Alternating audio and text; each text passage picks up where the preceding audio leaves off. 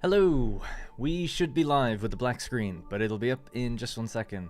I'm having a weird cloud syncing issue with Satisfactory. See if it works though now. Sorry about that, sorry for the little wait there. And thanks for being patient. I actually had my first derailment last night, it was hilarious. Derailments can be fun when trains actually collide. It's more annoying when they just stop. There we go, we're back. We're in. All good. Had an interesting problem with the regular series factory yesterday. Someone in the Discord pointed out that I think it's to broadly loosen the numbers.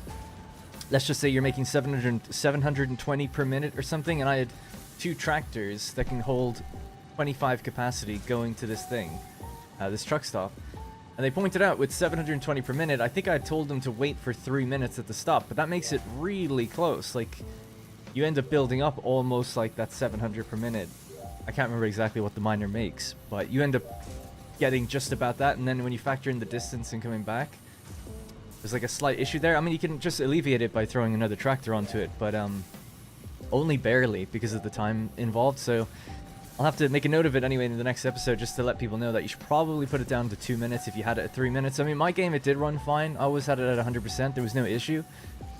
But I did see that when you load in, I'm pretty sure when you load into the game, I need this to be verified, maybe we could do a test, the timer's reset. So if you set a 1,000-second timer on a truck, and, you know, 400 seconds have passed, and then you save the game, you quit, do whatever, come back, load in, I'm pretty sure that timer is now at 0, and it builds up another 1,000 seconds. Do you want to give it, like, a pretty substantial buffer? Like, at least half the time. It would seem. But anyway, just thought that was worth mentioning. It was just something that was pointed out to me last night, and I was having a look around the save. Haven't had too much time with it, but yeah. Something to be worth considering. I really do just need to actually test that theory and see, do the timers actually reset? Because it did seem like it. When I loaded back into the save, I saw 2 trucks were at the miner, and only one of them picked up something, the other one just didn't. Even though there was stuff in the station. So that truck just drove by. It's like, it almost like missed a pickup. So I just thought it was interesting. Anyway, hope everybody's doing good. Appreciate y'all being here. We're going to continue today. We're now working on thermal propulsion rockets. In order to get thermal propulsion rockets, we now need a bunch of prerequisites. So it's like stators and heavy modular frames are the 2 things we definitely need. We need the stators to get electromagnetic control rods. We need the heavy modular frames so that we can get an automated version of fused frames going. Those 2 components are needed before we can do thermal propulsion rockets, which require modular engines, turbo motors, cooling systems, fused modular frames. So the turbo motors, we require the electromagnetic control rods, I think, if we do it that way. Or we could use the... I don't know why I can't remember which one I'm going to go with. It's like, both have good benefits, but I think for the radio control units, it's too much for the alternate. We'll stick with the normal one. Tyler White, thank you very much for the 10. Happy that the streams continue on. I'll be busy, so I'll have to catch up with the recording. But wanted to hop on and throw some support. Thank you very much. I really do appreciate that. It means a lot. So thanks, Tyler. How am I? I'm good. I'm going to try and be a bit more positive. Not that anyone really complains, but I complain in my own head about myself. So I just feel like I should be a little bit more positive. And as well, Damn Cara as well. Thank you very much. 5 gifted memberships. And that was Tyler White's 3rd super chat on the stream. On a live stream. I didn't know it did that. I thought it was always just when it's the first one. And hey, Aria and Ryan and anyone else who isn't a member. Sorry if I just missed anyone else. Just scrolling just to see really quickly. Probably. But hello. Welcome. Right, so yesterday, what we did was we completed Tier 8. That's the name of this stream for now. We finished Tier 8, technically. Gotten everything done in terms of the milestones checked off. Particle enrichment. We built our first particle accelerator just to have a look at it. And funnily enough, just today on Reddit, it came up for me. Someone using one of these, and they had like summer sloops into it. They had summer sloops into it and something else, and it was like 23,000 megawatts of power. And I was like, oh, okay, that's quite a lot. For reference, that's more than what we make right now. Well, we make about 30,000. I thought that was interesting. So those 5 gifted subs, by the way, or memberships, thank you again, has gone to Hutch, Daily Gamer, Bisek, Shane Farrington, and Tom Osborne. Thank you again, Damn Cara. SS Farming says, all my gaming time goes to recording farming simulator content for my channel. So, love living vicariously through your Satisfactory videos and streams. Thank you. Yeah, shout out to SS Farming. I haven't seen the videos, obviously, but I have no problem with people promoting their stuff. It's all good. Not that you wear or whatever, but if you want, that's fine. Go check them out. SS Farming, if you like some farming sim content. I can imagine that'd be a game I'd lose many hours to. I grew up in Farming Simulator 1992 edition. Anyways, so I'm just trying to get my bearings on what we're gonna do first, because I had a whole 2 hours planned to like plan out stuff before the stream, and then I just got inundated with mortgage stuff. This person emailed me and they're like, "Oh, I emailed the wrong person 3 days ago." So it was like my email, but instead of outlook.com, it was outlu.com. And they just like forwarded me a bunch of stuff, and then the other people who were selling the place were like, we're waiting on hearing back from them. So it was all like, oh, this is why it took so long. Anyway, funny how little things like that can block a delay of, you know, several days or whatever. And it just came in just right before the stream, so I had to kind of get on top of a few things. All good though, I suppose. Anyways, right, so I think they get a little sit rep and assessment of what we've got and what we need. So I'll just look at the thermal propulsion rockets again really quickly. We have the modular engines. I guess that's my limiting factor, right? We make modular engines, and however much of that we make is probably like what we should base everything else off of. I'm just opening up my little document thing here and we'll see. No problem, SS.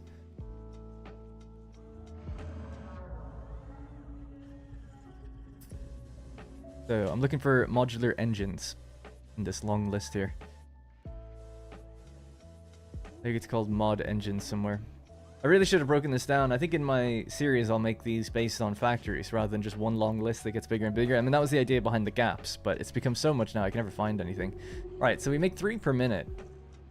3 per minute. You need 2.5 per minute. So really, all I can do is get one of these machines. Maybe slightly more. If we could try to bring that up to make use of all the modular frames, we can go with 120 maybe. There we go. That'd be 3 per minute. We have 3.6 cooling systems. We have that now, easy. The cooling systems is what we made yesterday, and we made 3 machines. So how much is that? We're making 6, 12, 18. I need to write that down in my little doc as well, right? We're making 18 cooling systems per minute. And then we're also doing heat sinks. We have some heat sinks left over. It was 45, and then we're consuming a certain amount of that. 12, 24, 36. 36 minus 45, 9, I want to say. I think. So we've got 9 surplus. At the moment, 18 surplus of that. That's fine. Now, the aluminum alclad, we know that we've got 15 remaining. The casing should be still good to go, I think. That's all good. The map designing and such was definitely a step up from Farming Simulator. I was going to say Flight Simulator. Farming Simulator 22.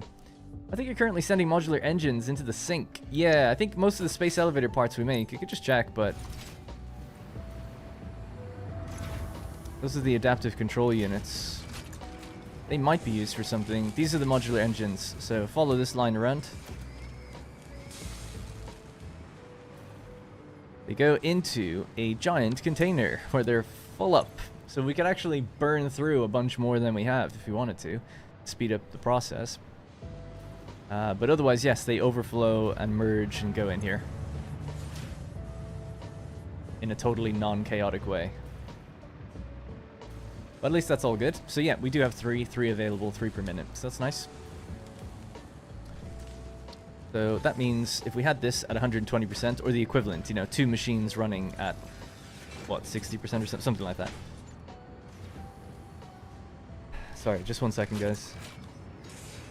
I have to check my email. Miss Mortgage has a question. It's probably just good to just get it out of the way before 5 o'clock, before they can't respond to anything. Oh, she has everything. Great.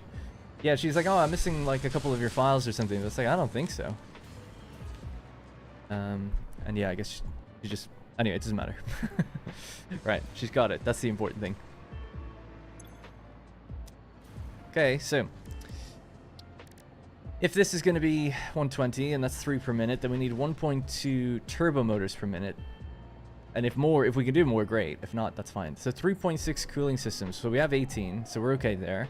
Use modular frames and turbo motors. So let's maybe... It depends what people would rather see, I guess. How many radio control units do I have? I think it's something like 3 as well. It's not very much. 7. Okay. Oh yeah, that's why I saved this here. We have 7 of those.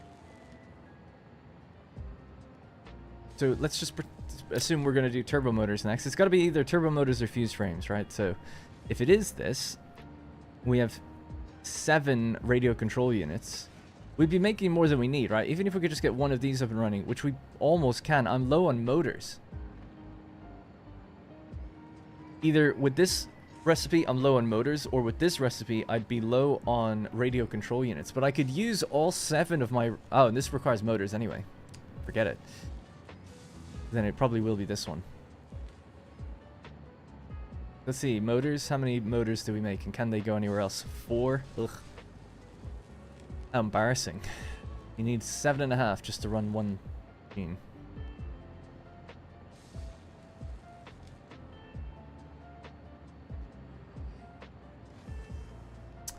Yeah. Even trying to be cheap, I wouldn't be able to really do it. So, okay, we'll just have to make a motor factory then. A little motor factory. It doesn't need to be much. But it does require making rotors and stators and making motors. So that's what's next. Motor factory.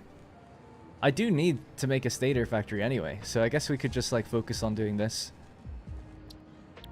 Alright, we know what we need to do. So motors only have 2 recipes, so we'll just look, we could go anywhere in the world for it. Although I don't really have much power available. If I just quickly check power lines. Oh yeah, there's a fluctuating power problem. I really want to kind of solve that. I'll do a poll, okay? Let's see what you guys want to see. Start a poll. So, what next? Question mark. Motor factory. Troubleshoot. Power. And then the other option is, if I ignore the motor factory, it would be heavy modular frame factory first. So one of those.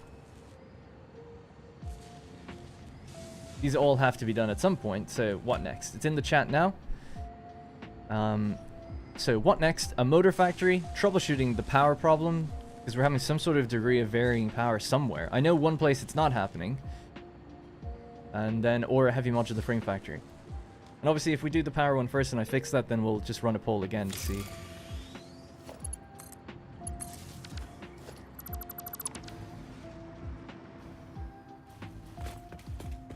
Is any of the recipe for turbo motors in the MAM? I could have a look. I'm pretty sure we did look up the other recipe. Oh yeah, there's a missing one. Okay.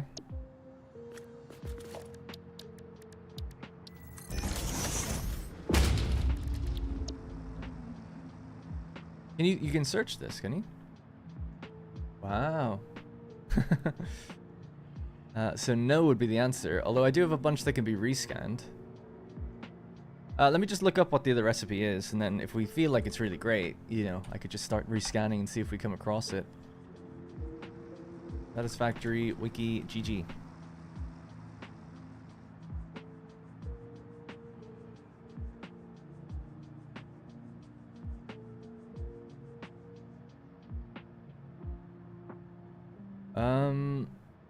It requires motors either way. Motors is the thing I'm lacking, so...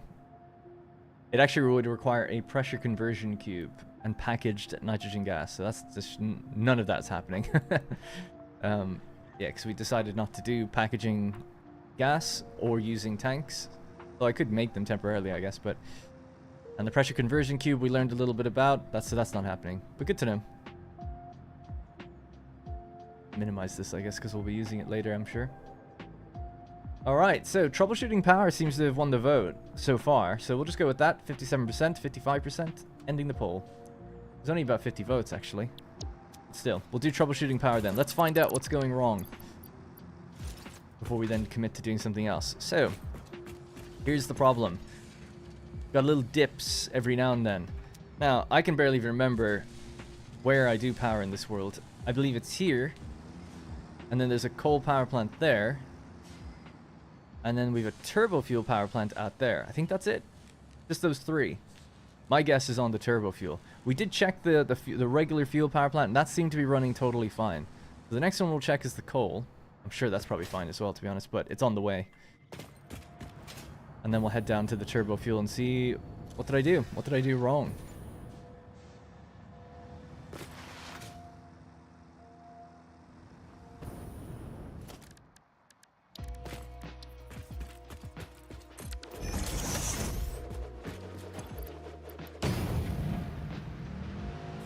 I found that you can send the AI to a field and set their job to field. Oh, you're talking about Farming Simulator?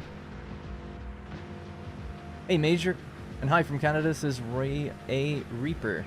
What's good, Finn? About 1.5 hours of bus ride home in a blizzard. Pray the 5G gods stick with you. Oh my god.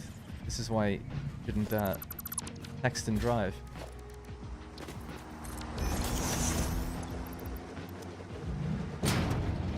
And thanks for saying I made good progress. Yeah, we're getting there. Slowly but surely. Hey, Silas. Possibly the fuel generators. They're a bit buggy. Yeah, the fuel generators for the regular fuel we checked yesterday. Because I noticed that at the end of yesterday's stream. I was like, oh, that's weird. We're getting power fluctuations. And we hadn't had that in like a really long time.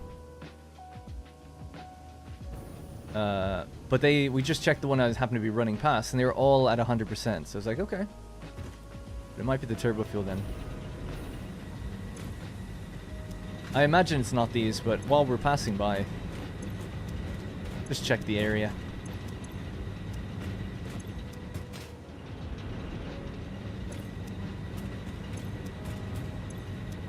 I have to check them all. Just the ones on the ends would be the ones that would have issues. Oh, that's okay. The amount that's dipping actually shows that it probably is a fuel generator, not one of these anyway. These only have 75 megawatts of power. Yeah, so it's very unlikely it's going to be them. Alright, let's head down to the swamp, basically. Do you have enough power to do another factory after this? Or is power upgrade coming soon? Power upgrade was going to be next week. We're probably going to look into doing nuclear. Yeah. Have to. We're at the very edge. We've got about 7,000 megawatts of room on the power network right now. So, one factory, you know, heavy modular frames, maybe a little bit of motors. You could probably do those too. I'm not doing anything in super high volume, but after that, it's like, yeah.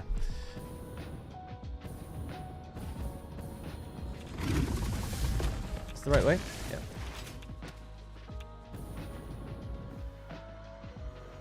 Drones is my go-to thing to blame if something is not working. Yeah, I don't use drones for power anyway, like in terms of delivering anything. Although I think they do take some of the turbo fuel away. After it's packaged.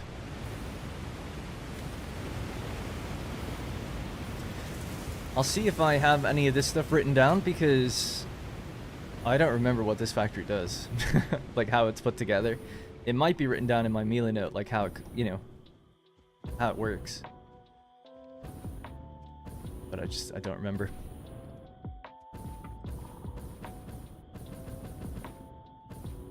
What am I looking at in the generators? Every time I flick them and flick to look at them, I'm checking the efficiency, if it says 100% or not. We're getting dips on the network. That would mean that one of these machines would likely be running at like 90%, like it's missing something. You could, I mean, you're obviously visually trying to see maybe if there's missing water. Usually that's the culprit. But really, I was just quickly flicking to check the number in the center that appears.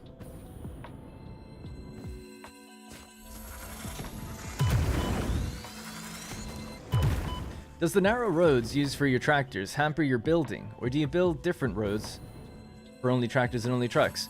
I haven't really thought about it, but the plan in my video series is to use those narrow roads just for tractors. And later, we'll use wider roads for trucks. Tractors are really nimble, and they have a high short turning radius, so they turn very sharply, which is great. Trucks, when you drive them, even if you do a pretty sharp turn, the pathfinding will do a very elongated turn. So you do need wider roads, generally speaking. So I'll use wider roads for longer haul transport, and then I'm going to use trains for inter-biome transit, if that makes sense. So when something has to cross a very long distance, trains will do it. Right, so here we are, turbo fuel power plant. Let's just check really quickly in my file. Satisfactory baby turbo fuel. I have something written here. This doesn't look very in-depth. 450 water, 7.5 refineries, 13.3 recurring refineries. What is that? Plastic or something? Or polymer resin, I guess, maybe? Yeah, this wasn't very well written. So we'll just have to figure it out ourselves. So they're full. That's a good sign. Alright, so let's check the efficiency of these. They're all at 100. So I'm checking the number on the left.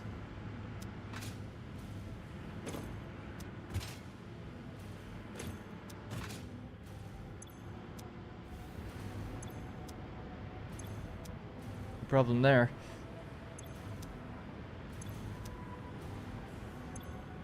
We had a dip recently, so we definitely see it. Alright, so it's not here. So this just shows my memory. I think there's a power plant over here.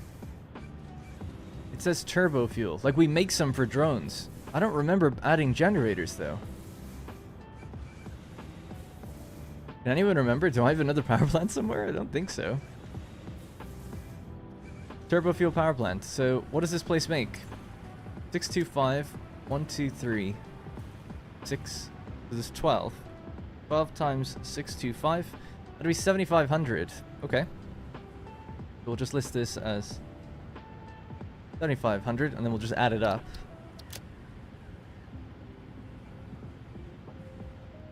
There's the other fuel plant up there. I love your road designs, but I couldn't decide which to go with. Yeah, so these are just for like really short local routes, just picking up some things that aren't that far away. The narrow road. I've actually never built narrow roads before. I've always gone with 3, a minimum of 3 width, but these ones are just 2. But they work totally great. But I'm waiting to get the Mark II designer so that we can do much wider roads for the trucks. But I don't even know what the plan is to use, when I'm going to use them. I kind of actually plan on just using trains next, but we'll see. Those generators, I have just confirmed that these are all running at 100%. Just checked each one of them. Every single one. I just checked manually. So now I'm going to go... We just checked these, albeit not every single one, but the ones that you think would have an issue. I'm going to go back up here and we'll check these ones.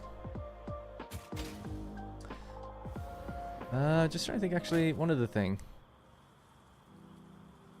I'm just trying to remember, like, is there power plants anywhere else? I really don't think so. There's no way I built one and didn't mark it. Aaron wouldn't make such a mistake. Drone ports, that could be turned off. Declutter the map a bit here. There we go. Maybe remove our tractors. Okay. Right, I'm gonna head back north to the fuel power plant, see what the deal is with that. I kind of want to drop some stuff down in the liquid biofuel plant, actually, just while I'm here. Yeah, because it's not too far, so we can actually zipline most of the way down there, so that should be quick.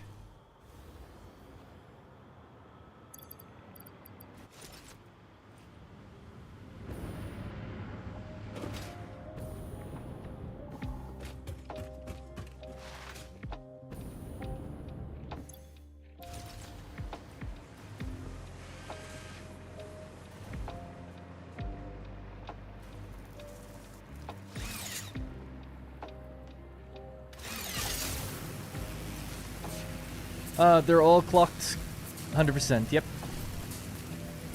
Well, they're clocked at 250%, but they're running at 100%, yes. I guarantee it. We checked them. I promise. And I just looked at it, so. Sorry, I didn't mean to fall, but oh well.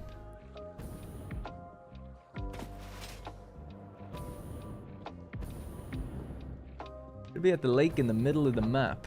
Yeah, I don't have geo generators, nope. I suppose I could look at the power line and see what's the difference. If it's 625, it's likely a fuel generator that's been overclocked, you know? That would tell us what's going on and off.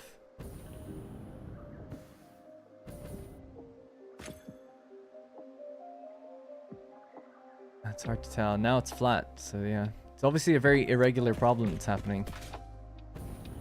Need to find it though.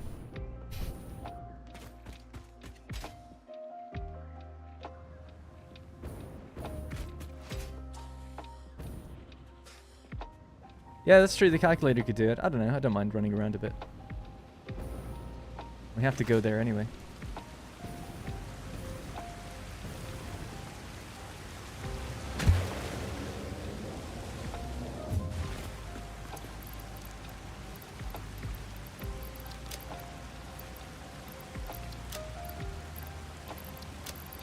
Place is actually like, I'm pretty sure backed up with wood. Yeah. Kind of crazy how backed up it gets actually. There's just so much biofuel. I'll keep it moving for a bit.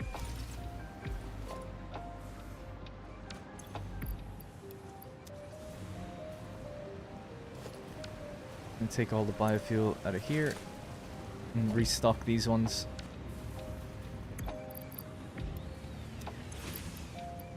These fuel all the trucks that go around the world, but they're all full. There's loads. Still in no danger of running short anytime soon. And in fact, each of these constructors, underneath it, has a container full of whatever it's taking in. So underneath this, there is a container full of wood. And they're making 600 biomass per minute. So it can't make, like everything's just jammed. But this will keep them going for quite a while. We don't have to pay attention here for a bit. Just to remove the bottleneck. I just never anticipated having so much, so I just didn't account for it. There's just containers everywhere now. Alright, we'll head back north.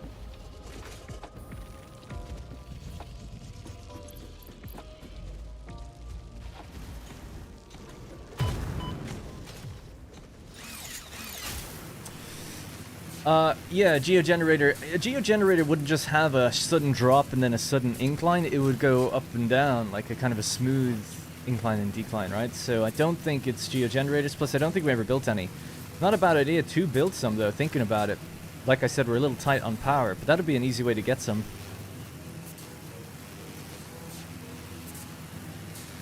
I could have sworn you built some Jennies at the plastic and rubber factory. I was following your stream when building my own base. Plastic and rubber factory. This is how bad my mind is so cooked. Like, I don't... Plastic and rubber factory? I don't even know where that is. No memory of doing a plastic and rubber factory. There must be one somewhere, obviously.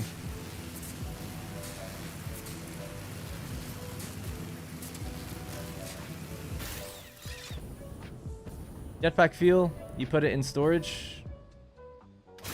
It's all good. It's all good. Don't worry about it. If I put anything wrong in that storage container that's supposed to get made into other things, it actually loops around and goes into a safety box. So I can put anything in that container. It has error checking, basically. So I could dump my whole inventory in there by accident, and only the biofuel things will go into the machines. So it can't get backed up.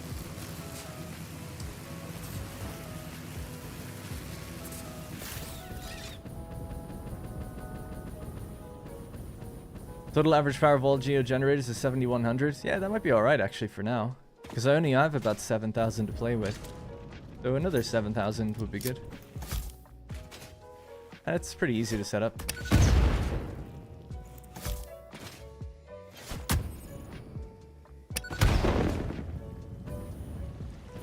Speaking of, am I next to one right now? I'll leave it. Right, where am I heading? I'm gonna go to... We'll check the coal power plant just to be sure. And I'll add up how many generators there are and then add that to our total so we know what's being made. That's a cool failsafe, yeah. It uses programmable splitters to filter out anything that isn't in the set filters. So basically everything has a set filter. There's like 10 types of objects. Slugs, mycelia, biofuel, biomass, all these things can be processed into something else. And if they don't fall into those filters, they loop around back into a safety container to say like, oops, this wasn't supposed to be in the system.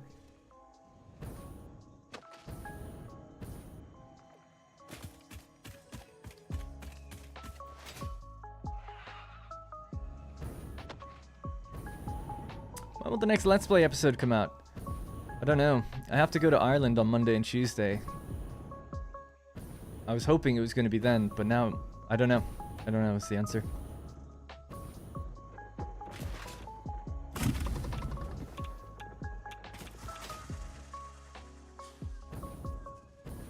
I have to go to Ireland to transfer money so I can purchase an apartment. And you can only transfer the money if you're at the bank yourself. Don't let you do it online. So, I have to go.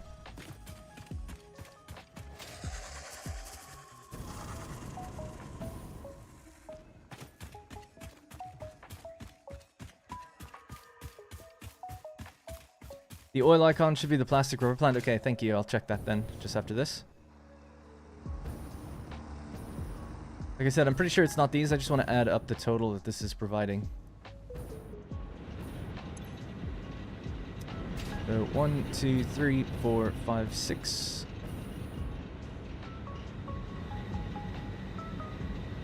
There's 36 generators here times 75. 2,700.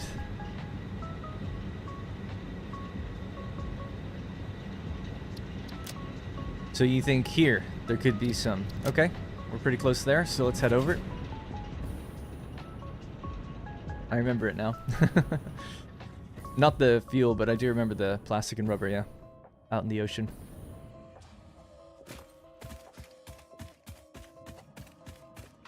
Oops.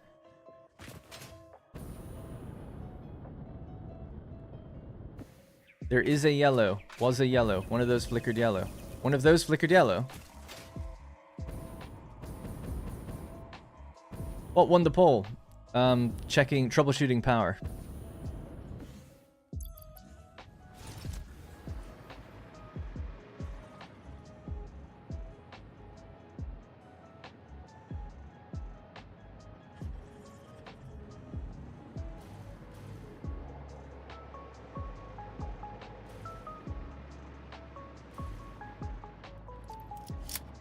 Check him.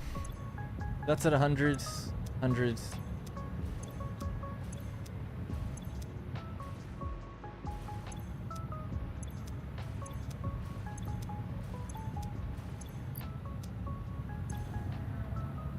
I don't think any did. You might have just seen it. That's okay, I don't mind. It's good to just check. Because the power line is stable still. What a weird thing, right? That it's just completely flat now. It's like, okay, this is a real tough problem to find then.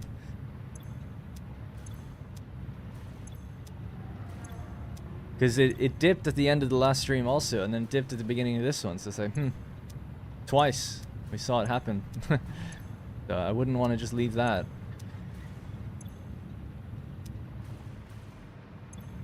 It's indicative of a bigger problem, I would say. Alright, so these are all good.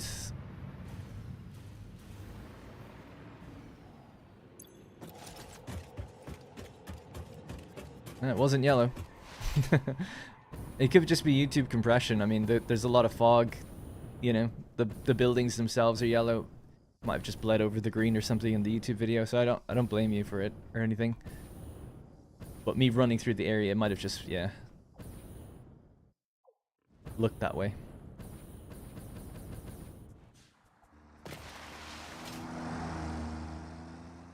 Alright, so fuel generators here. There are some. Oh, yeah. I do remember this now. There's 5. Oh, this would be great if it was these ones. And it would actually kind of make sense. Because we stole some heavy oil from here a while ago. And they use heavy oil to make fuel. So you might be right. This could be it. At 100. At 100.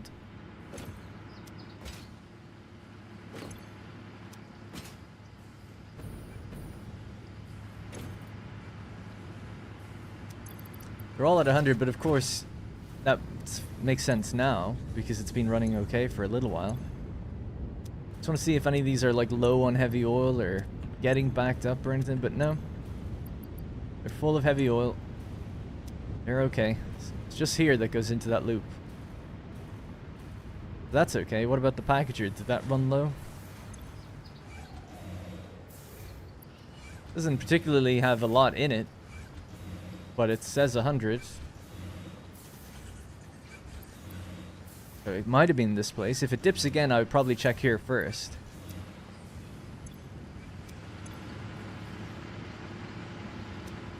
Well, anyway.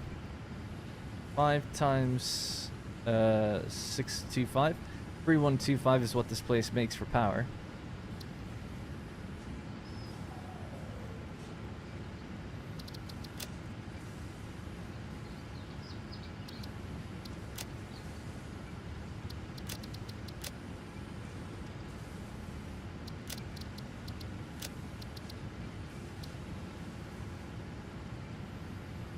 Because I want to be accurate. I'll pop it where I am.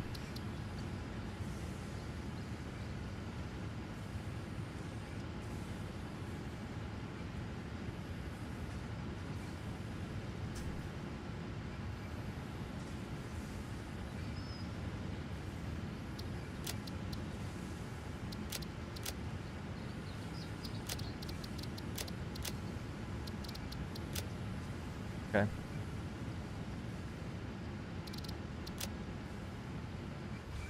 Alright, it's just one last place to check then, and that'll be it. I'll just have to leave it. But I do think that, from memory, knowing that I did mess around with the heavy oil before, this, if anything was to go wrong, it would be this one.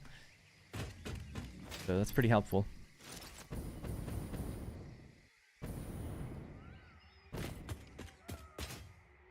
Hang on one sec.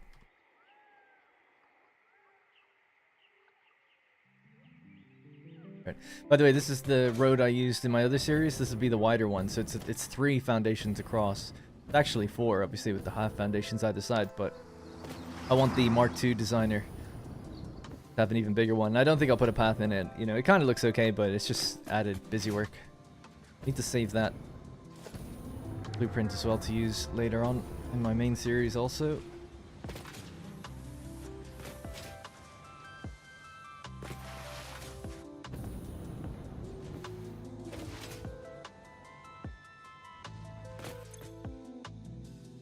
We're still stable. So annoying. So for those who just joined, we're troubleshooting power at the moment because as I loaded into the game, and we saw it yesterday happen even just during the game, not like at any particular point, power just dipped a little bit and then went back up. So we know there's some issue somewhere. It didn't dip by a huge amount, but I don't like seeing that. And thank you, Marius Petrosaur. It's a cool name, by the way. Ever think of using Cartographer? I don't actually know what that is. So I'm basically just visiting all my power plants and trying to see if any of them are running at less than 100%. This is the last power plant, I think. We'll just have a look in here. This is the one I actually checked on stream yesterday, and I was like, no, it's not this place. I'm looking at this number. Ooh, look at this, though. You are right on the edge. You are right on the edge. Maybe it's here. So is that one, actually. And this is at 50. Ooh, maybe it's this place, then.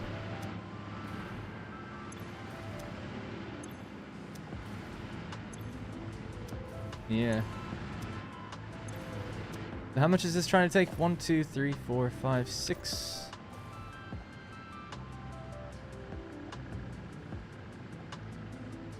Ah, so it's a full 600 pipe. Let's say 600. That could be where the issue lies. Let me just go and check these machines are all okay. Is fuel pooling at the back of any one of these, you know? Yeah. A little bit. There's your issue. Oh, we found it then. This is most likely here.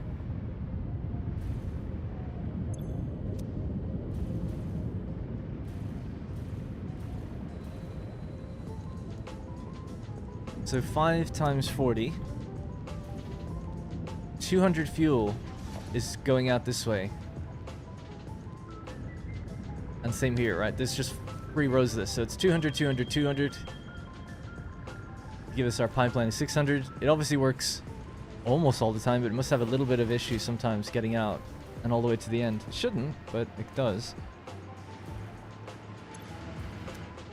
These 2 on the ends are going to be just so borderline. That's so funny. It's like so borderline. But yeah, that's it then. Well, you found it. I got a let's play from up to... Oh, sorry. I want to get into this game, but from what I've been watching, it's pretty technical. How would you recommend I start? Yeah, I mean, it's not as technical as you might think. I think games, excuse me, like Factorio and stuff are harder. Obviously, to promote myself. If I honestly think, I mean, yeah, my update 8 start is really good, but or helpful, just based on what people have told me.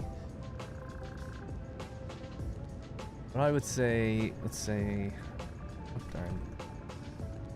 I'm logged in as my What Darn Plans channel, and it's so funny seeing what's recommended because it's a totally blank channel. I don't watch anything on it. Anyway, on my channel, I just started a new Let's Play here, right? So this one. And that will show you everything and get you completely up to speed in one video. So I know it's a big investment, it's an hour long, but I think you will learn more in the first 20 minutes than, frankly, watching a lot of videos online. And you'll be able to kind of decide for yourself then if you need to follow along or play more of these, or just go like, no, that's enough now, I get it. I understand the basics, the principles, how power works, how belts work, how splitting works. Like, it's always a little different in these different games. Sorry, this music's a bit loud, isn't it? But yeah, that video will probably, if you just give it a chance, will probably get you up to speed. Despite it being a bit long.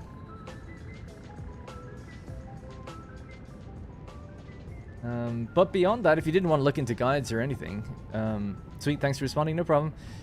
Yeah, if you didn't want to look into guides, I mean, guides will just save you time. I guess the game has like a mini early tutorial, but it takes so long to go through that if you just watch someone do it, you'll know way more, way quicker. Yeah, and it doesn't have to be me. Total X Clips is another great channel for that stuff. He has loads of guides, beginner-friendly guides and stuff, so yeah. And he'll break things down by their concept rather than just do like an hour-long Let's Play, so that's also worth considering.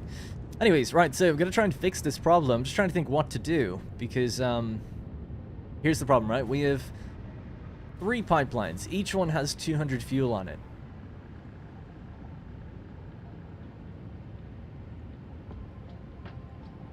And, sorry, the main pipeline then has 600, and it's just dividing manifold style down to the very end. The only thing I could think to do is... Well, there's 2 things. They could all meet into one pipeline and go out. That might help. Maybe. Instead, they're meeting here, and then they meet here, and then they go in. So there could be a little bit of faffery with that. I could also just remove the valves. I might just try that first. Let's just remove these valves and see, does that help or hinder anything? I'm sure they were placed because it was maybe needed initially. The other thing I'm going to do is just... Ah, there we go. Yellow lights. We found it. We spotted it. Saw it happen. Just going to turn off the ones on the end. And we'll let them fill up.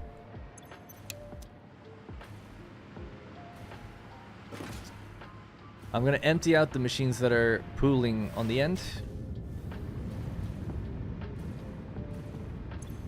You can go. You can go. See, that one hit 98%. So for it's getting backed up, the fuel can't get out. The machine stops running. So you're not making enough. And then the generator comes down. So that's kind of what's happening. Seen it before. Seen it many times.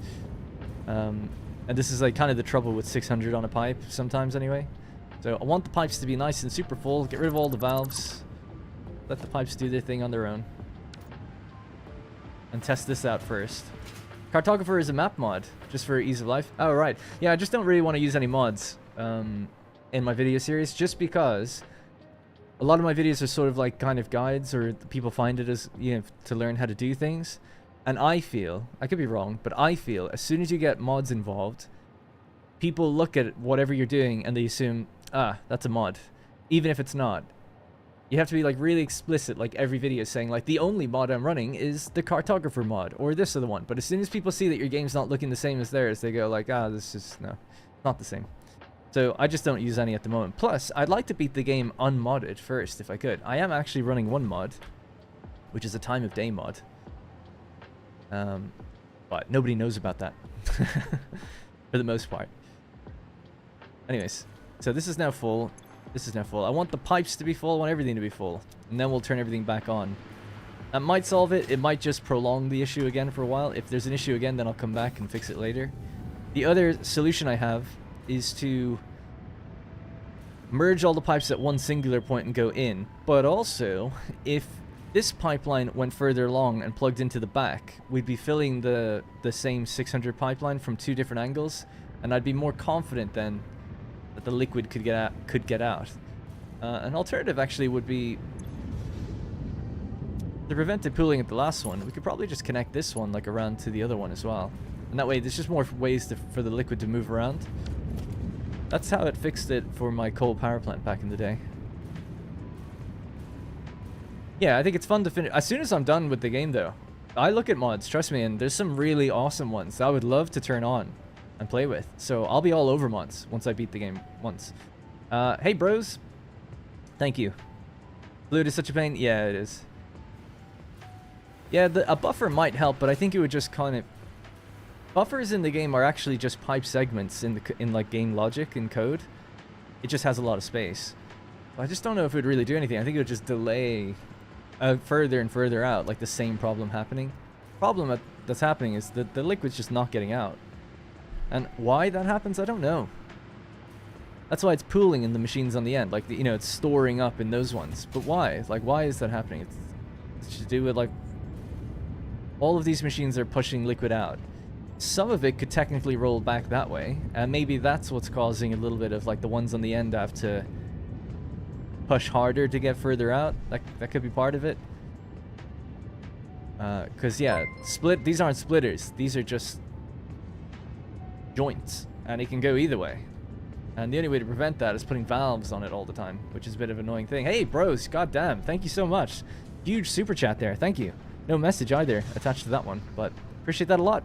I'm glad you were up early.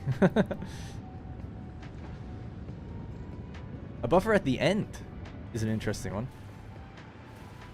I'm just waiting on these pipes to fill. I want them to be completely full. They look pretty full right now. The reason I want them to fill is when they fill completely, transfer rate is at its highest it can be.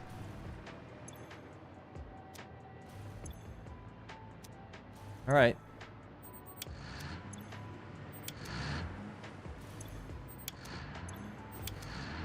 Now, so everything's back on. I'm just gonna, again, empty the machines just once manually. And we'll come back here later in the stream, just to see, after a couple hours, has this made any difference. Let's just empty those. Yeah, that's fine. They got backed up because they had nowhere to go, obviously, because we stopped the machines, so that's normal, so I wouldn't worry about that. Right, so that should do it. Alright. We'll be back. We'll be back later to see if this line dips again. Just to add to our map, let's see how many of these there were. There was 1, 2, 3, 4, 5, 6. So there's 12 times 5. 7,500. Because when we start troubleshooting nuclear, I don't want to see a jumping line and think it's from there and not here, you know? What did I just say this was? 3,500.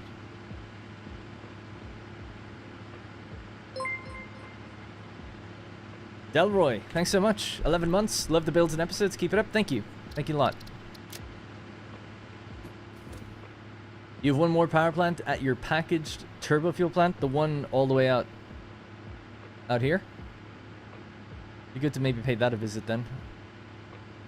I know it's not having an issue, but it'd be good to just write down how much it makes. So at the moment, I'll just open up a calculator.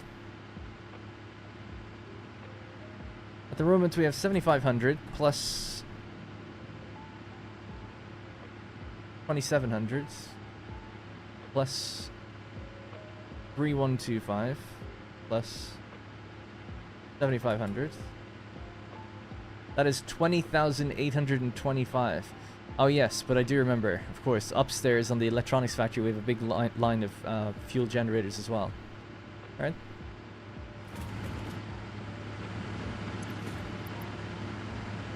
Yeah, so we are 17,000 short for tracking where all the power is being made right now. And that was really cool. That was diluted fuel, wasn't it? You guys are the ones that kind of put me onto that. And then we made it. Nice. No worries. Appreciate it, though. I really do. Honestly. And thanks to the other people saying thanks to Bros the Gamer. I love seeing... That's always just nice when other people thank each other. Yay, Gorlin as well. Gifted 5 memberships, and that's gone to Mr. X, John Barry, Steve Anderson, Cabot Go, and Mendicant DG. Oh no, it's not Mendicant GG, he's already a member. Pop Tarts 84.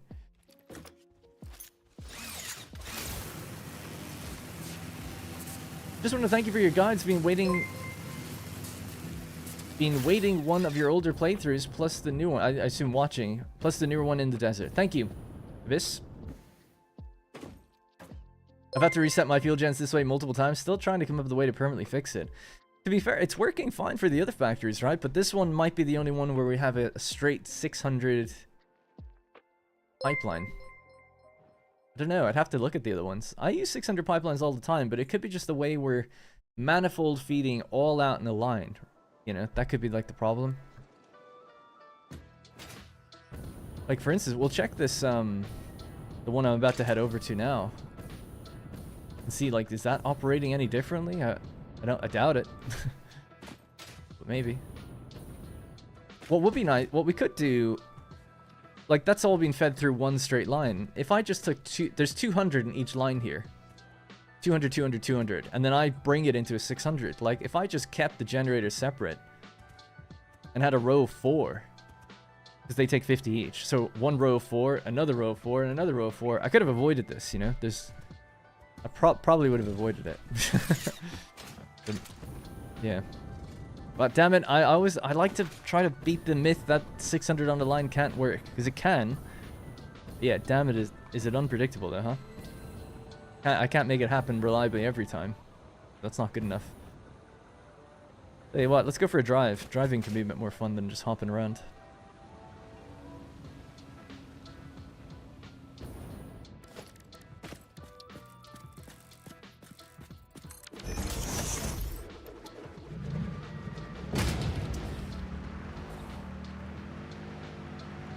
Don't mix pipes. Don't cross the streams.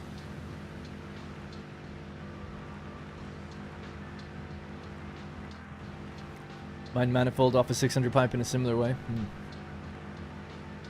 So a similar problem I had in my Update 8 Let's Play was that big coal power plant we did early on. Early on it was fine, but if you upgraded it to use the max 600, there was a problem getting it out. Just like this. So what you had to do is create a closed loop. So the pipe could contain 600, but it was feeding it out from 2 different directions. And that worked. But it does seem like 600 on a pipe that's been done in a manifold straight line way has issues.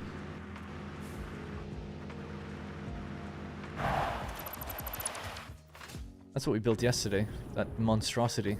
And the big gas pipeline out there.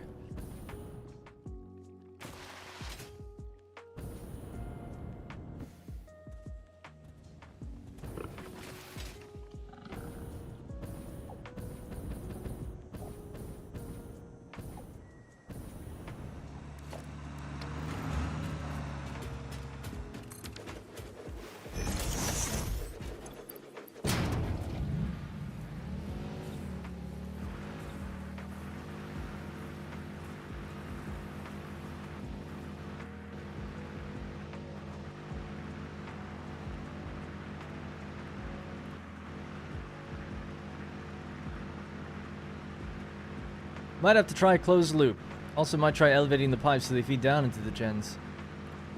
Yeah, I haven't never had any luck with that.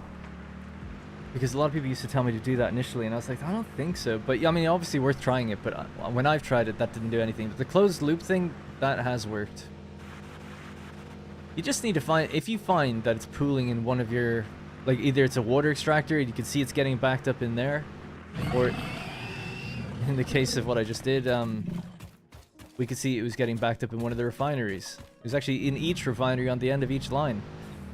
You just need to give that another way out. So having an exit out the other side of the direction of the pipe and feeding it back into the pipeline somewhere seems to make it work. But yeah, it's finicky. Definitely finicky. I wish there was a clearer way to describe it and also just solve it.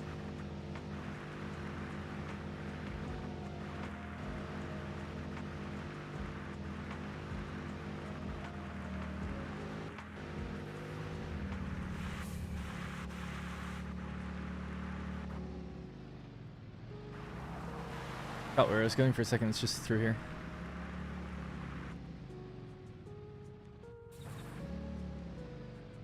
What fuel type is best in your opinion? I'm not very good at the game. I haven't beaten the game before, so I've never made ionized fuel or rocket fuel. Everyone says rocket fuel is the best, so I believe them. But you can look on the website to see like what is literally the best in terms of burn rate. You don't even have to look on the website. We actually learned recently that you don't have to do that. People said that you can do this. Not that.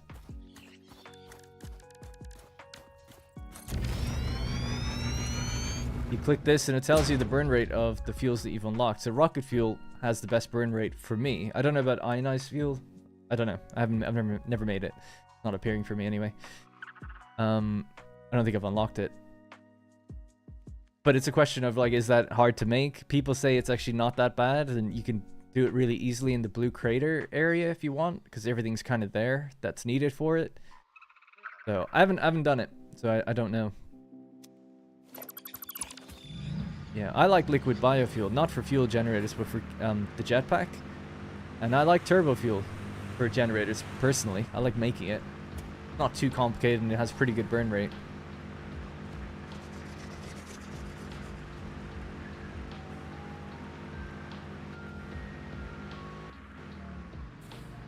Saw this on Reddit recently as well. Apparently if you're driving here, our top speed is 106.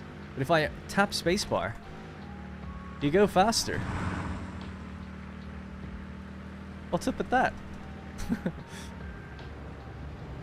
Significantly faster. It's apparently a thing to do with foundations.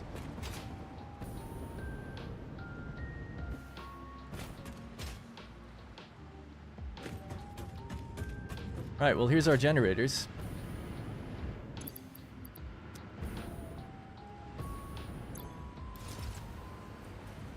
I assume these ones are okay.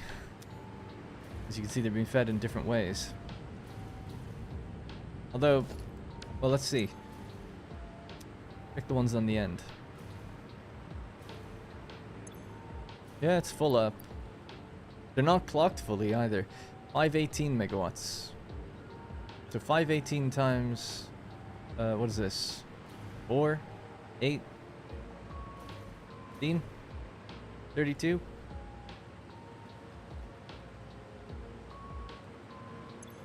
$518. Yeah, so it's 16576. Okay.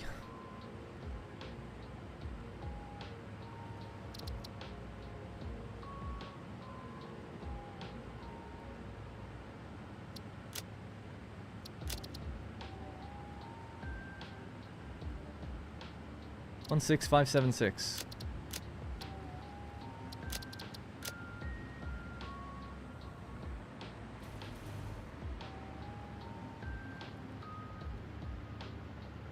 So I have the number here of what we currently had, plus 16576. 37401. And I think that's what we have, right? 37400. Where's the 1? No, it's all good. It's obviously just rounded. But yeah, makes sense. We've now accounted for where all of our power is. So this is our diluted fuel setup. I can't remember how it works. We're not going to spend too long on it, but this is all heavy oil that comes out of here. Heavy oil runs in onto the super long... Yeah, I'd have to... I wonder, do I have a Mila note for this, actually? Like a document on how this place works. Oh, I do. Oh my god. Good job, Darren. There we go. I don't have to think about how it works. It's outlined for us. So 1989 oil plus... Well, let's just... We actually use 300 oil making 5 refineries making fuel. Oh yeah, that's the turbo fuel component. Turbo fuel doesn't go into any generators, so we don't have to worry about that. So it's just this bit. The water plus 663 heavy oil in 13.26 blenders gives us 1,326 fuel divided by 26.52 fuel generators. Gotcha. And that gives us the, whatever that power number was. 16576.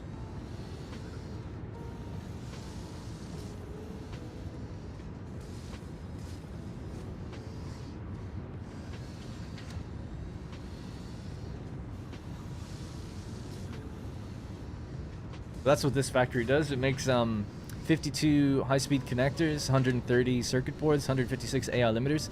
See, these things were made so that we could do electromagnetic control rods, but you do that by mixing stators, I think, with AI limiters or high-speed connectors. And then we also have a bunch of plastic, I think. Yeah. Why is there a question mark on that? Don't know. But yeah, anyway, we can check that out later. If you ever need to come back here, we know that this place makes stuff that we can use. I've got no power augmenters, actually. We could use one of those, thinking about it. Yeah, never did build one, actually. Right, we need... I have that. Should we just put one down for fun? Never done that before. Oh.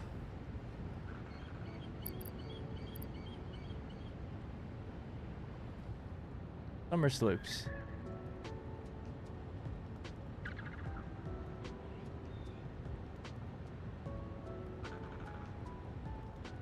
Yeah, there's... Yesterday I put 4 summer sloops into a blender at the space elevator. I think just for locally making things, or into a manufacturer. I thought I had more than just 8 though. I could have sworn I had at least enough for that, but... Yeah, I don't have any sloops. I guess we could go farm them, but I'd rather just start making another factory. But then after that, I might need to do the power augmentation, actually.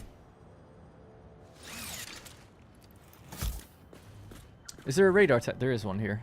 So what do we have here? There's a sloop near me? There's 4 sloops in this area.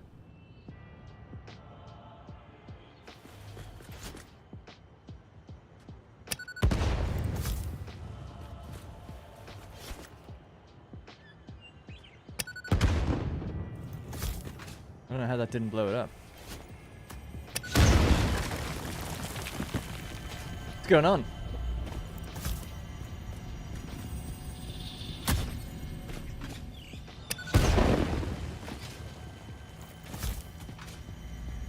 It's like some of them can't be destroyed.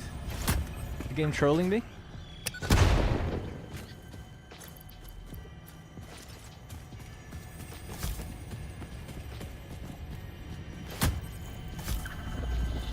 Yeah, no, it does 10% of the entire grid, right? So it'd be a free 3,700, I guess.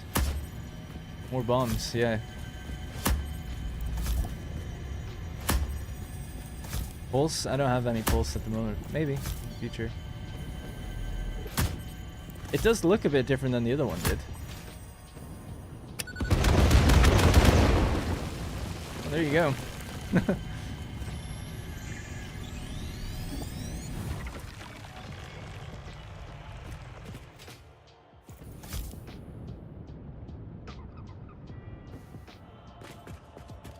Yeah, I didn't think more bombs. I never would have... Well, I was going to say I never would have guessed to do that. Obviously, I just did, but very odd that you needed to do that. 3 more. I'll just leave it, but yeah, so we'll get more of these, definitely. There's 4 at base at least. I could swear there's more than that. Unless I dropped some in the container in the biofuel factory by accident. Anyways, right, so we were just quickly checking on power. So we'll say that we're done that now. We'll just mark that off the list. So heatsink cooling systems, we'll say that was power troubleshooting. We know what where the issue is, so we can go check on it if there's the issue again. Next up, we need to do either a motor factory, stator factory, or a... Well, stator factory is kind of part of a motor factory. We'd be doing both. Or the heavy modular frame factory. So you choose. We'll do another poll and then commit to it. So basically, you might be wondering, just if anyone's joined, what are we doing next? We're trying to make thermal propulsion rockets. So thermal propulsion rockets What this requires basically is modular engines. We have them already. We only have 3 per minute, so what that means is we can run this machine at 120% or the equivalent, 2 machines underclocked. That would use all 3 that we have. We're not going to make any more. I'm not doing big factories. We're just trying to get through it. So that requires turbo motors, cooling systems, and fused modular frames. We have the cooling systems. We did it yesterday. Fused modular frames. I have the aluminum, and gas is easy. We have the gas actually already because we tapped a big gas pipeline. But we would need to make more heavy modular frames. We have some, but not nearly enough. So that would require its own factory.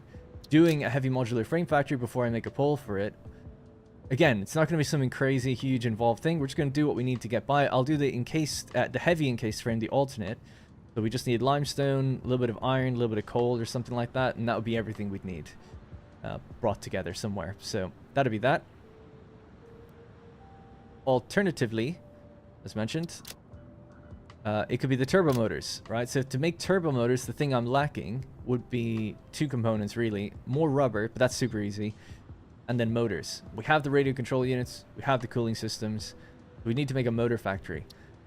By proxy, I also need more stators because we want to make electromagnetic control rods.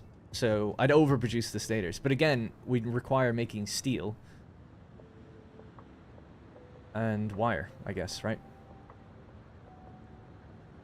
Because that's what's needed for this. You need steel and wire. We could just do the same thing I just did in the video series. So we find somewhere that has copper. Or actually, we could just find somewhere that has iron and just do exactly what I did in the video series. Actually, if I want to make my life super easy, just pull those components together and we just bang out some rotors and motors and stators all together. Yeah, I'd probably just do it all iron. Maybe, I don't know. There's actually copper nearby. You get more out of the copper if you use it. So we'll do a poll. What would we rather do? Motors and stators or heavy mod frames? Right, poll is in the chat. Whew. I think you need 4 sloops for the fused frames. Oh, you used them. Oh, yeah. I did. We do have enough sloops then. All right. While we're deciding on that, I might just run around and grab these. That's out by the gas. And then at the space elevator, we have some too.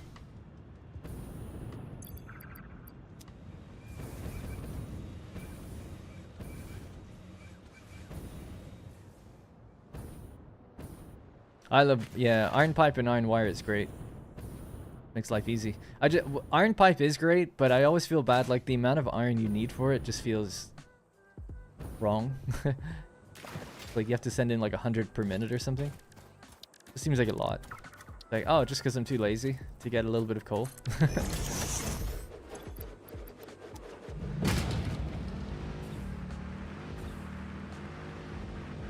I have iron pipe, yeah. I think so.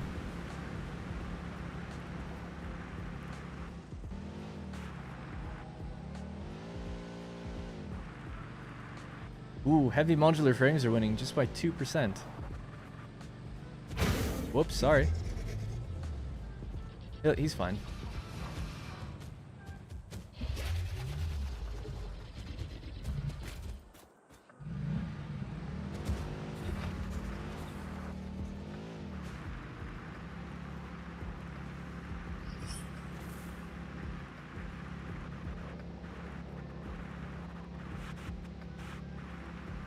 That's true. Pure iron obviously gives you loads of iron, so it stops becoming a problem at that point, yeah.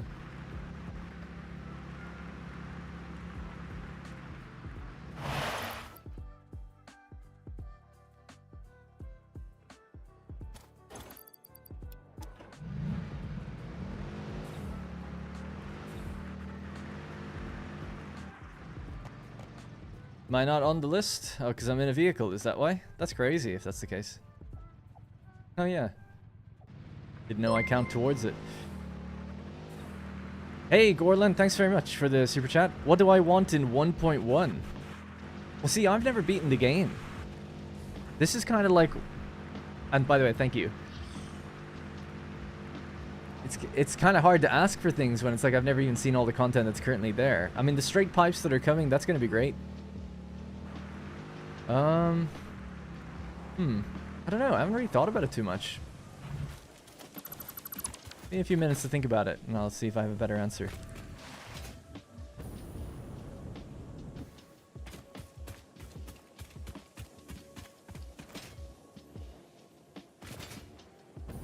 .1. I wonder, like, what do I even expect from a 1.1? Like, they're not going to be doing new tiers or anything like that anytime soon. Easy answer, I suppose, would be more things for cosmetics, more materials, more items, more types of window, more types of wall, that kind of thing. Bit of a lame answer, but that is actually what would get me most excited, because I haven't. It's like I've got loads of progression to go, but that would be fun to. Yeah, just enhance the game as it is already without like disrupting anything that's currently existing, because yeah, like I said, I just haven't made it that far, so I really don't know what I would change. It's like I don't expect them to be adding new deposits or new recipes or new things to make, because I'm guessing everything is kind of tailored towards what's there. In the future DLC that they've talked about, they want to do DLC and stuff. It's like, yeah, I would do underwater, building underwater, better water mechanics, like being able to actually swim underwater properly, having an underwater vehicle or a submersible, like an amphibious vehicle, so a truck that could go into water and out. I think it'd be pretty cool. That could be unique to the DLC. I'm all for, you know, I like DLC, but I'm all for, like, you want to disrupt the map as little as possible for the core people playing the game who maybe don't want to buy the DLC. And they want to get different things in the update. But having the DLC, it's like, well, you can unlock a new vehicle that can go in both land and water. And I think that's reasonable. Yeah. So, yeah. Those are my thoughts, I guess. But for me, simple stuff. Cosmetics. Anything quality of life, I guess, like straight pipes, all that kind of stuff would be good. More signs. I mean, if you want to get crazy, I've talked about this before, I would love to be able to hook up a power line to a sign, to a machine, so the machine can, so the sign can read the machine's input. And if you hooked up, like, let's say you had a power pole, and this is connected to like 10 machines, and then you hook that up to a sign, you can get like remote viewing on like what your factories are doing. I love that. I think a mod does do something like that, people have told me, but I haven't seen it. But that's exactly what I would do. I'd be like, yeah, definitely. Let's make the world more interactive. And provide more info to the player, but like in the world, if that makes sense. The Witch Doctor dropped a 5 as well. Thank you. And he says, hey Darren, have you had the hover pack? Have you ever had the hover pack reset refineries? Doesn't seem to be happening to you. No, I think I responded to you on comments. I think you wrote that comment to me today. Or yesterday maybe. I think I replied. I definitely read that before. It might have been a different person or yourself. Someone did just comment that recently, that they had that happen. I was like, oh, that's really weird. But no, I've never had that. Yeah, not that I've noticed. Like, obviously, hover packs do require power. But I haven't noticed flying on near refineries that they interrupt the efficiency of them. Which is what I think I saw the comments say. I could go and check, actually, but yeah, I haven't noticed it. Just heading back to the space elevator. Sorry for so much running around in this playthrough so far. It's kind of fun seeing the world, but we want to get that last little bit of summer sloops, and then I'll build a power augmenter just for the fun of it. And boost our network. Then we'll go do heavy modular frames, because it's winning the poll. Oh my god. I'm gonna forget that that exists, and hopefully it will never be detonated. It's gonna destroy the tree. That'd be a nice quality of life. Pick bombs back up. Can you do that? I don't think you can, right? So stuff like that. Anyway, hello Darren. Watched your stream last night. I'm at where you are in the game, but I started to make all the aluminum in the world right now. See you in a few months then. But that sounds fun. Vertical nudging. Oh yeah, vertical nudging goes without even saying. Vertical nudging, straight pipes. Let me get my bombs back. Remote viewing of signs. Something like that. Yeah, those little things. I don't expect much content-wise. And materials. A new material. I'd like at least one new material for floors and walls. More finishes. You're gonna need to go with the whole finishing system. I don't like this finish thing. I don't like that at all. I don't think it fits with the current thing. As many custom swatches as I want. That'd be nice. Save my own custom swatches like blueprints. So I can choose how I outline them in the menus and do all of that. That'd be great. So lots. I guess I have loads of little things like that. Messed up my train input overflow system. Now I have to babysit aluminum plant until it reaches equilibrium again. Ugh. Tunneling would be crazy. I don't ever expect them to ever do random maps or terrain deformation. I would be extremely surprised. That's an extremely deep technical thing to be able to pull off, and I just don't see them doing that. There's also like no need for it really. But yeah. Working in Unreal, you don't just easily like make terrain deformation. It's not an easy thing. I feel like there's very little actual benefit to doing that, gameplay wise. Anyway, I'd love programmable splitters to be able to set throughput. Yeah, I would love that too. Setting limits on splitters would be good. A decent multiplayer system? Yeah, I don't really play multiplayer. Obviously, I'm just talking about what I like, but I don't play multiplayer. Recently, just for even a thumbnail, I bought a second copy of the game so I can take thumbnails and maybe do time lapses and stuff like that, and have it installed on my girlfriend's laptop. And I was just like, I could barely even get into a game myself. I like didn't know how to do it. It felt like so awkward. Like inviting through Steam, it was erroring out. I was trying to use Direct Connect, that wasn't working. It's like a whole thing. Eventually it did work, and it for no discernible reason. Like I wasn't doing anything crazy. So yeah, I could see why you'd want a better system there, because it wasn't working very nicely for me anyway.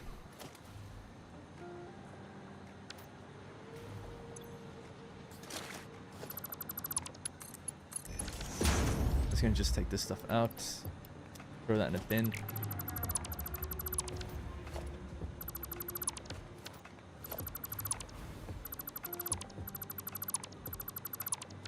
Right. 13. So, I've never built one of these. Alien Power Augmenter. So I need 50 SAM fluctuators. I never automated this stuff either. Guess I should have kept it there actually. Well.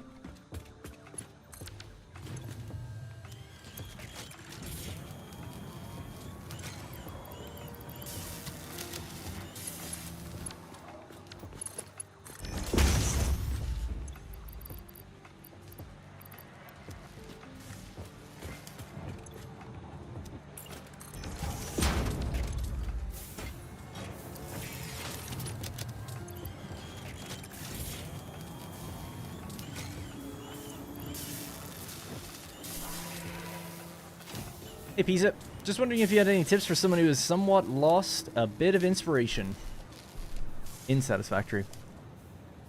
I don't know, man. If you're not enjoying the game anymore, it depends. It depends what you say. You lost a bit of inspiration, so you're feeling burnt out. We talked about burnout yesterday quite a bit. How to maybe mitigate it or avoid it. Doing smaller projects, going to different parts of the world would be what I would advise. It's like, okay, I'm a bit sick of like where I am, where I feel like I have to do the same thing over and over. Maybe just without deleting the save or removing anything, just go to somewhere else and kind of almost start fresh and be like, okay, I'm gonna go to the Dune Desert, I'm gonna try and make a remote base up here, disconnected from the world. And then later on you can reconnect it and move things between the two. That's what I would do, but ultimately if I was just feeling a bit tired of the game, I'd play something else, you know, to be quite frank.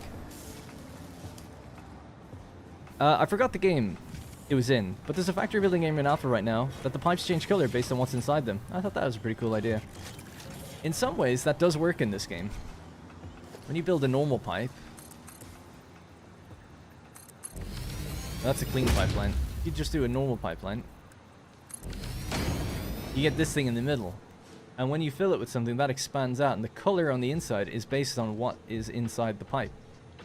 So I guess it would be nice to have a clear pipe, maybe, that just shows the color overall. There's a mod that actually has clear buffers. So you can look inside the buffer and see what it is. So that's kind of halfway there.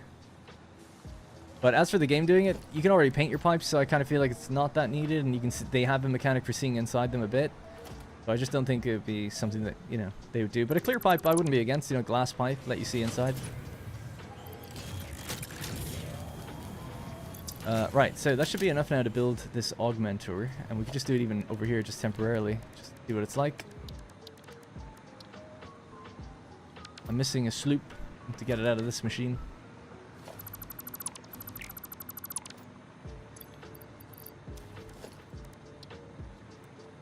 It has an input. Never used this thing before, built it before. Just checking out its height or its dimensions. Got some irregular dimensions. One, two. Let's just start from here. So it's 1, 2, 3.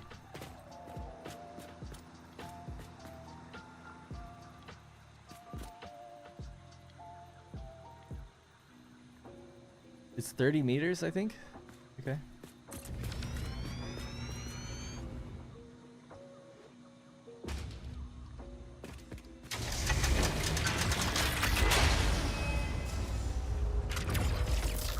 I haven't even done anything to it.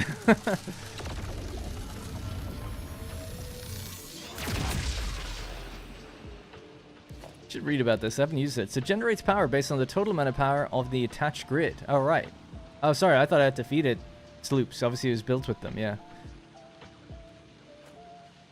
Got it.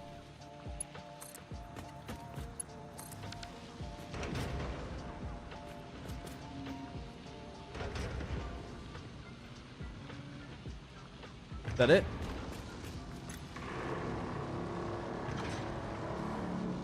$3,790 power boost. Cool.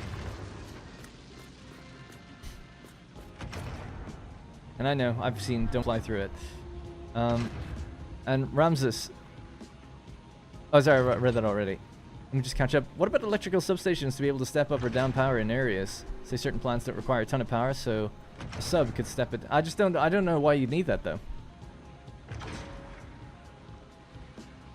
Like, it sounds cool and everything, but it's just like, why would you need that? I don't think you'd play the game any different. I am sort of a game designer, I guess, but I'm not a designer for them. But if I was, I would think like, well, we want to add things that make a meaningful impact to the game. But that's just a roundabout way of controlling. But you can kind of do that stuff anyway. You can make a substation that has a limited amount of power that goes into it, and you have your power priority switches now. Like, I don't know why you'd ever have to be like, okay, we want to send... I see what you're saying. It's like we could send this 5,000 power on this grid out to this way, and 6,000 out this way. And you could do that if you really were diligent enough, I suppose. Touch the beam. I'm not going to touch the beam. Never going to happen. Oh, we had the dip again. So it looks like we're not done with the power problem. I'm going to go fix that problem. And then we'll build the heavy modular frame factory. That is the goal. I'll try to be quick about it. Right, so let's focus up. So we're going to head over here. It's pretty close by. And we have to fix the power problem with our 600 megawatts. I'm not going to do it. It's going to kill me. I don't want to die. I want to have that day counter, days without incident, go as high as we can.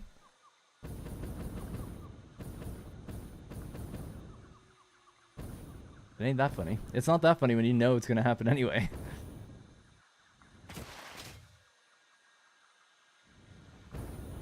If you put alien power matrices, it goes up to 30%. Oh, yeah, I haven't gone that far. That sounds interesting. I didn't know you could do anything with it.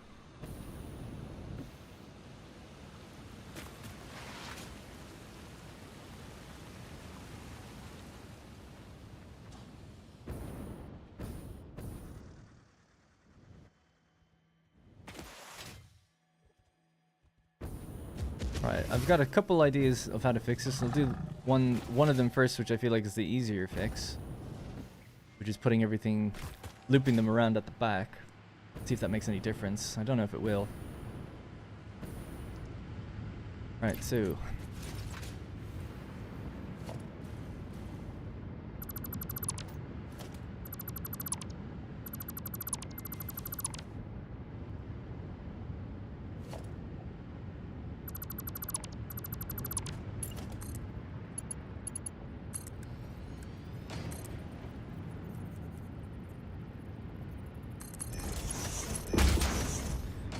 Everything combines at one point and goes that way. I'm gonna try valves again just real quick.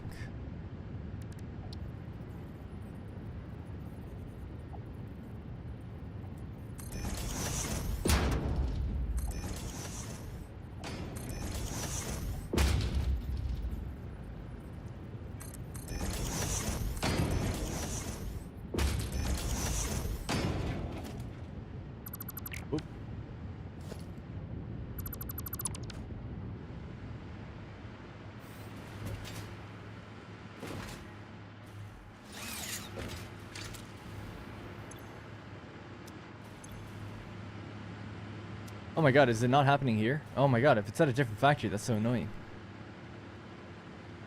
It might not actually even be happening at this one. These are at 100. Wait, so earlier on we looked and we saw that... Wait, was it here? I'm losing my mind now. Yeah, it was. Yeah, yeah.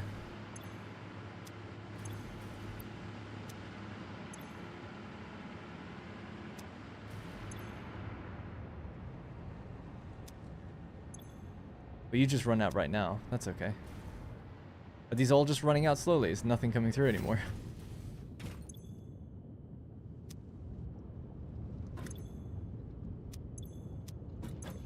Okay. Oh.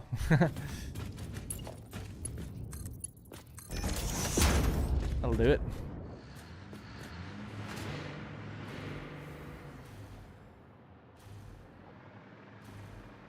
Yeah, it might be happening to different machines.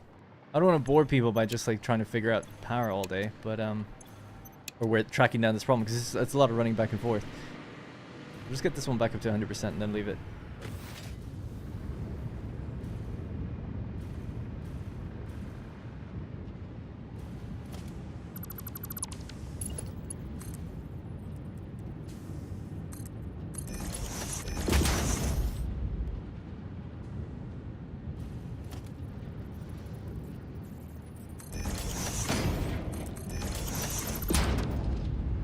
Help this guy get its stuff out, but it's struggling to.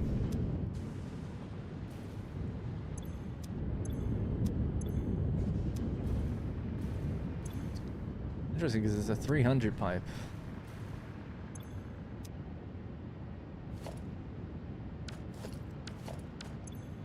That's 600, as it should be. Alright, so these are full now. That one's not. Just want all of these to be full and then we'll move on with that. This one on some music again. Okay, see how it goes. Let me catch my chat. It won't kill you. Oh, really? Confirm it doesn't kill you? Okay. I'll be very disappointed if it does. If it's just ragdoll, then I'm okay with that. It's good way to power... It is good way to power crash sites that need 400 or 900 watts. Oh yeah, interesting.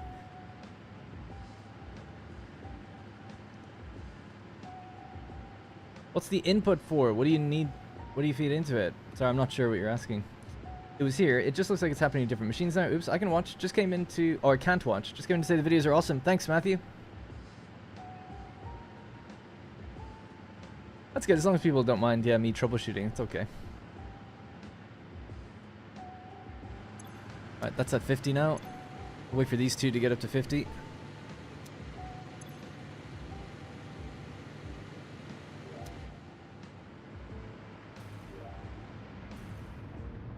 I'm gonna get a creak in my neck. I keep leaning to the right.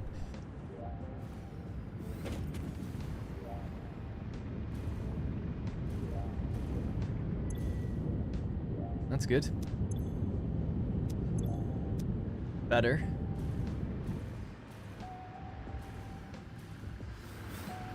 Whoop.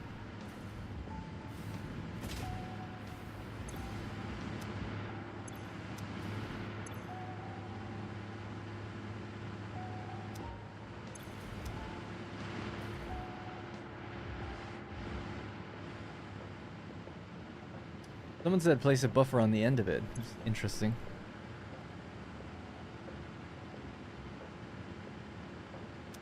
These are actually getting filled anyway, aren't they? Yeah. Yeah. Just wait for these to be full.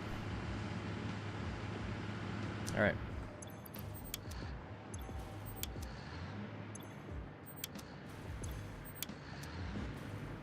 And now we hope for the best.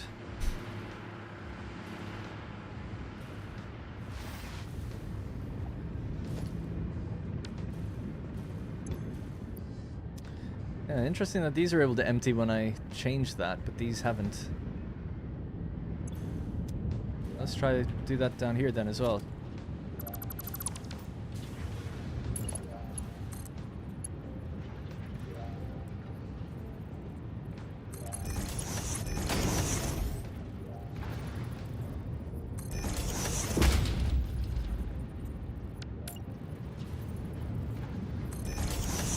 Trying to create like an anchor point, otherwise I don't know, it just always feels wrong if it's just free placed.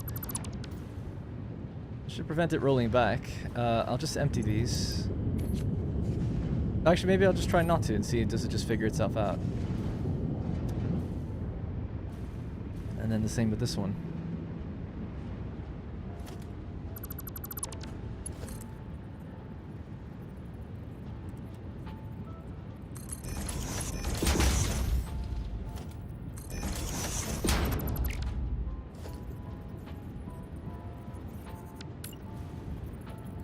Times.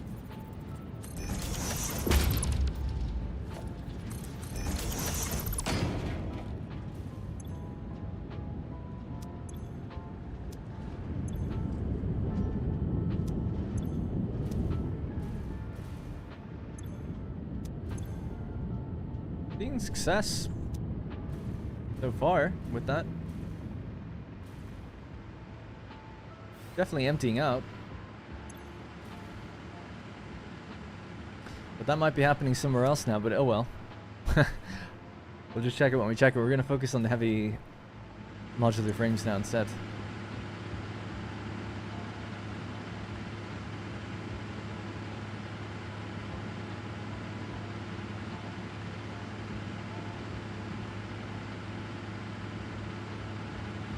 It's actually gaining. That's great. Okay. Great success. It's something, alright. It's better than what it was doing. Maybe sending the first one out to a junction's a bad idea. Little valve on the end prevents it rolling back. Could it be that easy?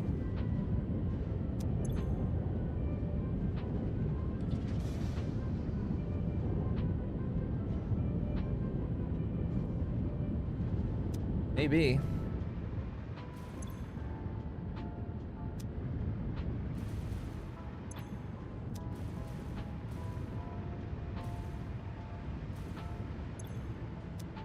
They're all doing 200, by the way, and then merging onto this one. So, anyway, we'll leave it. Right, so let's do heavy modular frames. So we need limestone. Limestone, and then we need to make steel pipe. Let me just check, actually, do we have steel pipe right now? Maybe we could tap into something we already have. I'm just looking at the list. You can't see it. Don't worry, just for a sec. We have 120 steel pipe per minute. Is that enough to do anything good?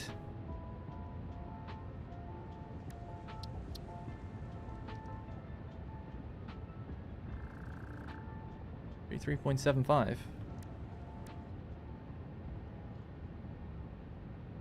Be able to do 3.55 of these machines, and they make a really weird number, but let's see. Oh, we need to make also these then. Ah, I feel like we should just design it from scratch.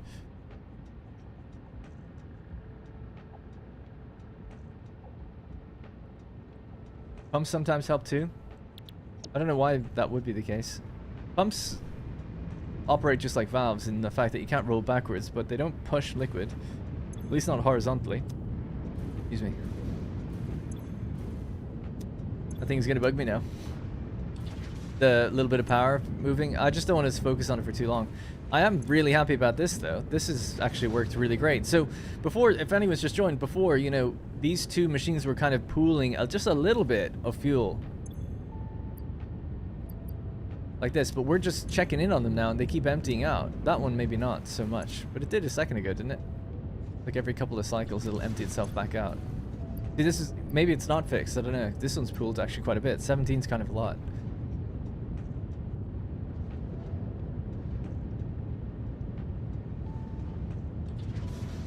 Come on, don't let me down.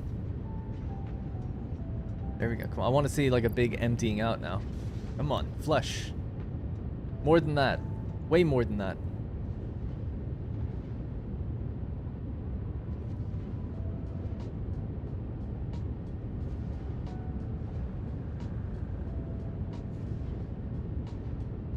That's no good.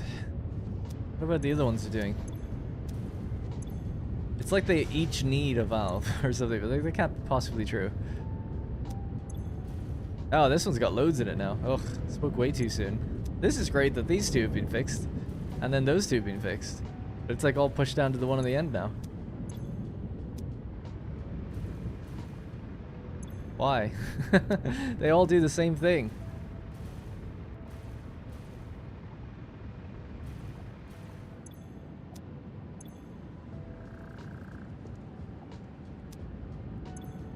In theory, they should be all rate limited to 200. That's what they do. My feeling is of what's happening is like one of these pipes is taking priority and preventing this one getting out. You know, the other way around, really. But that's what I think is happening. It's like the push force from this one and the push force from this one is preventing this one getting out. So then it gets backed up, backed up, backed up, and then it stays in the machine. But they all make 200 per minute. So why one would have more? Hey! It's empty. They emptied.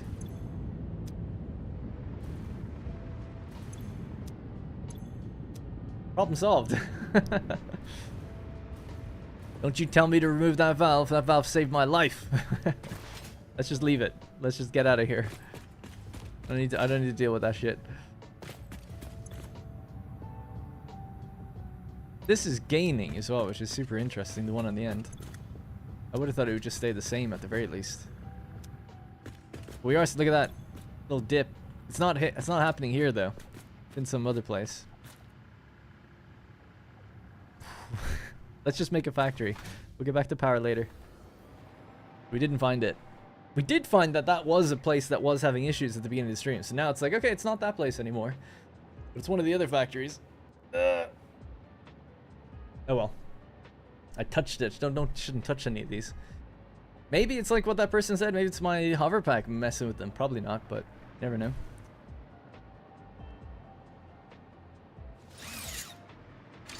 Actually, no, I don't even need it. Okay, so heavy modular frames. We've got to open up Satisfactory Calculator, have a look around the map, see where we can build this, and we'll build a heavy modular frame factory, a modest one. We can have a look online. Am I logged in? No. Resource nodes. So, if we want to use the... Which recipe do we want to use? The second one, probably, right? And I said we'll make these... We don't have to make them from scratch, but... either iron or steel. So either way, we need iron for that. This iron, most likely... Iron. So we need iron and limestone near each other. Does anyone have any recommendations where we should go for this? We just basically need iron and limestone. So that's iron. We can go anywhere we want that I haven't touched already. In fact, we could load our save in here and just see where we're currently at.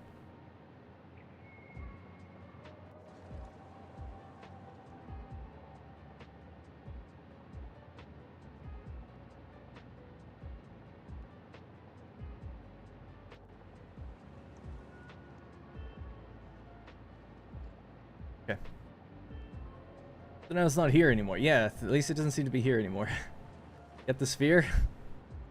Maybe. Yeah, it's like, oh, I feel great, and then I feel terrible. Alright, so here we are. This is our world. Things started so organized.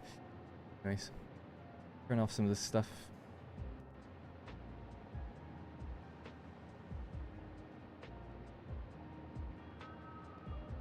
What can we turn off though? Just turn off the power poles. 95,000 kilometers, is it, or something? 95.88 kilometers, yeah, okay.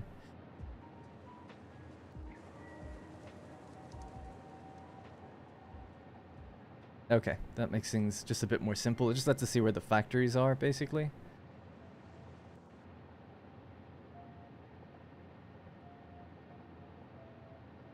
Make it run a bit smoother. Okay.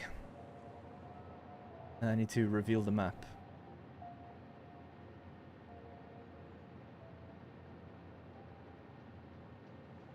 Like at the bottom right of the map, you have a factory there too.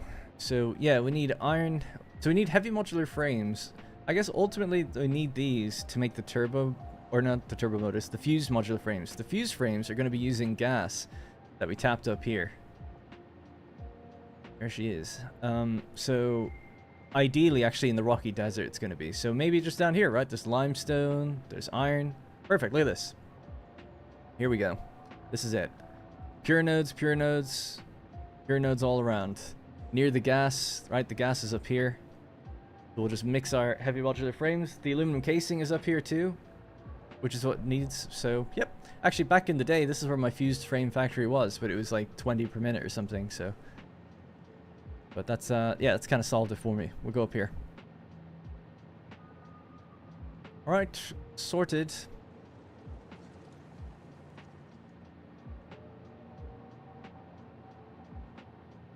That video release? Oh, it did, yeah.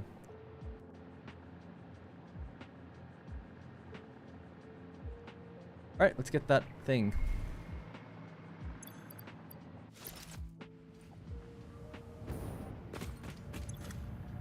Oh my god, it's bumping all over the place. Can't stand that. Ugh.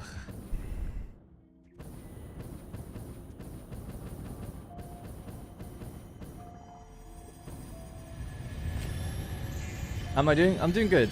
Feeling good today. Thank you for asking. Hope everyone else is too.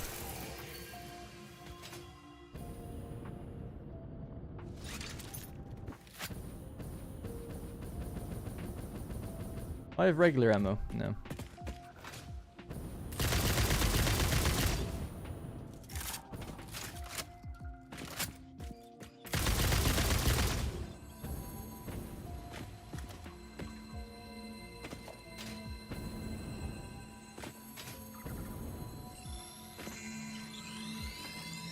How can you see all this? A mod? No, it's no mod. This is a web browser. We type into the web browser satisfactory-calculator.com. I know I'm blocking it, but trust me, satisfactory-calculator.com takes you to this website. Welcome to satisfactory-calculator.com. And you say, if you want, you can log in. If you support the guy on Patreon, you get your ads removed. If not, it's all good. Click interactive map. You get a map that's interactive. And click resource nodes. Choose which ones you want to see. It's the map of Satisfactory. There's only one map in the game. Here, you can drop your save game. So you just drag and drop your save game in there. It'll load your save game with all the components in it. You can then filter it by what you want to see. You can actually delete huge parts of the world if you want. And it'll put it in a storage container so you don't lose anything. If you want. Choose not to do that too. You can see where all your power lines run. See where all your factories, how they're operating, the efficiency of them. What's in every single pipe, what's in every machine, everything. See everything. Anything that's saved is stored, and you can see it here. So it's a great site. The site also allows you to play around with yourself. By that I mean, when you upload your save, you can like click your character or something, just like I did a minute ago, and you can reveal the map, or you can give yourself things, or unlock certain types of progression, anything. You know, you can just kind of edit your save, basically, as much as you want. So yeah, it's a great resource. Though, obviously, just now, I was like, well, I want to find, you know, 2 types of resource. So I just toggled on the 2 I wanted, looked around the map, and then realized, yeah, that would be a perfect place for it. So, satisfactorycalculator.com. Mention it in every video I've done so far. Alright, anyways.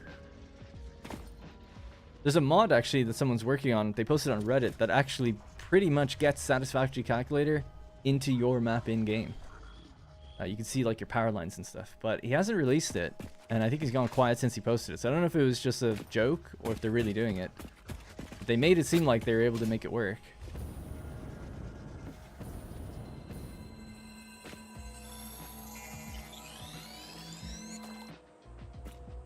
If you build a big automated biofuel grid and don't want to bother filling it, if you leave your PC running, you can edit the save and fill industrial storage containers with solid biofuel.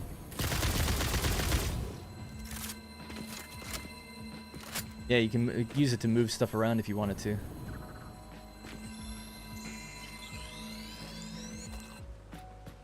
And I just want to get these, just seeing as I'm here, I can just see them all right now.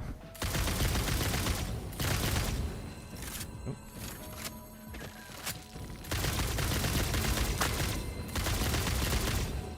Such a waste of ammo.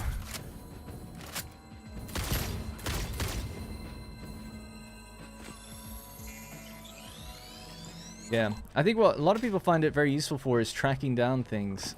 So there's a bug in the game sometimes where you'll see that there's a dismantle crate in the center of the world and you can't get to it. But if you load Satisfactory Calculator, you can just select it, use a selection box, drag and drop, and then just click and delete it. What you can also do in Satisfactory Calculator is move entire factories. A little bit involved, but you drag a box around the things you want. Let's say you just toggle on foundations, you select all the foundations, you can nudge them to realign them with the world grid. Great. Because if you find like you're just like a meter off, instead of having to redo everything, you can just shift it over. So that's also quite helpful too. Alright, let's leave this area. So we're going to be heading over here. We could drive over most of that distance. Do you manually load your liquid biofuel plant with wooden leaves? Yes, you have to. There's no way to automate it. I have a system that divides it all up and automates it. I just drop everything into one box and it'll like figure out everything it's after that, but I do have to visit the factory and drop stuff off. I don't have to do that often though. I mean, I'll probably never have to do it again, but I do choose to do it quite frequently just for fun.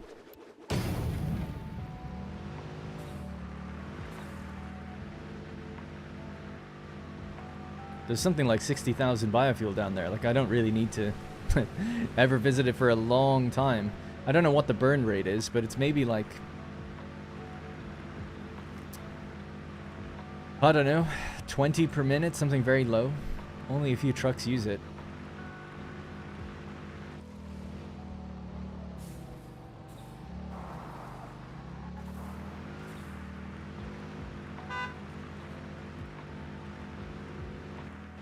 Did you get drinks to top it off? Drones.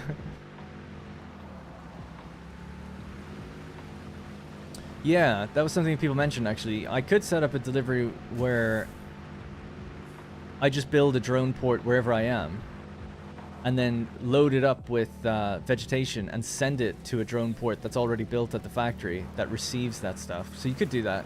And that way you'd be able to remotely send stuff to your biofuel factory. And then I have drones there that distribute it around the world. So that would work. That'd be a way to prevent having to go there.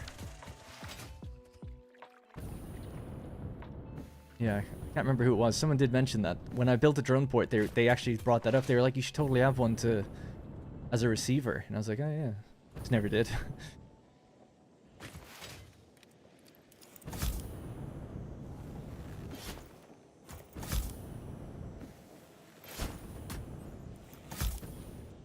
Oop.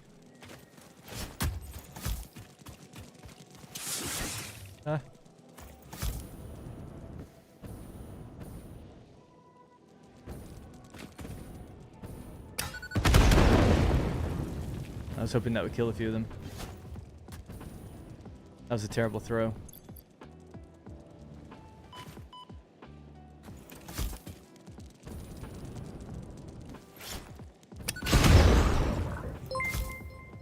Thank you, killer. I'm the killer. But thank you, killer. 5 gifted memberships there as well. Went to John C, Neptune, Dan Scott, I believe a Chinese name that I can't pronounce, and Dominic. Dominic, let's just go with Dominic.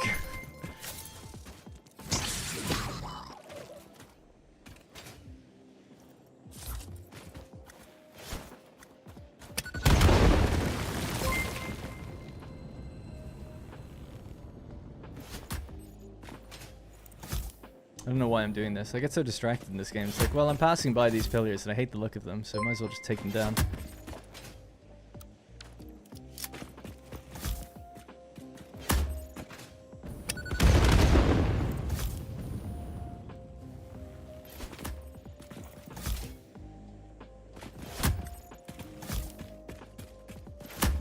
Oh yeah, I detonated the oops bomb.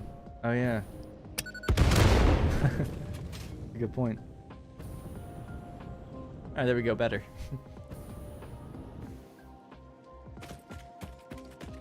Why is there a tractor here?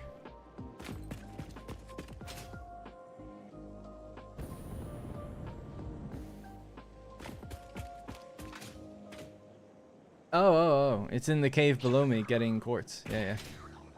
It drives over them. You can actually hear it killing spiders in there. Alright, here we are. So this is where we're going to build a heavy modular frame factory. I haven't worked out any rates yet. It's going to be modest, nothing too crazy, so let's just set a target of how many machines we'll need and we'll work backwards. We're using this recipe, 2.812 per minute. Nice and lovely, easy to remember number.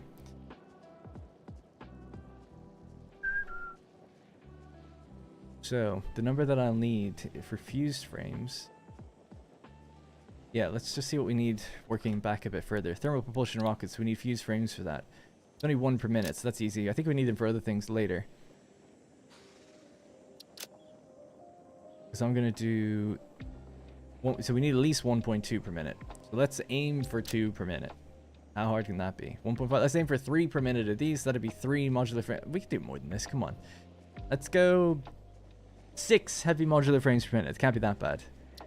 That's nothing, right? We're getting nearly 3 out of 1 machine. Okay, we'll do even higher than that. Let's go 12 for 4 of these machines. Whatever 4 of these machines will be. 4 times 2.812.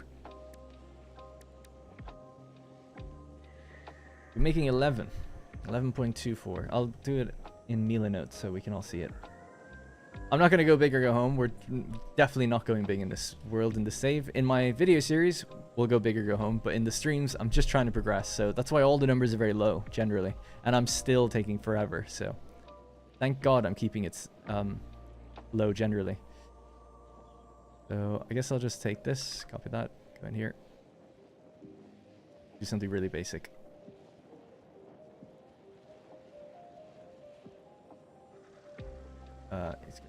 Okay, cool. Start here.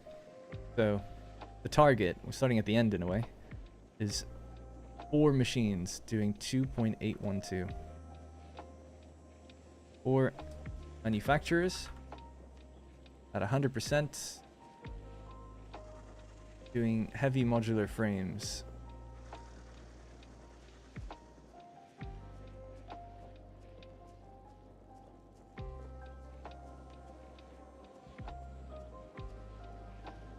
Okay.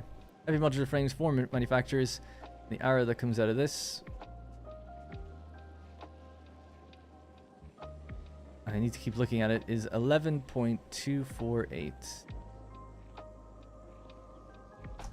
Because that's just the way it is. 2.8125 each. Yeah. That's what we should be. That's our target. So let's figure out how we get to that. Some of these things. Stefan Grimoire, thank you very much for becoming a channel member. Appreciate that a lot. Thank you. Okay, so now we just look inside and we go heavy modular. Whoops. Wrong thing. So 7.5. I guess I do need the calculator open actually then. 7.5 simply times 4. So we need 30 modular frames. I guess I'll just have to write it down. New note. 30 mod frames. Next up, beams. We need everything needs to just be times 4. 9.375 times 4. We need 37.5 beams. Cased beams. Next up, 33.75 pipe. 135 pipe. And finally, we need 20.625 concrete. I don't envy Rosie updating the credits on these videos. No, yeah. Actually, I think she needs to do it for this. Yeah, we're getting close to February, right? So we have to do it soon. 5. With the gifted subs, yeah. 82.5. Simple numbers. 82.5. Concrete. Alright. So now we have to go into each one of these one by one and figure out what's needed. So we'll start with the modular frames. I've only got one recipe.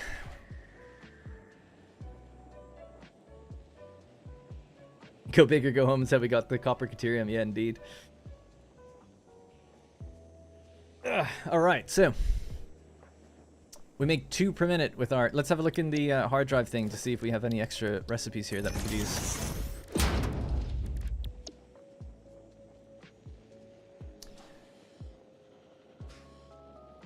It uses screws, so we don't want to do that.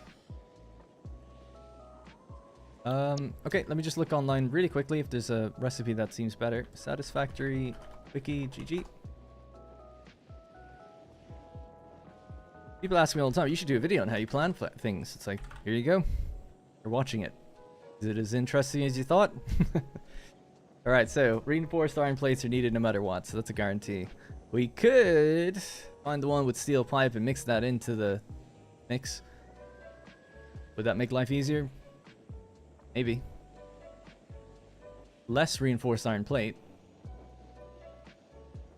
What do you think? Should we go for that recipe? It's kind of an interesting one. Hey, Jamichael. Oh, you're saying yes, as in it is interesting. Sure, I think that might be fun to try and roll the dice for. Steeled frame. You have the steel one? So, let's see. Modular frame. Well, I don't have any recipe available here, but if we check this again... Not coming up. I don't think so. At least in the search isn't showing it.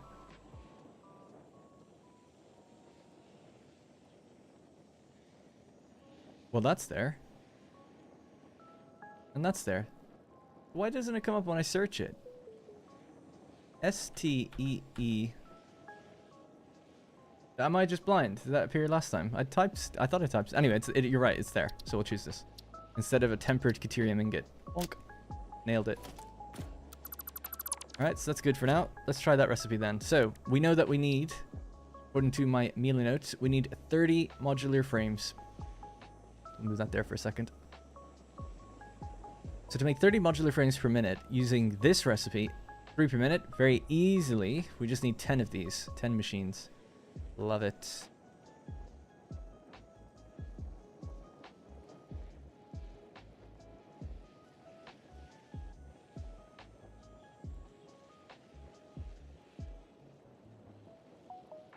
Alright, 10 assemblers at 100% will give us the 30 modular frames that we need.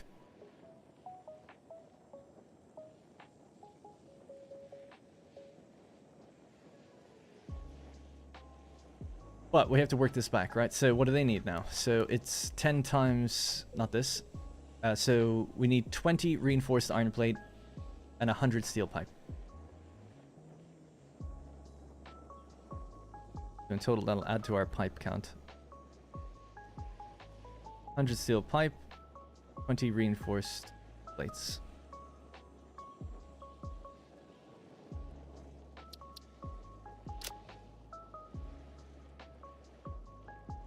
I'm just going to use iron. We're using the iron recipe here, so that'll be 25... Yeah. 135 per minute there, plus the 100 here. Right? That's what we need. So it's 235 pipe in total. 235. I can't recheck, so I have to really focus now. 235 pipe per minute.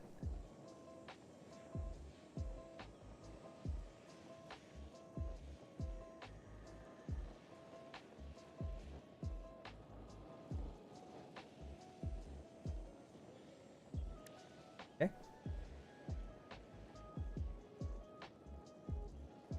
9.4 machines.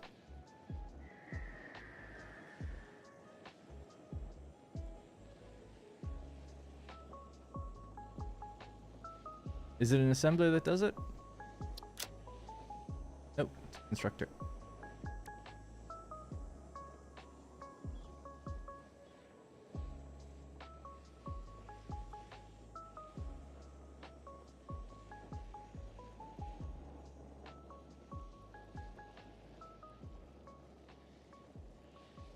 Maybe just give that a bit more of a reddish brown color for the steel pipe, kind of.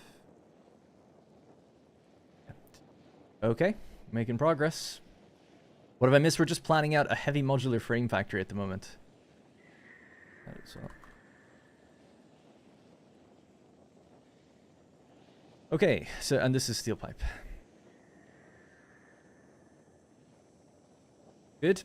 Right, so this continues on into here in the future.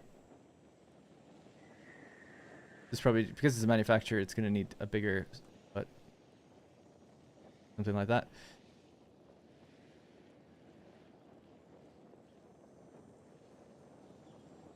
All right. Now, this is 20 reinforced iron plates. So the next thing is then checking how do we make 20 reinforced iron plates easily. Okay, let's have a look online if there's an easier recipe. We could do the thing with screws, but it'd be nice if we could get away with no screws and no copper. So let's see.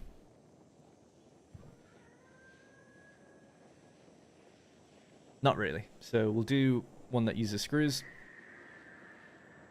Jesus Christ. Okay, sorry. We only need 20 per minute, so just the standard recipe is probably fine. I mean, I guess bolted is just better, is it?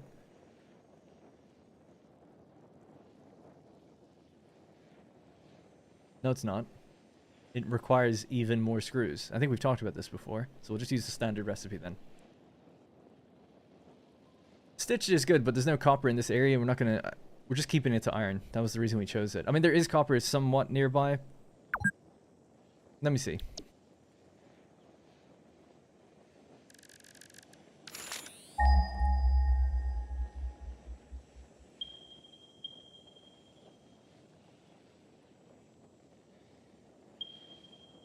Okay. I'm actually building over there, thinking about it. Whoops. Bear with me. So Satisfactory calculator again.com. Back. Up.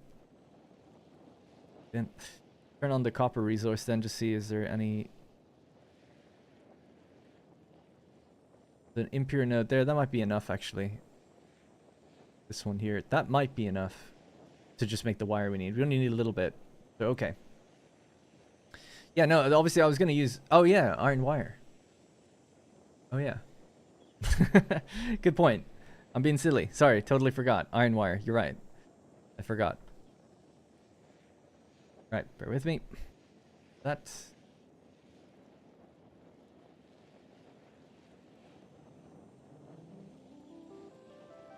Okay, so back to Mila note really quick. So 120 reinforced iron plates. That's where we're at. So we'll use the stitched iron plate recipe. Do we have it? We do. Okay, so in order to make just 20 per minute, so get our calculator again.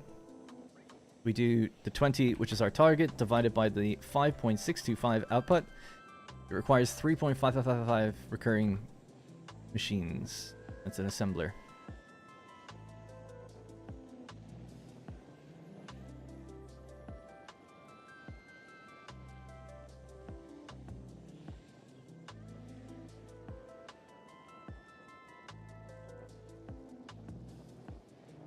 Okay.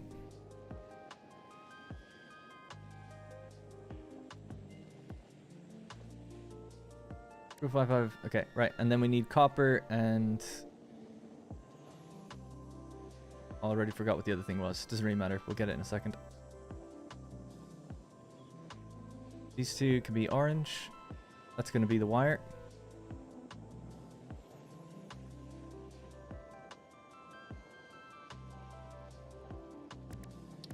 So we're going to use iron wire. So 3.555 recurring times 37.5. We need 133.33125 wire.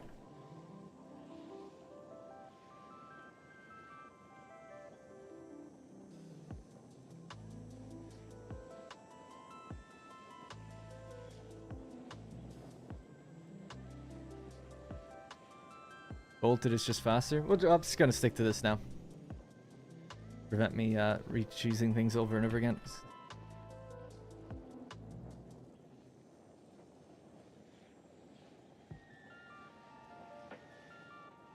Now, make 133.33125 wire.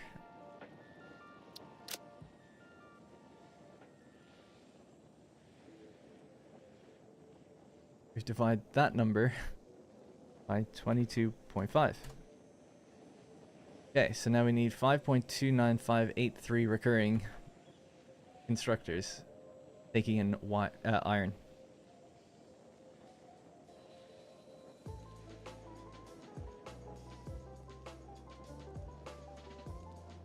It doesn't need to say 100% because it's not running at 100%. They're going to be clocked to accommodate whatever that is.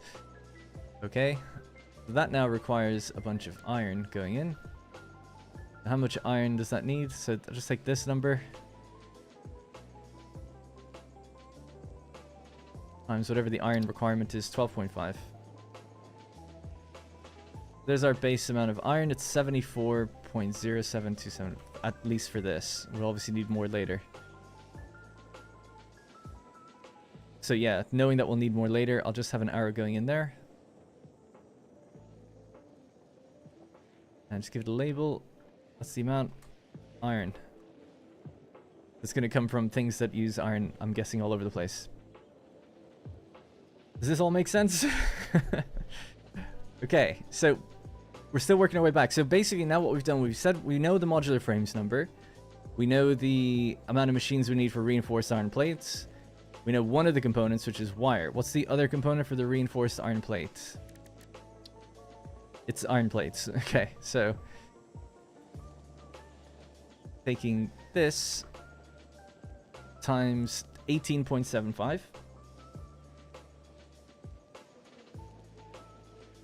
is the amount of iron plate we need. 66.5625. Jesus, man, these numbers suck.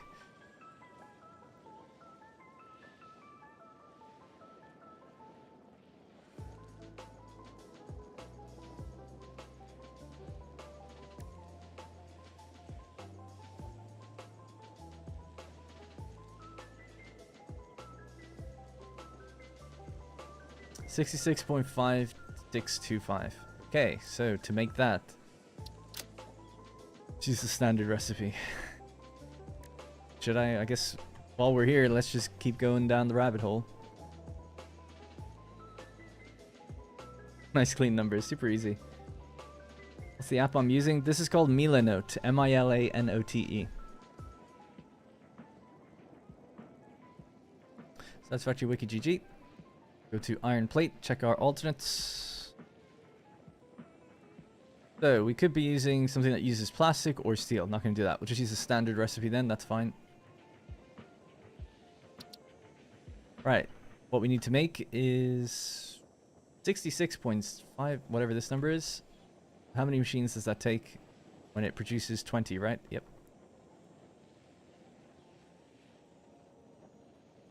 $3.328125 machines.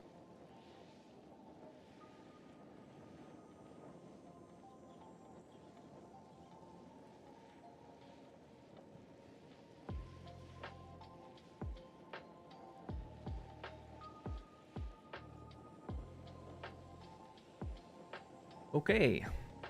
Now to make that, we'll also need some iron. Whatever that number is. Again. Oh, it's getting so crazy. But this will run at 100%, I guarantee it. We'll probably want to use the pure recipe. There's water nearby, so it's not too bad. It gives us lots of ingots to work with. So we need 3.32. This needs to be times 30. It's the intake. So we need 99.84, whatever. So we could say 100, but we'll do it accurately. We need 99. Yeah, so I won't look at that recipe just yet. We'll just add it as another arrow. We'll add up all the iron and then just let it kind of divide out after the fact. So that's how much, again, iron that we need. Not ore, but ingots. Okay. Whew, all right. Do we have to work back from steel pipe now? The next thing. But that's just going to be iron also, right? We're using iron pipe, so as an alternate recipe. Steel pipe, it just takes 100 per minute. That should be easy. 9.4 constructors, taking 100 per minute. 940, right? I'll make sure. 9.4 times 100. 940. The big chunk of the iron. Alright, so 940 iron plus 74 iron plus 99 iron. So that's 2 of the components done. Now we have to still continue to... That's 2 of the most awkward components, I would say. So that's the modular frames. And the pipe directly. That's fine. We're still missing the encased industrial beams and the concrete. So we're almost there. Is this app free? It's free for a little bit. Like you can use... This is called a board. So I'm inside of a board. Right, where you can do things. And I think you get like a certain amount of boards for free. And you can put as many things into it as you want, I think. Like up to 100 or something like that. But then after that you have to pay. So I pay.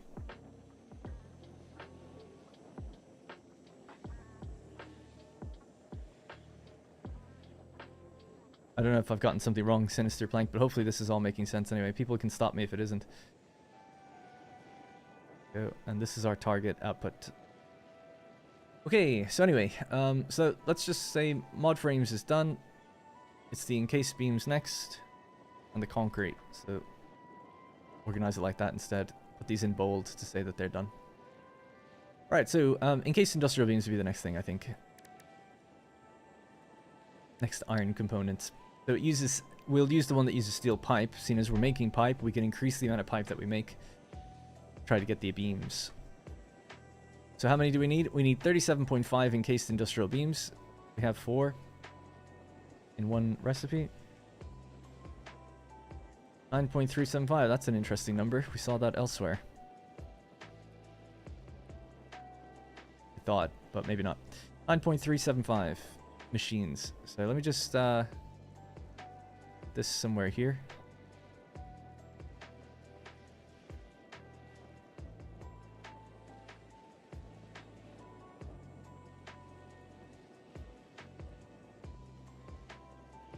And what kind of machine uses it? It's an assembler.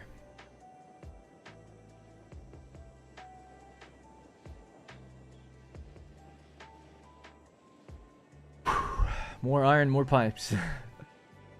9.375 assemblers making this. I want to make sure my colors are good here. Okay. Let's do some color. Grab a color from here.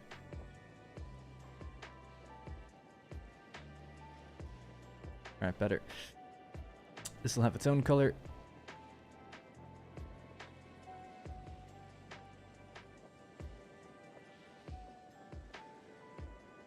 Okay, so let's see what 9.375 requires in terms of steel pipe and then concrete. 24. 225 more pipe. 225 more pipe. Did I already... Yeah. Okay, yeah. So now it's going to be plus another. I shouldn't say total. Let's say it's plus 235, which we've already accounted for. So I'll put a little delineation line there. Plus then another 225 now. That's the total amount of steel pipe we need. So to get that number now... 225 plus 235 plus 135 equals 595 steel pipe. That's the total we need now. So to do that, we're using just straight up iron. We need 590. Is that right? 595 per minute? That seems like a lot. I think that is what we need.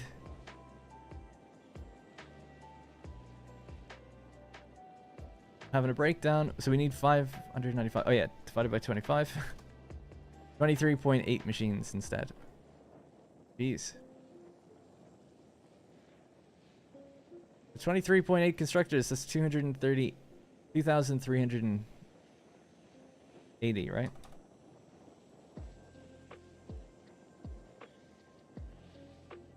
$2,380 iron. So we just rapidly brought that up. I did too much. Let me count it again. So let's see. 135 pipe plus 235 pipe plus 225 pipe equals 595 pipe. That's all the steel pipe that we need. Divide that by the output, which is 24. It gives us 24.79 machines. Even more than I thought.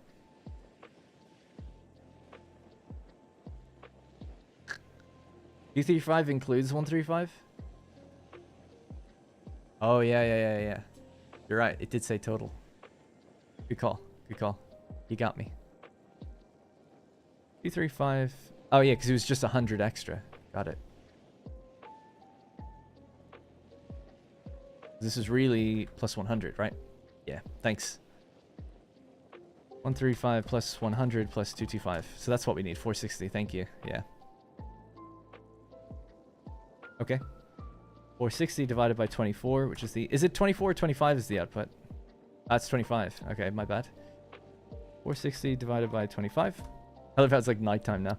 18.4 machines. That's what we actually need. A little bit less. 18.4. That's 1,840. 1,840 iron. Gotcha. So 9.375.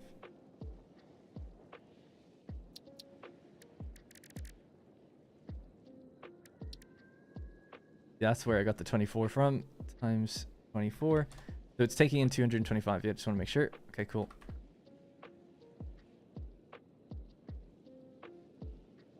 That'll be fun to divide all that up, but there you go. Cool. And this gives us our 37.5 beams. And obviously it needs another component as well in a minute.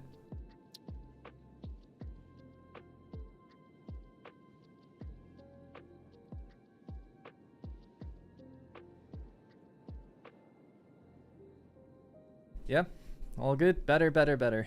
Thanks, that would have been an annoying one. My numbers are going way out of whack. Okay, so it also needs concrete. So it's 20 per minute concrete. 9.375. 9.375 times 20. So the amount of concrete we need there is 187.5.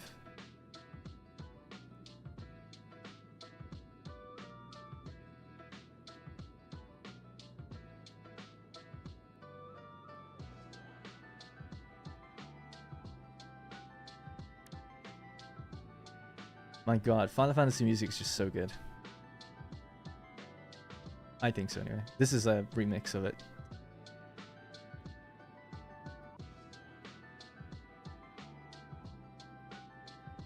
$187.5. That's the concrete we need to feed those. We'll need other things doing concrete as well, right? We need straight up 82.5. So here we say 187.5. Alright, so that's all our concrete combined. 187.5 plus 82.5. We need... Oh, thank you. Anytime a number just gets rid of the decimal points, it's so good. 270 is what we need.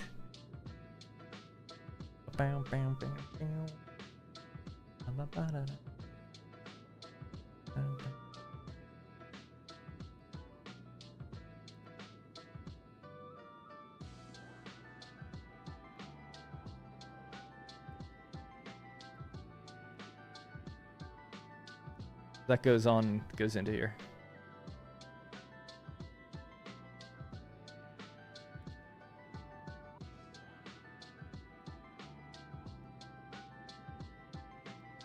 Okay. Yeah, perfect Mark III belt. That's what's nice about it. So yeah, 270 concrete is what we need to produce. It does have to be divided actually, so it's not going to be a perfect belt, or you could manifold it, I guess, between everything. We'll see if that works out, but what the true number is, so we don't need 18.4, we actually have to see how much we need then. So for the concrete, we could use wet concrete, we're going to be tapping water anyway. Plenty of limestone here. So if you need 270 and it makes 80. 3.375 machines.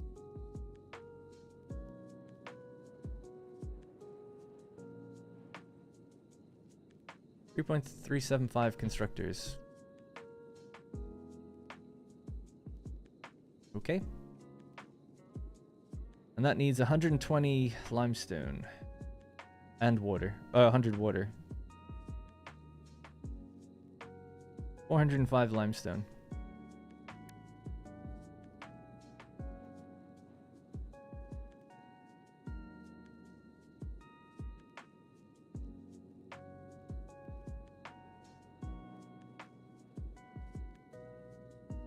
Three 7.5 water.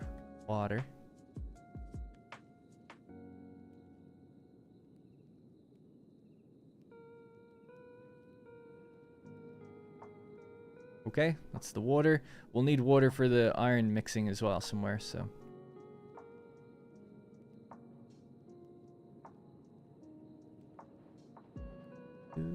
We're almost done. We're almost there. Is he going to do encased industrial pipe? Yes. The pipe here goes into the beam. The only thing I'm missing then is just whatever water we need for all this iron and the iron ore, right? That's the last component now. So let's add up all the iron that we need. It's 1840 plus 74.072875 plus 99.84375. So that's how much iron we need in total.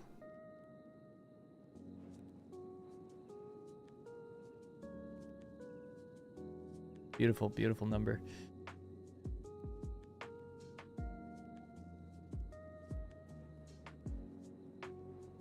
Actually, you know what? Just for simplicity's sake, I'll just have it go this way. Everything needs to move. Move over there.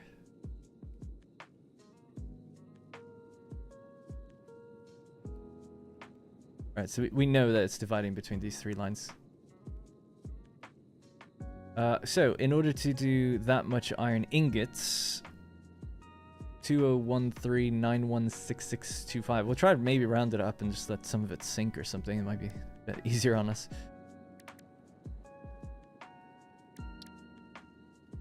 So we need to divide this number by 65. 30.983 recurring, let's say.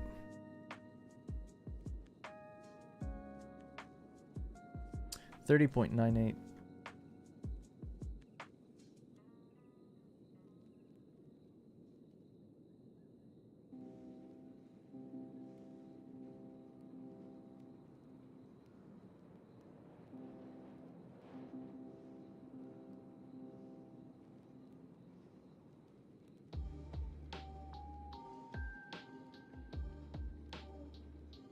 $30.983 refineries. So 30 refineries, maybe overclock. 30 refineries. 31. Oh yeah, I see what you're saying. Yeah, maybe I might just see if we can work with these numbers and just underclock them all to the same number that they need to be. It's easy enough to do that. We'll be blueprinting it anyway. Oh yeah, and I said 3 recurring, just to make sure that we overproduce a slight amount. So 30.9833 times whatever their intake is. It's 35 iron ore and 20 water, so 35 first. That's how much iron ore we need. Not that bad, actually. 1,084.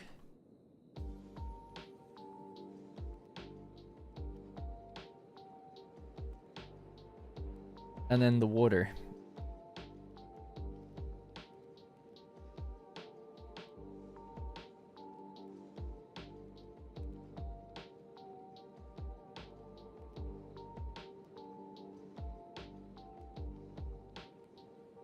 $619.66 recurring water.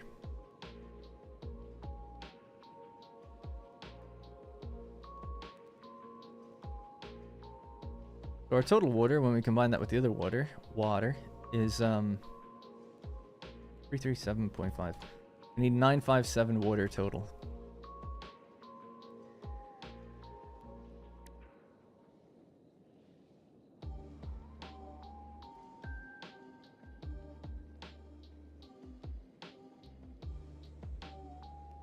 I think we're good. Pop that down here somewhere. Maybe give it a color.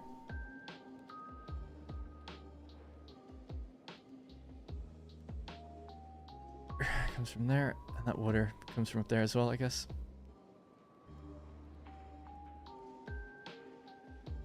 So how many extractors is that?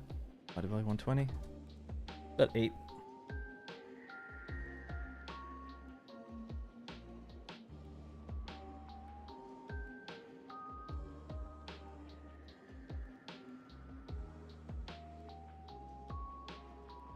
Alright, sorry, I went a bit quiet just because it's hard to hold all these numbers in my head. So, how many heavy modular frames are we going for? This is just for 11.248.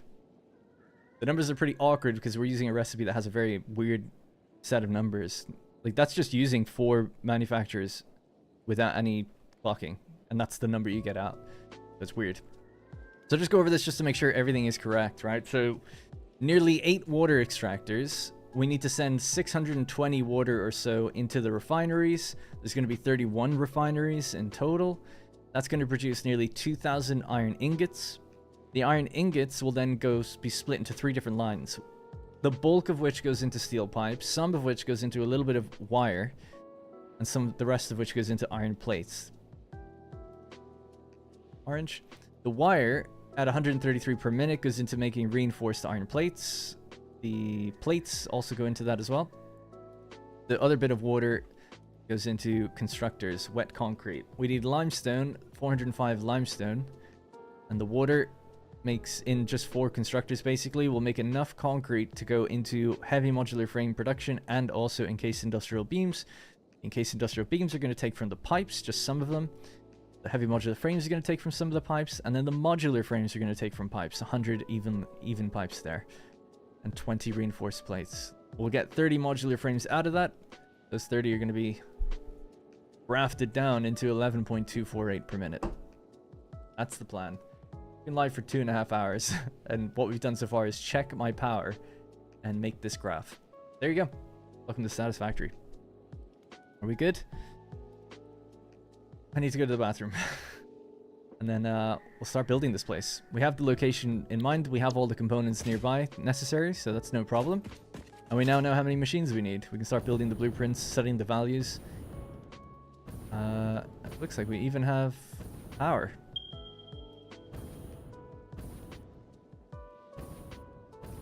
Don't you need refineries for concrete? Oh, is it refineries, not constructors? Yeah, it's wet concrete, so it says constructors. That's my bad. I just copy and pasted it.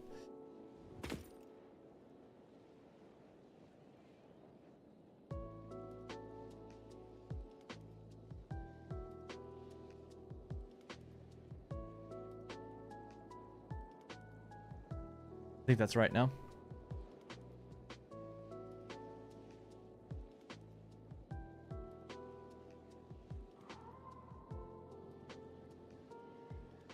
Cool. How do you ping? Left alt, right click. Oh, sorry, left alt, left click. Left alt, right click drops a stamp. Pressing left alt then lets you see that stamp.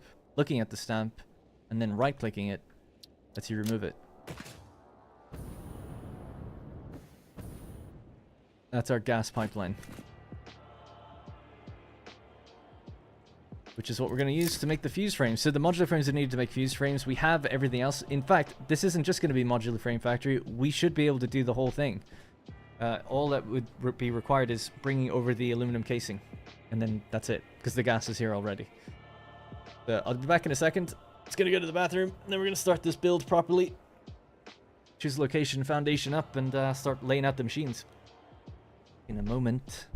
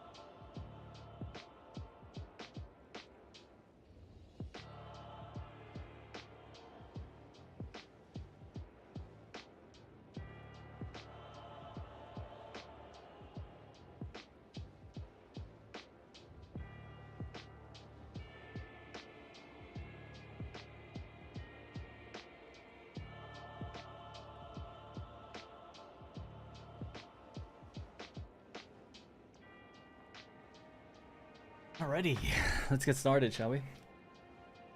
Where did he go? Taken away. Alright, so we have the plan. I'm just gonna clean up my desktop now. It's full of things that are open and everything, so let's just close some of this stuff.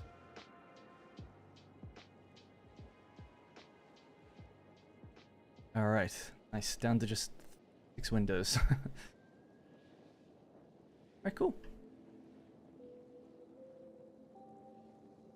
Alright, so the first part of this is doing about 8 extractors and 31 refineries. So I'll just write down everything we have to do then, I guess, on our to-do list now. So, foundations, at least the basic first foundations, water extraction.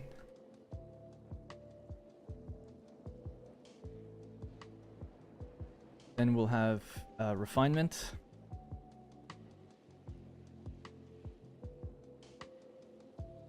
For that, I suppose we'll have mining. Refinement. After refinement, we go into construction and then assembly.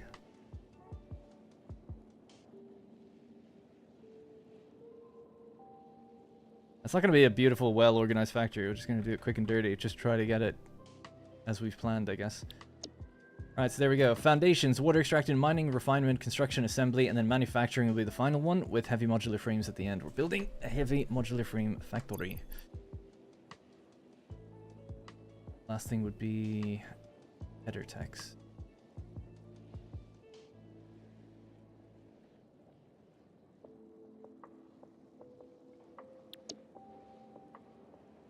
Alright. Go big or go home. So, let's choose a spot. It would be maybe wise to get a radar tower up and running over here as well, actually. And we're in the center. Hey Chris, how's it going, man? Sorry if I missed any chat now. I should be able to read everything now that we're out of the planning phase. And thanks for catching me up on a few of those little errors. It says heavy modular frame factory. It's really kind of a fuse frame factory, thinking about it.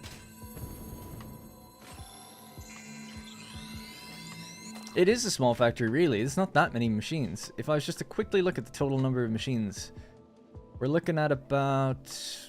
let me just open up that calculator again. Yeah, hopefully we can handle the power for it all. 30 plus 6 plus 3 plus 8. 18.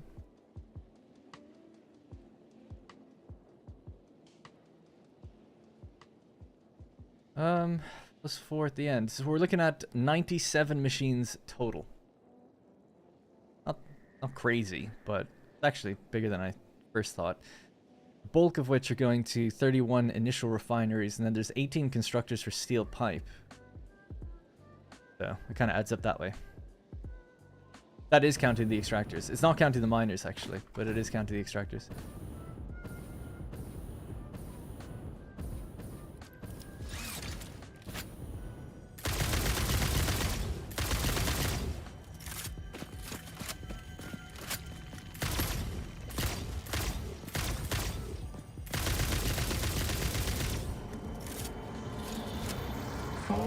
I'm glad I can catch a few minutes of your live stream.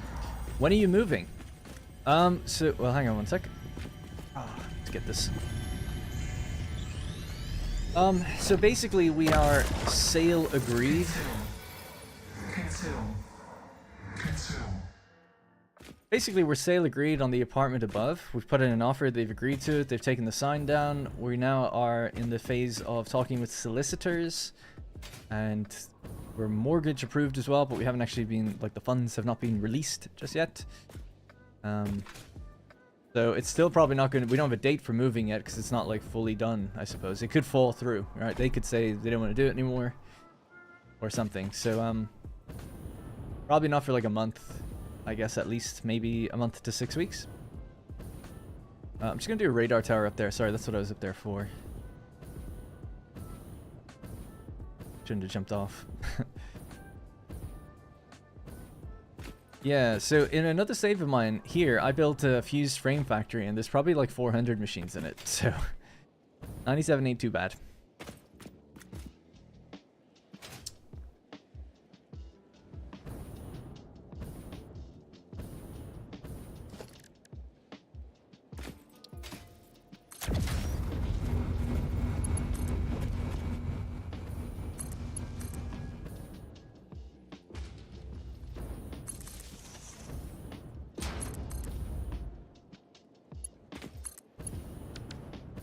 Okay, so that's activated the radar. Now we can see the resources. So we need, again, looking at our Mila note, how much do we need? We only need 400 limestone. It's actually not that much. And we need 1,100 iron. So with a Mark III, oh, we don't have tier 6 belts yet. I was going to say we could just tap one node, but not really. We need two. There's two down here, and there's one pure limestone here. So, I mean, even just somewhere here and then building up onto this platform, like if we build it sort of like that, might work kind of well. Yes. Or just like, yeah, big rectangle up here. It's probably going to be a big rectangle, and then pump these resources up or go up that little ramp that leads up to it. That might work. So here, basically. All right.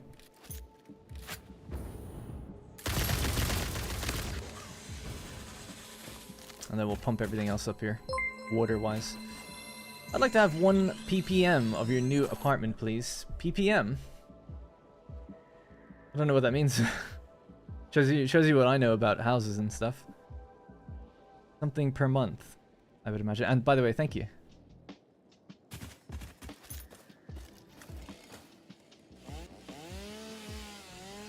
Parts per million? Oh, I've never heard of that term.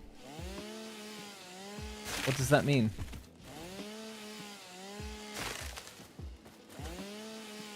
Is it like a share in the apartment or something?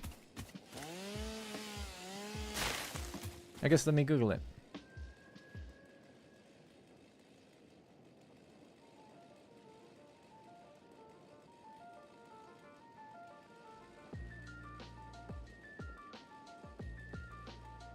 What does parts per million refer to when purchasing property? When purchasing property, parts per million is a measurement used to quantify the concentration of a particular substance within a given volume. For example, if a property has a radon level of 4 ppm, it means that there are 4 parts of radon gas per million parts of air. This doesn't seem quite right. But I guess I know what it means, generally. He wants like 1 cubic centimeter of your apartment. 1 ppm. Parts per million. Yeah, I just never heard of that before. The term is often used in environmental assessments, that's what it said earlier, and inspections to determine the level of contaminants such as radon, asbestos, lead, and other hazardous materials. Our property is going to be a leasehold. We're purchasing an apartment within a building complex. So it's not quite a normal purchase. Like a normal as in, I don't have complete full ownership of everything. I can't like knock down a wall. A place would fall apart.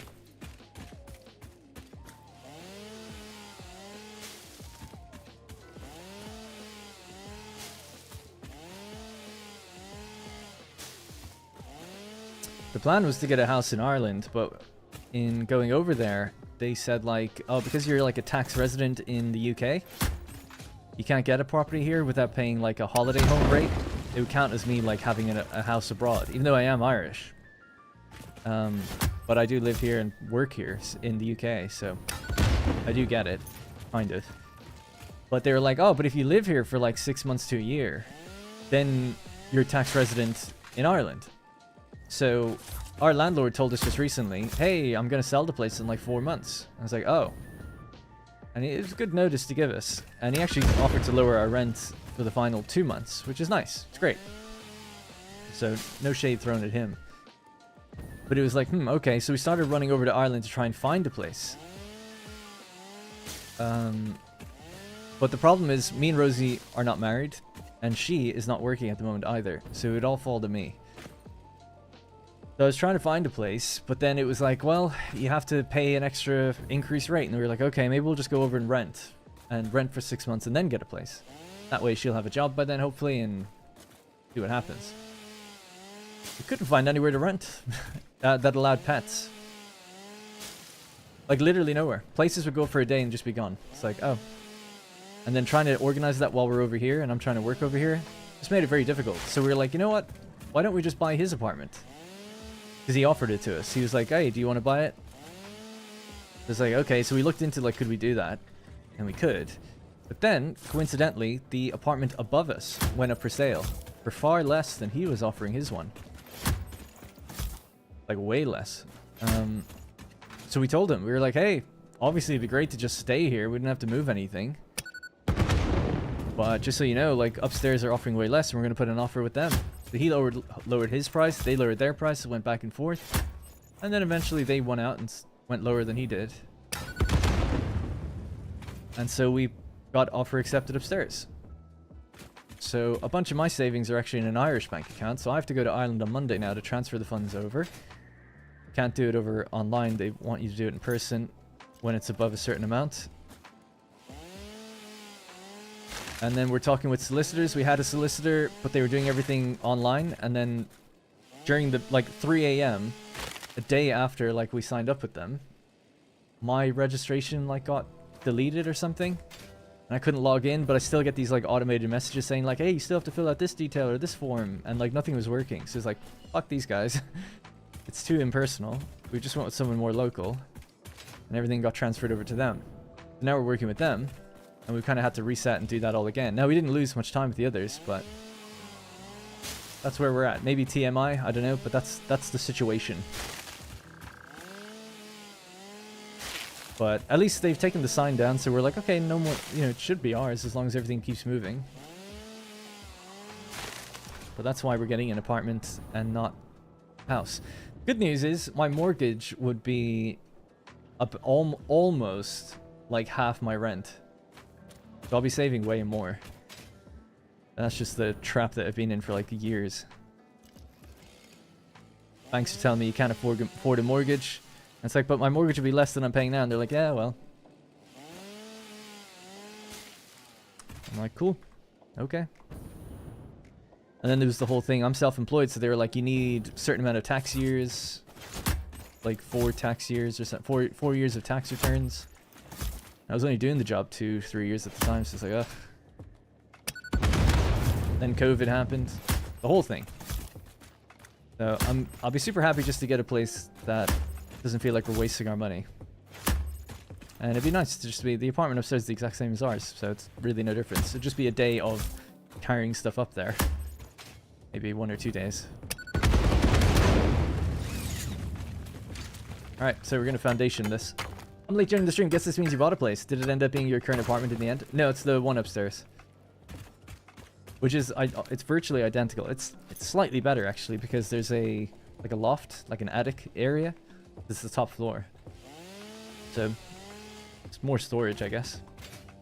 I would rather just stay in one place, because it is like, oh, I have to deconstruct the bed and carry that up, and then deconstruct like couches, anything that's too big to fit through the door. But, it's just a little bit of effort, but it's not as bad as having to actually move, I suppose.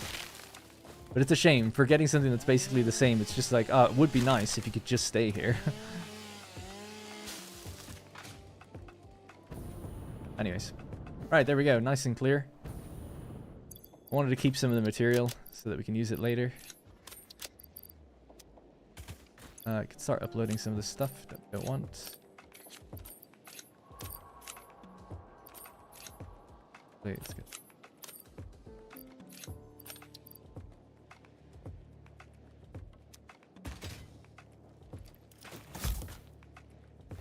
Can you live at your dad's for 6 months? I could, yeah. I don't think I want to, though.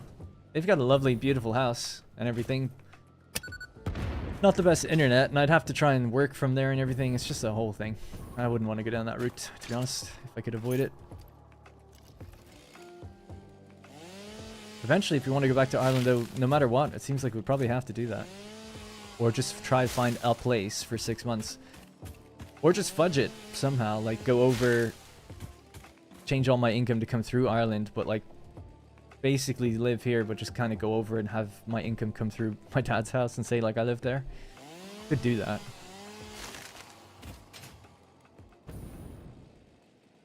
Like live there in name, and then I'd be just renting here. Just for 6 months so that I can just get a place myself. But anyway, that's not for a few years now. We'll be in a 2 or 3 year mortgage at least here.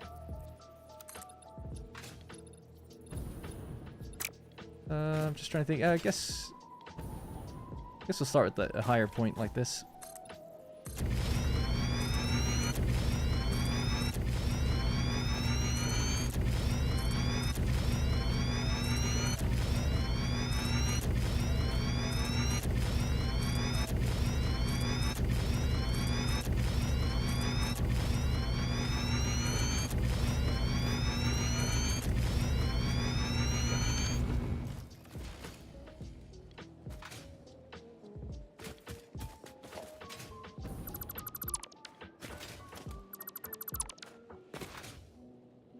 Anyway, did the price difference between the upstairs apartment make up the difference in having to move? Well, it doesn't cost me anything to move.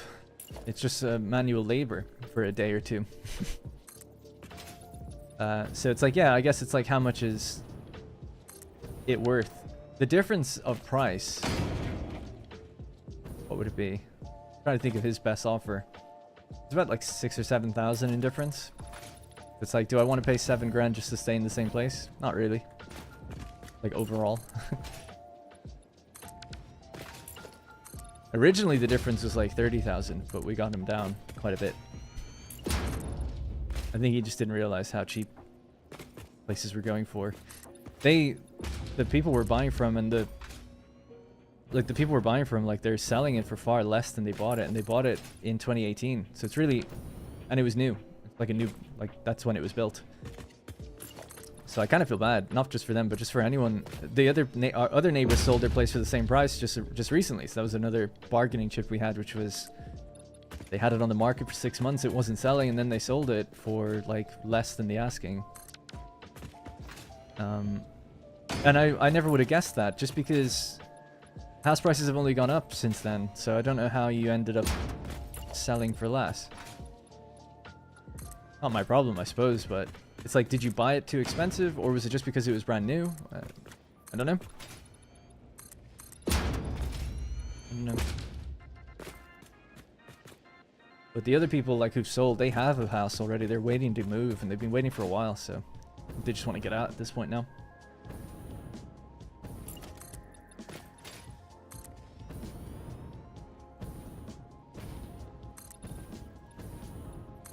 Alright, that's a nice big flat area for foundations, and we'll probably raise it as we go further uphill. So, got water over here, do we? Oh yeah, down a big cliff.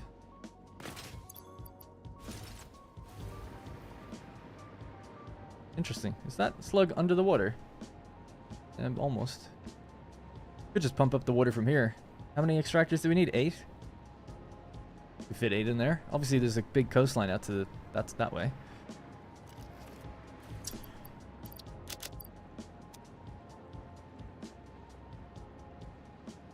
That would work just fine. Out of curiosity, are you not carpet bombing the place with clusters? Why? I like to just, I mean, it's a kind of, to me, I can't help but feel like it's a waste of resources. At least this way I get grass, wood, and stuff, and I can turn it into liquid biofuel. That's the main reason. Blowing off some steam by just blowing everything up. Yeah, I don't make cluster bombs. I don't even know how to make them. We had 2, and we used them in yesterday's stream, killing a spider that I'd found at different hard drive sites. So 8 extractors, 30 refineries doing iron. So I would say make 31 refineries, and we'll have a little spillover valve that lets some of the iron ingots go elsewhere. This is what I'm looking at, by the way, sorry. So we need 1084 iron. I guess we have to still think of how we get the ore in here. Which ones we're going to use. So there's 3 deposits down there.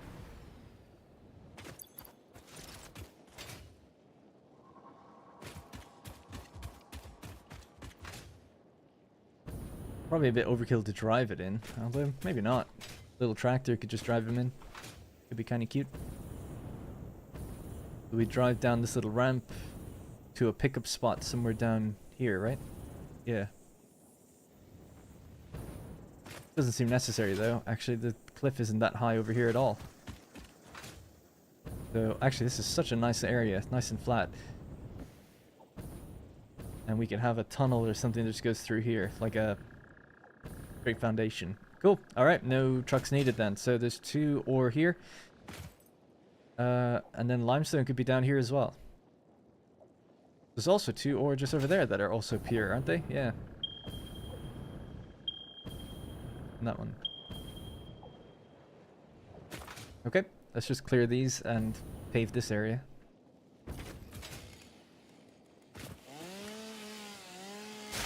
Built an iron motor factory here.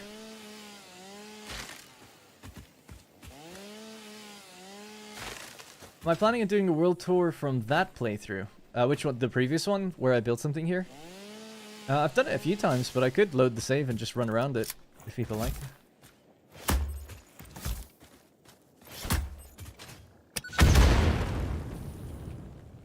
There's a mod that lets you just bomb these things. That's pretty cool, actually.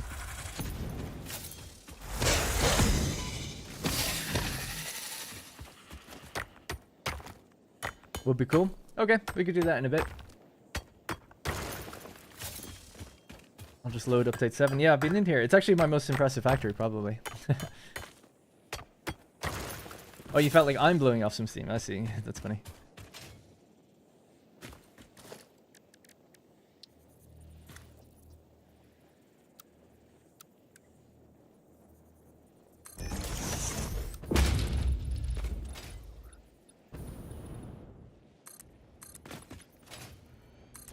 Alright, let's just go out that way. Just to there.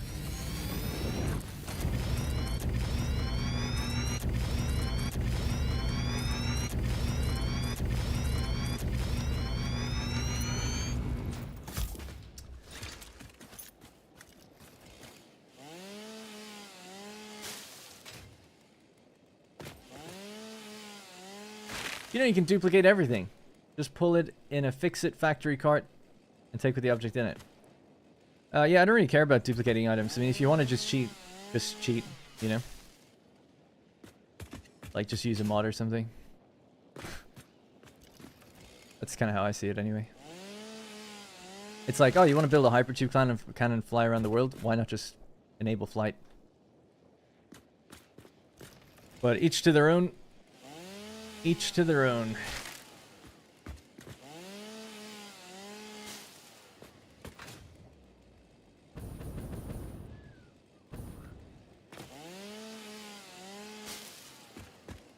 Is that an exploit? No.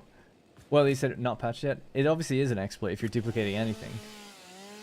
It's not like they intended you to duplicate items with a factory cart. I don't know why they would. But, you know, I also don't think if it works in the game, do it, you know, if you're happy with it. There's a toggle for no build cost, so that's not really an exploit worth fixing.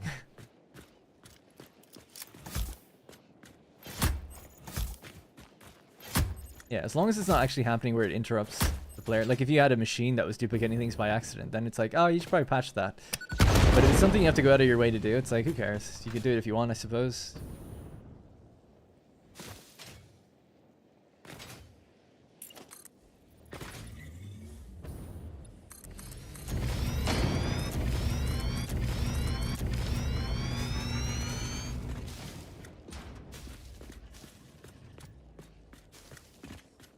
Alright, that should be it for foundations for a little while.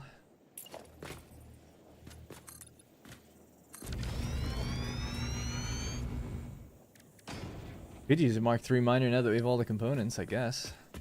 You need to? No?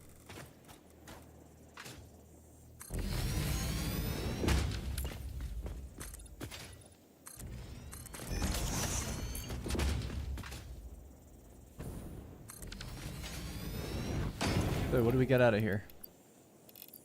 1200 per minute. What do we actually need? About 1,000, about 600 each.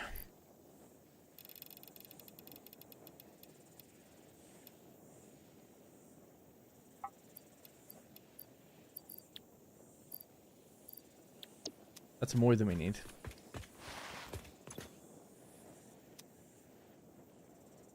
Actually, I only need 1,084.4155. The question is, do we want to do the numbers to the exact decimal, because it gets pretty crazy, or do we want to just supply a little bit extra and you know, a little overflow valve? I'd say the latter, just so that it's not so annoying. So we'll just do a little extra, and we have extra iron ingots. We'll do something with them. So 1,100 maybe we'll target. Try that. That's 550 each.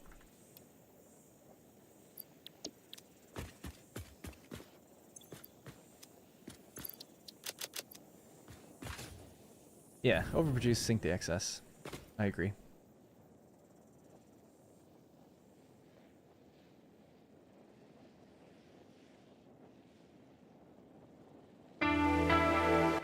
Alright, very loud. I thought as well, we could just, I'll save this here just really quickly. We'll just hop into the fuse frame factory of my other save. I'll be quick as I can about it. 28, 29A. And you can see the fuse frame factory that I worked on many years ago. Enlightenment. This is it. Is it? No, Eden Prime. That's it. The save file is out and about for people to see themselves if they wanted to. This is where I had a big train line going around the world. People beg me for trains now. I prefer trucks, but I did do trains before. I just find it takes a lot of time. It can take a while to load, by the way. Have a drink.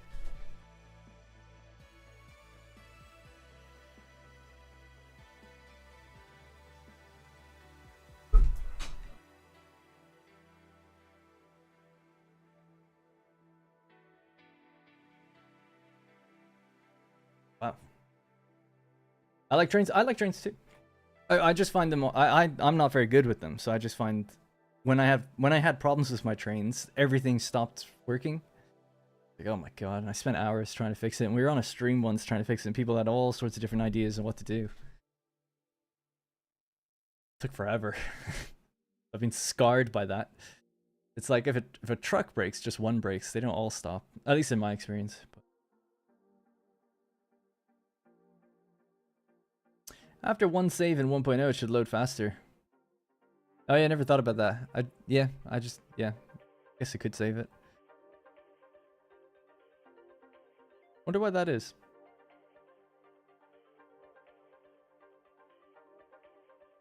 It's not a waste if it's getting turned into tickets, I agree. Yeah. By the way, it's slower because I am streaming as well, so things typically load then.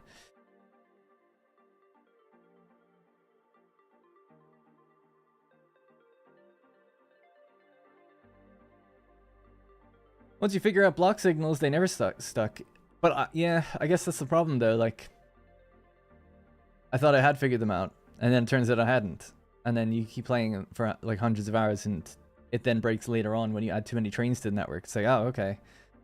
Now I need to change like how the signal. I think the problem was like not having a consistent length of train across the entire network. I think. And then I ended up having a factory that was just having too much coming in and out. Like, just too much was going in and out of the same place. And there was like 4 entrances into this factory. Like, it was huge, and there was lots of room to go in. But eventually they would get backed up, and then the junction of where you could either turn into the factory or bypass it got backed up, and then you couldn't get around it anymore. And then that just crashed like the whole network and prevented anything moving. And then the problem was delivering in oil via train to a fuel factory, and then the oil didn't get there in time, so the power went, and then no trains would run anymore. So I was like, well, fuck this. So, you know, a power plant that relies on a train coming in is a risky thing, I guess, ultimately.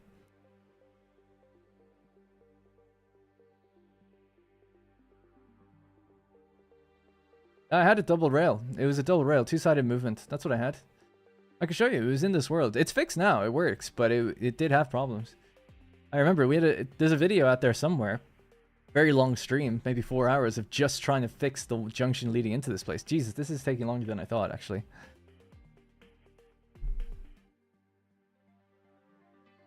Yeah, I don't have the chat thing open anymore. Whatever. Could have seen yourselves if I'd planned it better. Oh, I think we're in. Just about. How do you like your Omega chair? I've been needing a new chair and I don't know how much money I want to put into one. I've heard some great things about that line of chair. I love it. I've had it since 2019, and I sit on it every day. And my cats climbed all over it and not one thread ever came out. So that's a good sign for me. I had them as kittens. 2 kittens with this place, or this chair. So I think it's really good. But I must admit, I haven't had a wide variety of different chairs, so I really don't know what could be better. Oh, Jesus, I don't have anything. No dimensional depot in this world.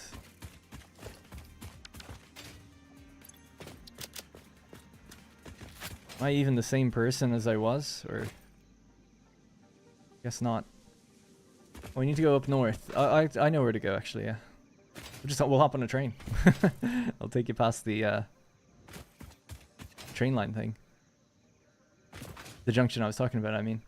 Oh yeah, and there'll be fuel in here we can use for the jetpack. Obviously the fact the worlds have become overgrown.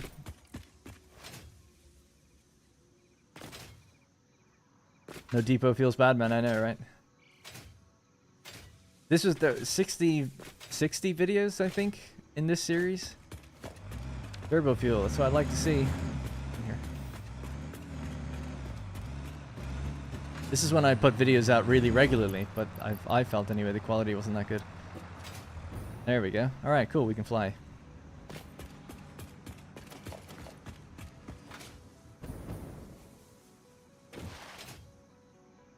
So yeah, I'll just hop out to the train line, and then we'll take a train north, and that'll take me up to the fuse frame factory.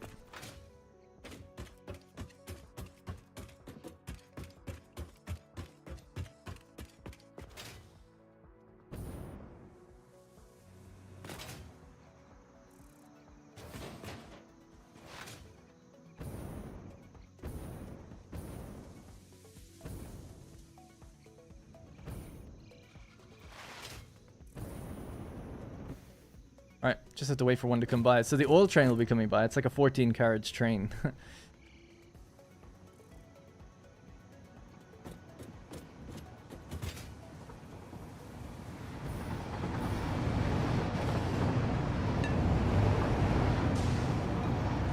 So that's a turbo fuel train. If I recall correctly, all it does, the reason the carriage is so small is all it does is just deliver a little bit of turbo fuel around to places that need it. And the same is kind of true for this. Most of my trains are actually quite long. When's the next video? I don't know. This series sold me on Satisfactory. Nice. So this is one of the junctions, by the way, that I was talking about. That would get backed up from all of this whole long line here, because this is all leading into... That factory doesn't have anything in it. It's all leading into this place. This is my power plant, oil processing plant.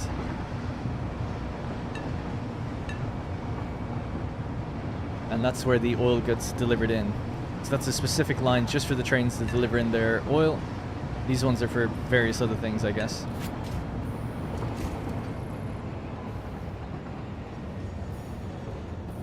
I won't be saving this. Actually, I suppose I could have hopped in and showed you what it looks like inside. I really like this kind of like raised platform thing, because then you're at the level of the door. Always thought that was kind of cool.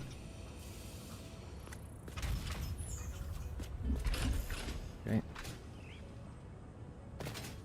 Wonder where the oil train is. It'd be nice to see that. That's it there. Blue Crater oil. It's on its way. Oh, we'll just leave it. I'm gonna head on to the fuse frame factory.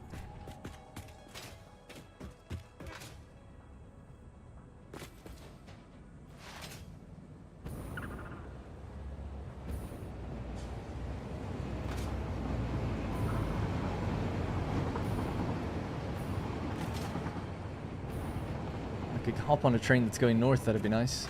This one's gonna go back to the left, I think. Or is it? Yeah.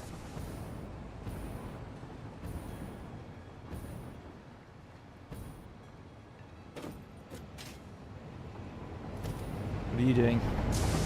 Aluminum casing.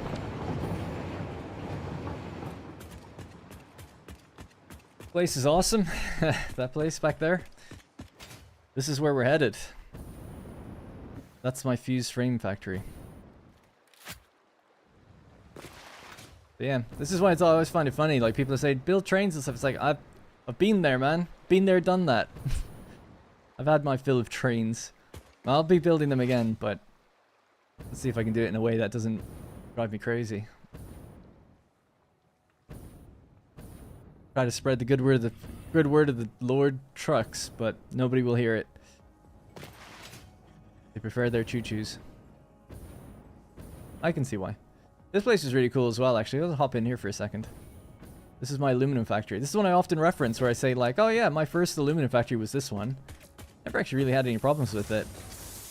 And it does 1500 casing per minute and 500 alclad. Actually bigger than any aluminum I've ever built since. And this is built 1,000 hours ago in terms of game time. Not all fully online.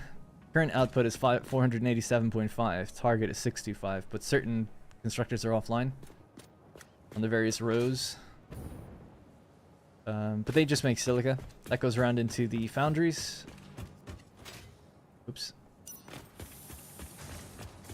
These lights should come on. I think they come on at nighttime, I guess. Can we make it nighttime? Yeah, there we go. This is the foundry room, where we make take in our scrap and make our ingots and everything. Pretty cool. I liked this place. One of the first factories where I tried to have like a very clean aesthetic to it. This room was never finished, but it's part of the recycling that for all this stuff that, sorry, let's just bring this back to it. I don't know if it should be, I guess it's not well lit, this place. If it should be daytime or nighttime, I don't know. But yeah, this is the actual refinement room where the aluminum solution goes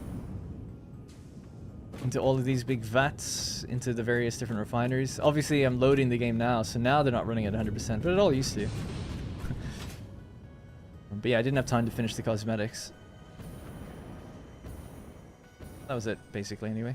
This is my first idea for a transport hub. That was what my Update 8 series was all based on, but we never actually even built them. The idea that you have rail on top, drones on top of that, and then trucks on the bottom, and it's like the trucks will do everything locally, and the rail will go like between other transport hubs. I had 2 of them in this world.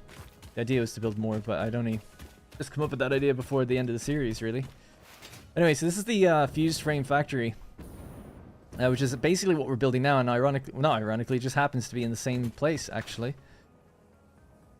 But this one is much higher volume than what we're doing. We're aiming for like 3 per minute. This one does like nearly 20 or something like that. Now it's obviously overgrown, long abandoned. What are we doing? We're just doing a little tour of one of my old factories. Someone asked to see it because we're building in this location, so I thought I would show it off. So this is the...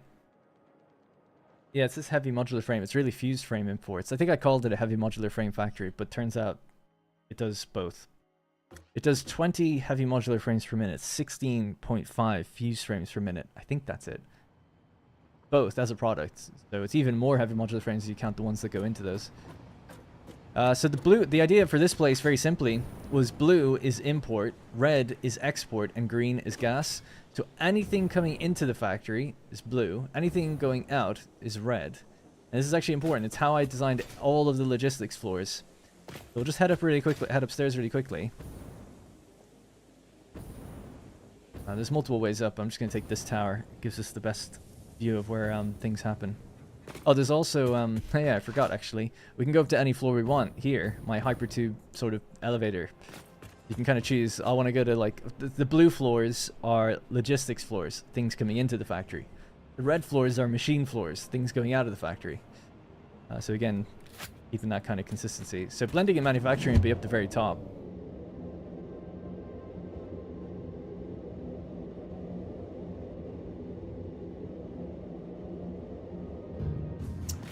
This floor never had a roof, but this is the final floor where everything comes up to. And I guess it's 1.5 times 10. So 15. 15 per minute is the number. Oh, actually, one of them is overclocked. So yeah, maybe it is 16 and a half. Yeah. 16. Alright, and then these are the heavy modular frame manufacturers. That's what we're building today. Only it was this easy. And here's like another view of the place where you can see I never built the back of it, so you can kind of see all the logistics at work almost from here. So this is where things get like kind of crazy. Did we go even lower than this? No, this is it. So the first logistics floor is one of the busiest. This is where trains come in and deliver almost everything in. I'll just turn on the torch. And there's a little panel here to let us know how to place what we're looking for. So an example sign and what it means. So then we have, you know, R13 to 17, 480. So that's the machine ID and the optimal input, right? So we're expecting on the line 480. And then that's the flow direction and what the resource is. Blue labels are for inputs, red are for output, purple is when it comes output to input. And a star symbol is to indicate that the belt is split from its original. Kind of makes sense a bit later. There's also directional arrows and stuff to let you know just generally the flow of things. So the flow ends here, which is why there's an X. This is copper ore going between refineries 1 to 6. Those are refineries all listed there. The copper comes in from, I think, nearby extractor over there or something. Obviously, then the ingots get made and come back out. This is our group. We can follow this. Then it goes from a red line to a purple line into a blue line. It's feeding the machines W1 to 15. So that's 15 constructors. They're doing wire. And they're taking in 213, an expected 213 copper ingots. You can kind of like follow that down the line, just see how that works. There's like little different rules sometimes, because I remember this was a bit of a complicated splitter mess that had to happen here, so I put down little signs to let me know what was going on just when it did get a bit messy. But for the most part, it's actually pretty straightforward. So the wire that comes out of this line then, the wire 1 to 15 machines, 426.60. And that can then rolls along like the main bus, like all the way down here. Now, as you can see, the place just, it gets mental, right? There's so much going on. It's like copper, coal, steel. You make steel pipes here. None of these really use any alternate recipes. It's mostly just using what you'd expect it to use. Again, a purple line here. This is where we have the expected divergence. The line splits elsewhere, so it's not using the full throughput, and that's because it continues on down and out. Petroleum coke is delivered from a different factory to keep this place running, actually. So, yeah. Anyways. What floor are we on? We're on 2. So let's go up to 3. And then you can just see, like, the machine floor. Now, remember, this place did all have green lights across the board when I left it. And all the machines have the little numbers and names and stuff. So, yeah. It was a fun one.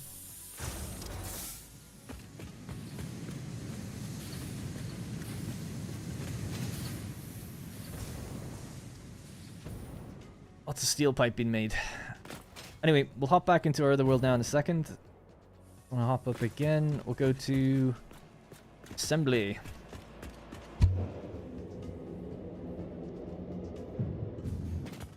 So again, I always had this idea of like, yeah, you don't want to show any of the belts. You want to just have floors you can walk around and see machines doing things. But that does mean that you have these complicated, and then like this rising tower, glass towers of just like all your resources going upstairs, so you can just see what the floors are making.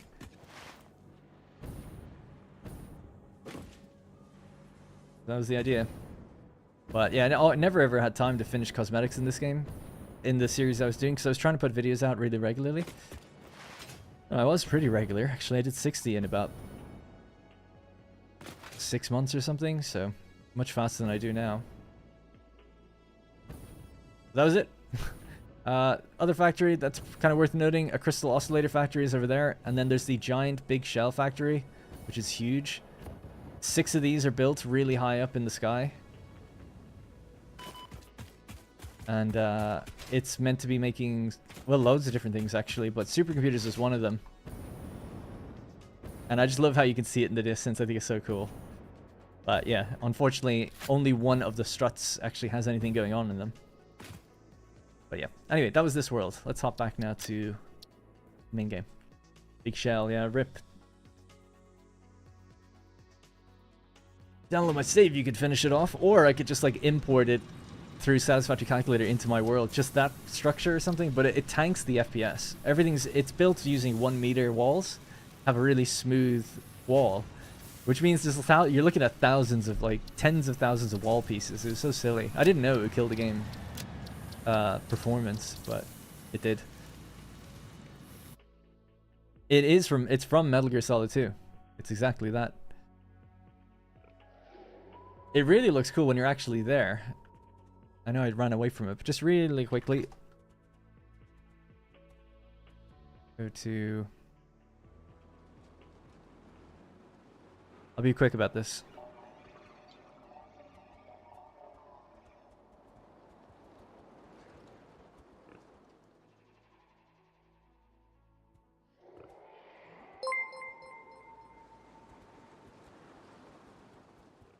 Powering on big shell. Extracting. Oh, this is a stream. Yeah. I want to see one of the intro cinematic things. Hello. There we go.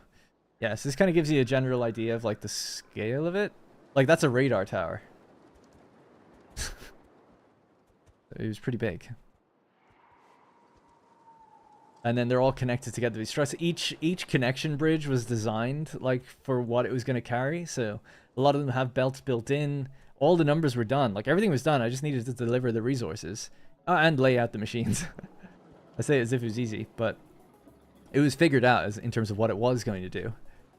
And some of them have like pipelines, some of them have belts, some have nothing. They don't need it, or whatever the case might be in the different directions. By the way, Peacekeeper, thank you so much. No way it's been more than a year watching you build. Thank you. Yeah, 13 months. Wow. Thank you so much. And then there's the central core building, which is a big rectangle. And then there's 6 of these struts positioned around these hexagonal struts. I needed to finish the leg attachment parts. Oh, I don't know what I was thinking doing this. I thought build it and they will come, you know? But they didn't come. Or I didn't finish building it, I guess. And then there's all these, I guess it's not done in this, but there's supposed to be big pipelines you can see going out and getting the oil. That was finished. And the water as well. There's like, that was done on a stream, I guess. Yeah, there they are. So you'd have like, I think it was 12 pipes being pumped into the bottom of them, and then they'd be pumped up to the top of the towers. It was good shit. Good times. Had fun doing it. Ah, there we go, yeah. Cool. Yeah, fun times. Oh, I loaded into the wrong save. Oops.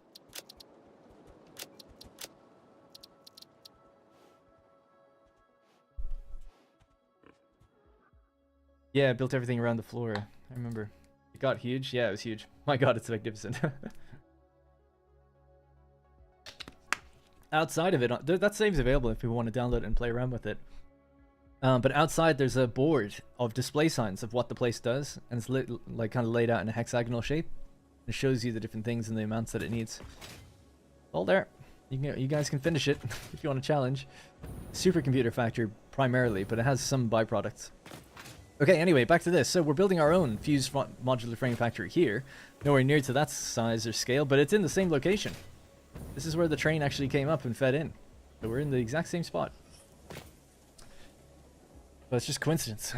We already have the gas in place up here, so that's why we wanted to build here. Okay, so just finish off some of these foundations real quick. This way.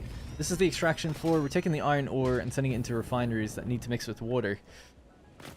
Excuse me, I think I'll just take the water in from here then, if the ore is down here. We'll do something else on this upper part. So we need a blueprint designer with the refineries in here.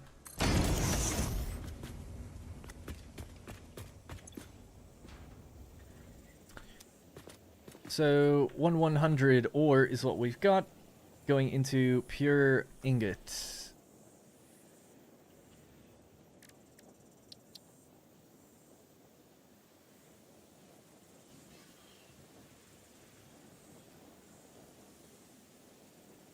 Okay, 1/100 divided by 35. Need 31. I'd like to get whatever that number is, but make it even. 35 times something. Well, how many? Whoops.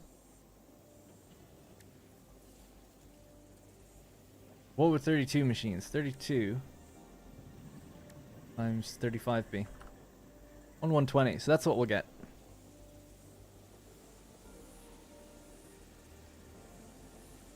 But they need to be set to 560 each. And that gives us cleaner numbers to work with, generally.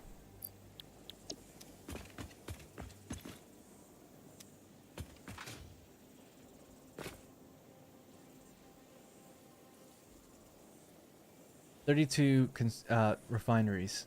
So they'll need to be broken into 2 groups. So 32 divided by 2 is 16.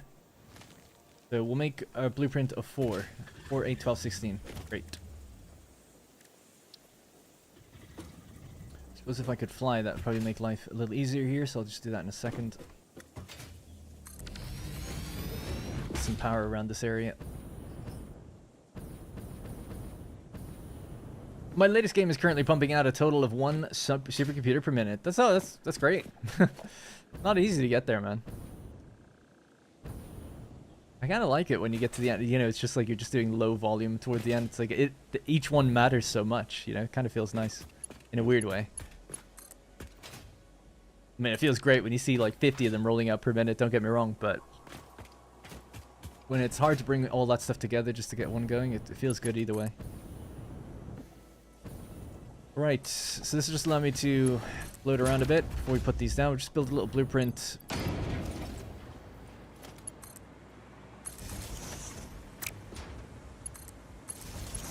Of the refineries. So 1, 2, 3, and 4. Perfect. We wanted 4. We're going to be doing pure iron ingot. And we don't have to change the clock speed or anything. It's all good. Nice. Now, does it matter where we go? I think we'll go to the left. We can. Give it good distance. Like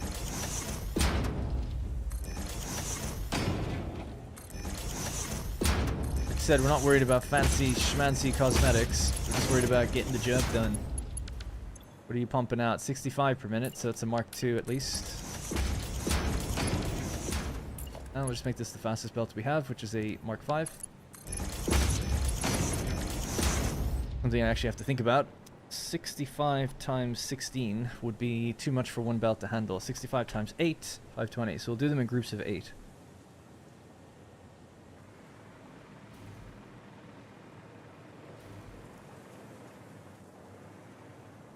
Sushi belts, yeah, when you've got low volume like that. Yeah, that makes sense. You got me hooked on 1800, now you're getting me hooked on Satisfactory. Nice. Love to see it. I'd love to hear it. They're fundamentally the same game. That's what I tell people. Anno is secretly a logistics game, disguised as a city builder. It's all about production rates and stuff like that, isn't it? It's all about efficiencies, production rates. Just looks like a city builder. People don't move to and from things. It's not really a city builder.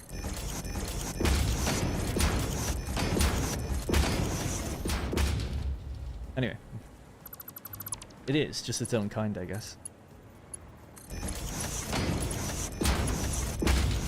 This takes in 35 ore per minute, so one of those belts is totally fine.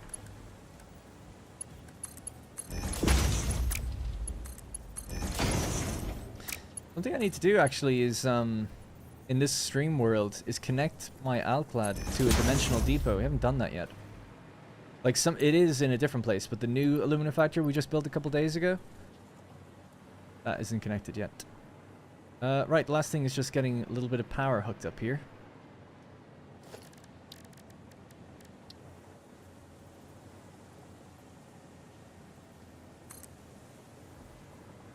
We go up to 24, I guess. Bring that across.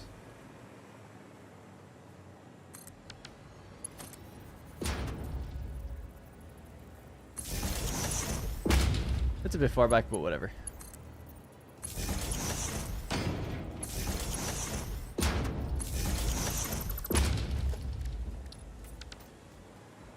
Okay.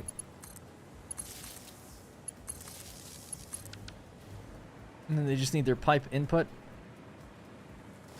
Suppose keep it in the line? I don't see why not.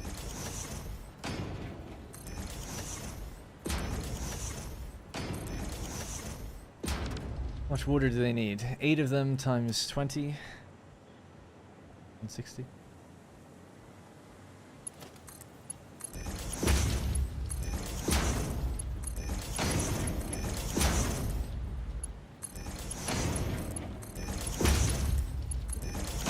Alright, and just for a little bit of flair, we'll give them a copper pipe color.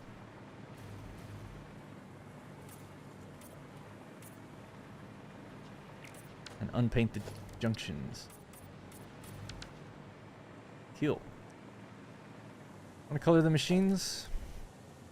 What are they doing? Sure, why not? Use the color I have right now. And we'll just flip that.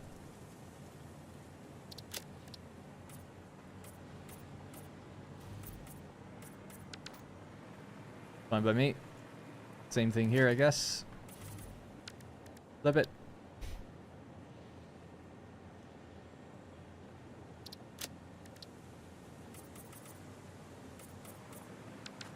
Alright, there we go. There's 4 refineries doing our pure iron ingot recipe. Spec'd.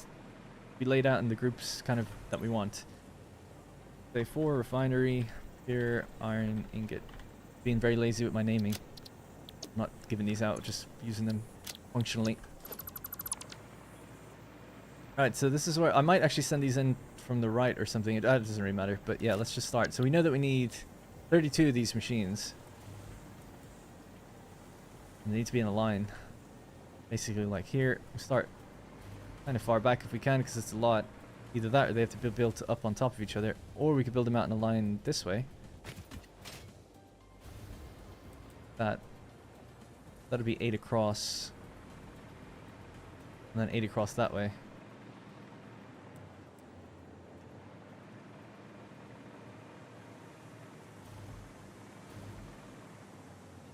Maybe.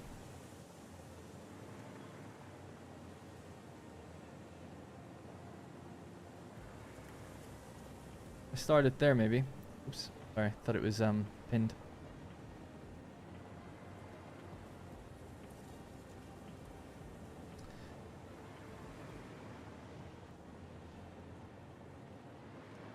That'd be center aligned. There'd be our first forward. This would come down this way instead and feed into the side.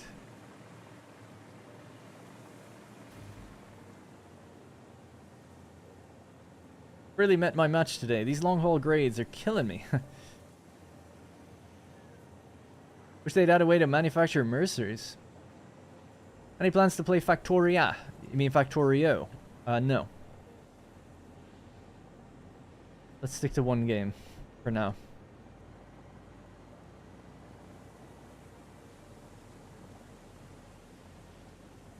Yeah, I agree, Sinister, about the sushi belt. Alright, let's do that one there. Let's see if this is going to work. So, there's our next group here. And then we have to do another group in front. Get rid of that.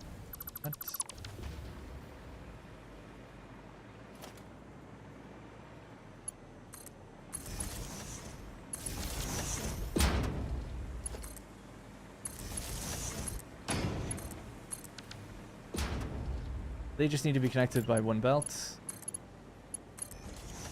And power.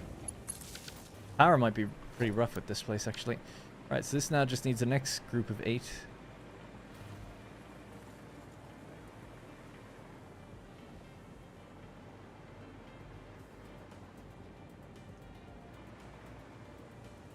Sure. I already know what's wrong. My direction is, of course, the wrong way around, but it's fine. Whatever.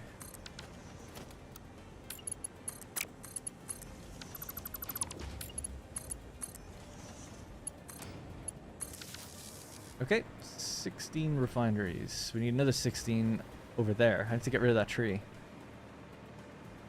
Yeah, so we're feeding in these belts from the wrong direction. I have to redo them, don't I? I thought maybe I'll just wrap the belt around. It's just such a long belt. The other one would have to go even further down. It's a bit silly. Oh, God.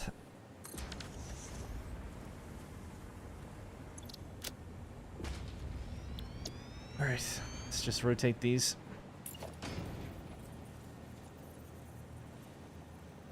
I feel like every blueprint I make, I always have to just reverse it. I'm definitely going to make those blueprints I've talked about where I just... I'm sorry, game. I didn't see you there because you weren't loaded in. Make the blueprints that are more... It can just be... I'll have just a base template where the direction is already built in. For any situation.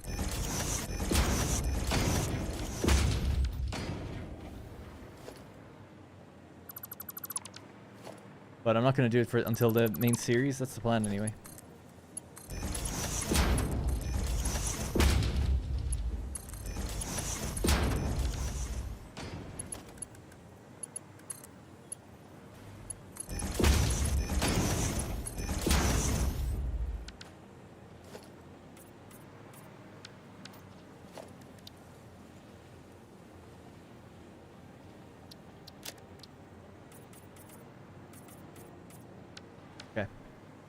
So that's it. Save it Alt. The direction out is fine.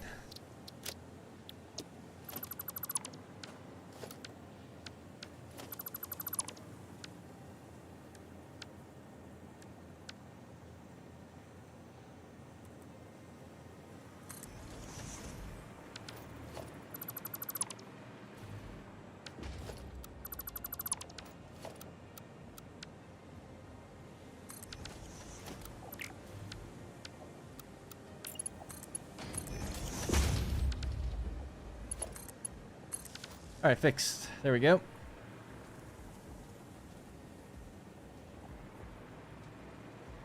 Way to switch to merger splitter outputs and have the belts auto update will be awesome. Yeah, it'd be so nice to be able to do that. Oh god, I'd love that.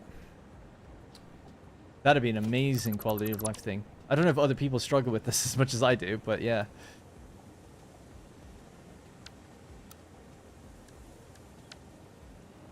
Why is that latching on? There we go.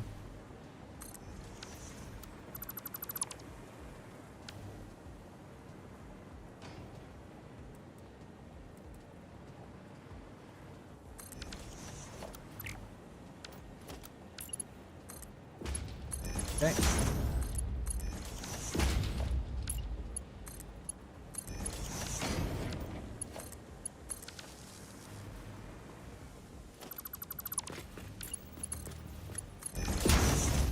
Alright, that should be that done. We just need to do the copper pipe on the other side. That belt is finished now, and then the belt... Yeah, it's just the pipe. Okay.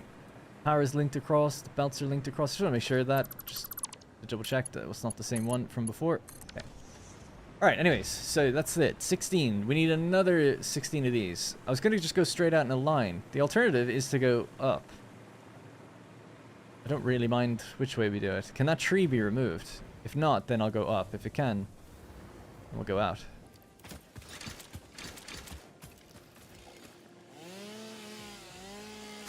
Oh my god, I actually didn't think it could be, because it was not highlighted. Or it looked like it wasn't anyway.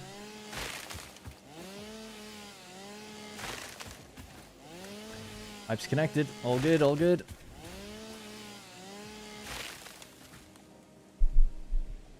Sorry, I'm thinking of starting some live streams on my channel, and I was curious if you like your experience with Stream Elements.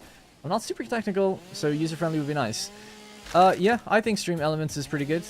I used to use Stream Labs, and then they had some controversy thing. I can't even remember what it was now. But I just switched to Elements at the time. It's really very similar anyway. But yeah, I think it's pretty simple. Most of the stuff is like kind of their template for you. And you can just kind of adjust things to your liking. So yeah, I find it pretty intuitive. Have you ever played any train sims? I'm on Derail Valley right now, but Train Sim Worlds always have a special place in my heart. No, like I said, I'm not very good with trains. Other than Sweet Transit, I really like that game. And I played Railway Empire, but that's a very arcadey version of trains. But yeah, no train sim games. Not really, no.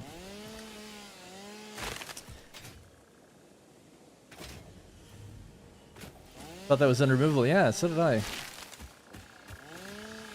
Build a blueprint, one for left and right. That's the idea. The plan is to have, we talked about it before, is to have like sort of a dynamic blueprint.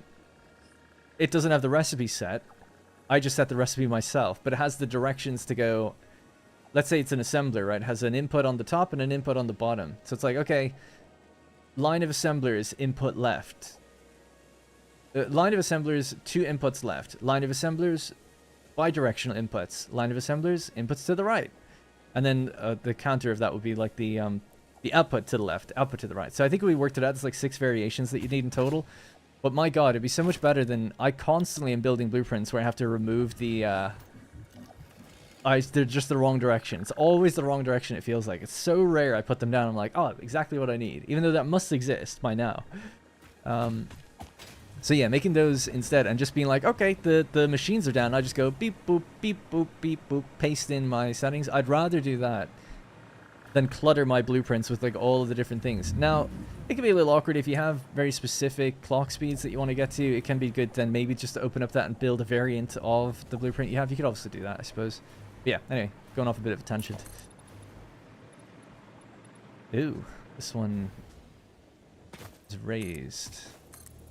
I have to build this a bit higher up then. Well, let's see, actually, I might not. It might be able to just fit in here.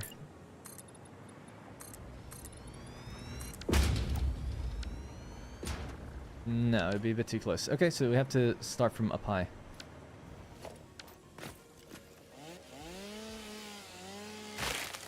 Love a good tangent. At least someone does.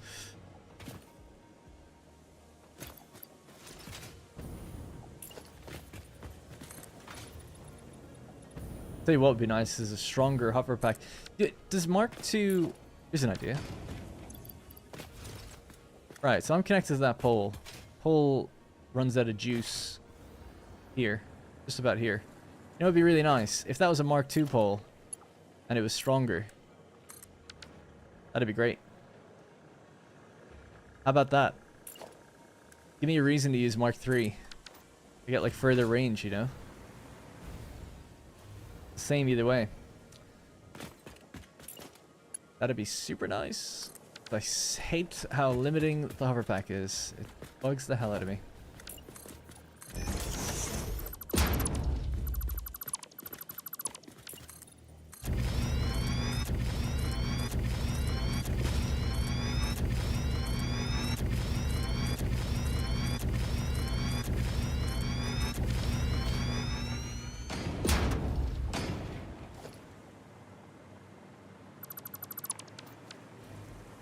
Alright. I feel a bit bad that I've put concrete in here and I didn't need to.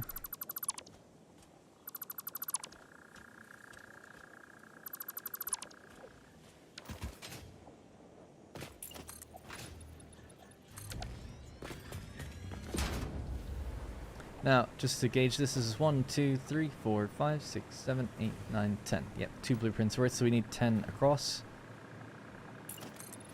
At the very least. Just bomb the last little bits now, I don't mind.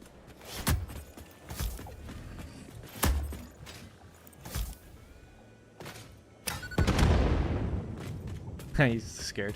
Alright. Bonk. Start one tile in, might help things.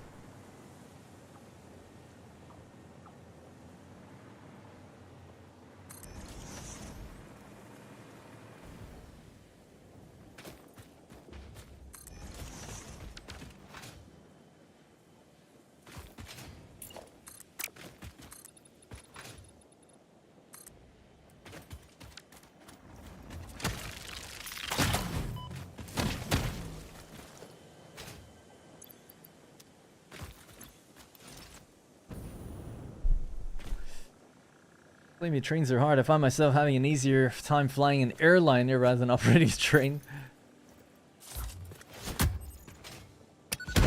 Biggest challenge with trains is the weight and speed management.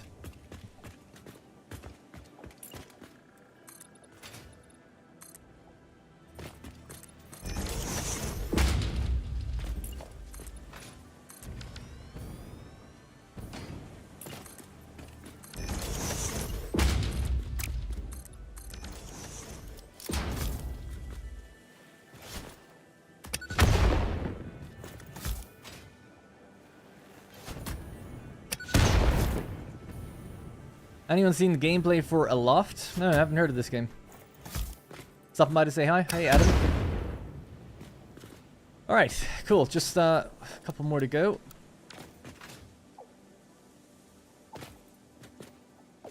Their output, we want them to face that way. I guess technically these outputs could have been going the other way. That might have been easier, but whatever. Because then they're all going to flow out that direction. No, they'll be fine then. Alright, let's just connect these together then. So if we could just power this place, I suppose, then I can stop floating about. Or I can start floating about properly. Not jumping up and down all the time.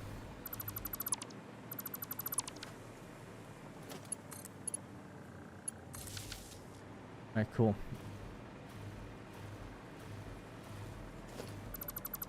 I've kind of skipped a bit, haven't I? We did foundations. I jumped over water extraction and mining. Well, kind of mining, I guess it's sort of done. And now we're into refinement, but... Mining...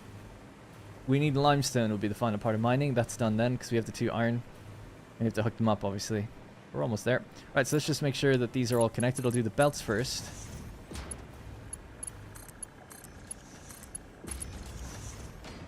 And then we'll do the power.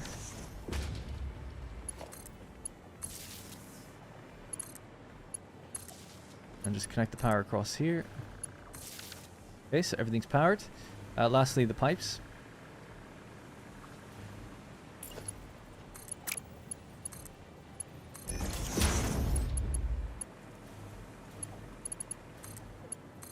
Okay, so they're pretty much ready to go. So we'll have to decide where it's gonna head. It's gonna go into this big room out there. I don't know why. It's just what we decided to do, or I decided to do. So get a block here. And a block here.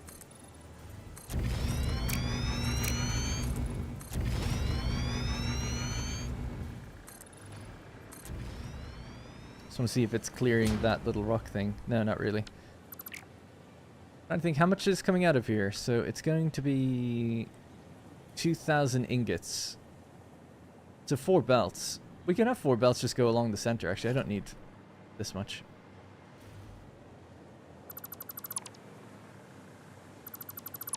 Just 4 belts stacked belts rolling out that way should be fine. In fact, I probably have a blueprint for stacked belts. Yeah, 1 times 4, 2 times 4. There you go. Not exactly what I need, but it's close enough. Going the right direction.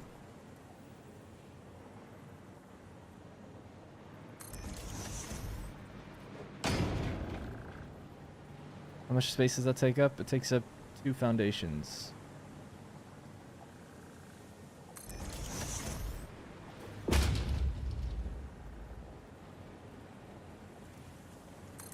Ah, this is from the Copper Caterium factory. But of course. Right, so let's get rid of the top 2 and these 2.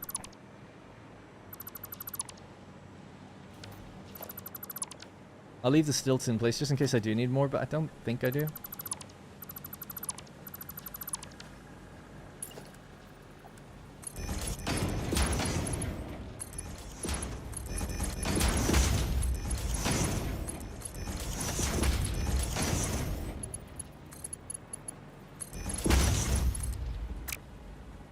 Just bring back memories, yeah. Painful memories.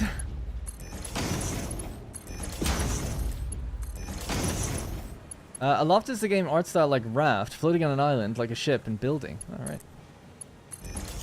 Are you guys into Space Engineers? I got sent the new game. Space Engineers 2. I just haven't checked it out yet.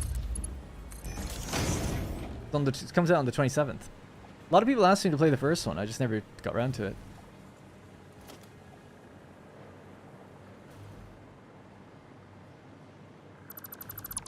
There, we'll leave 1 tier.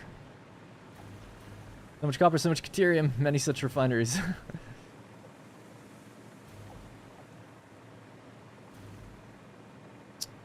So each one of these can feed an entire line. So you can be deleted, rotate that way maybe.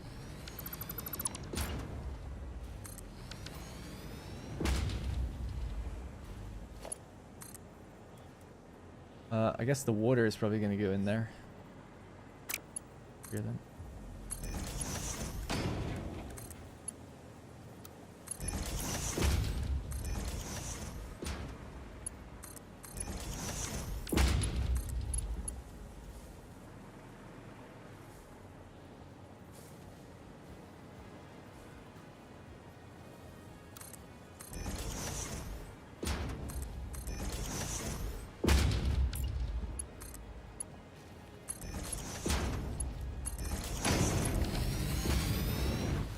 Okay, so that's the iron fed, or it will be.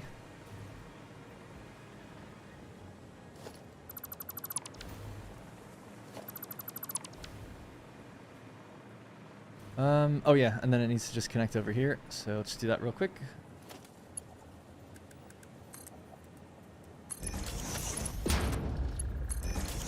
How good is that?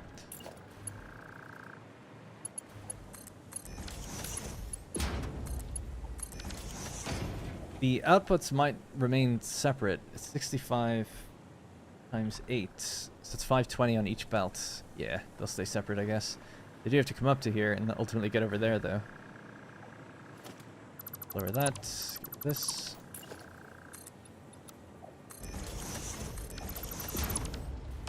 Alright. Each one of you need your own belt in. And then you'll need one that comes just out of it. Well, I could just do it like this, I guess.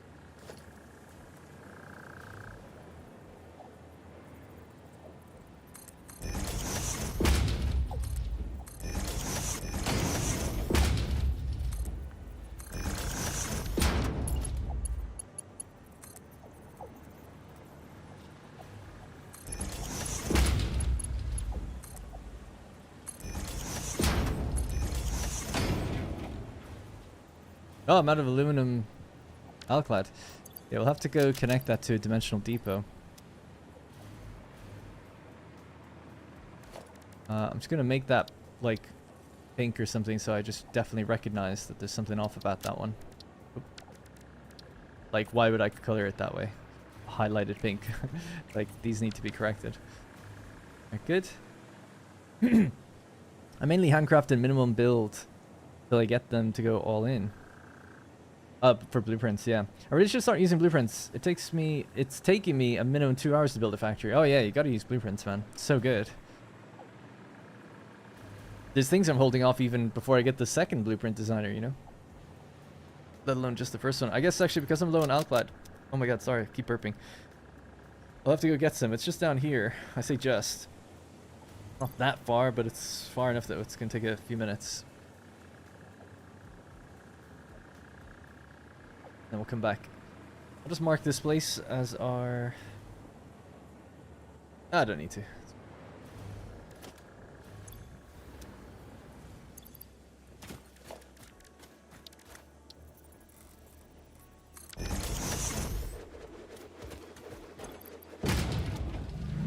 Alright, let's go.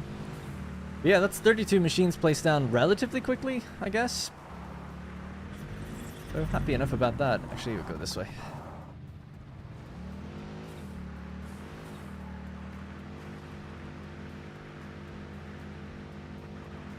And that's the part of the build that's actually... Well, logistics is going to take some time. But that's the biggest bulk of machines that we're actually going to be using today. Like a block of 32. Everything else is just in groups of like 10 or even less than 5. So should be kind of quicker at least to deploy the other machines.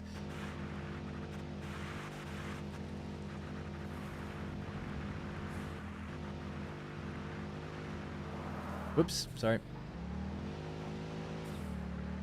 The game's really good, but it has a repetitive, time-consuming structure. Nevertheless, it's an enjoyable game. Yeah, indeed. It's a great podcast game.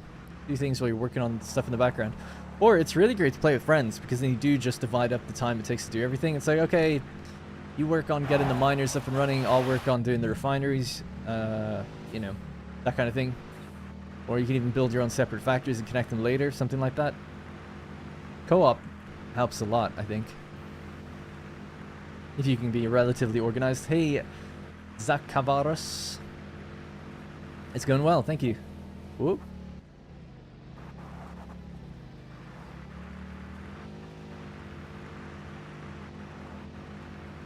With friends, it's better, yeah.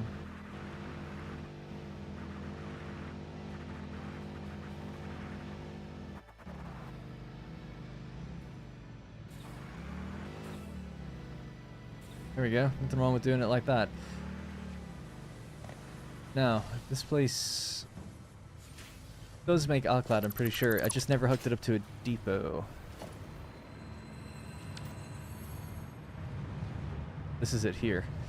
And some of it overflows and goes in there.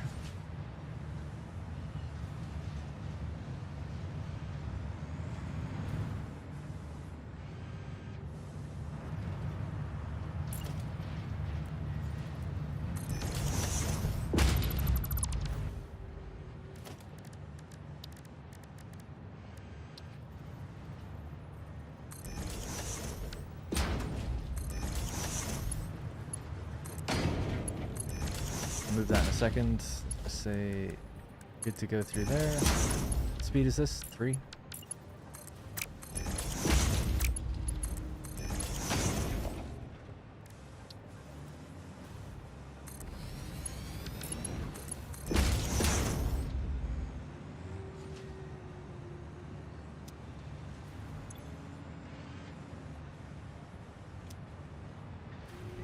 Alright, cool. Now it's going into a dimensional depot. Nice.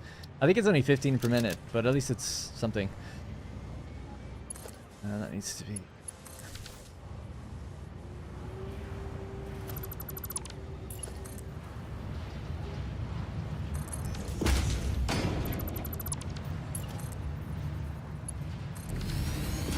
Cool.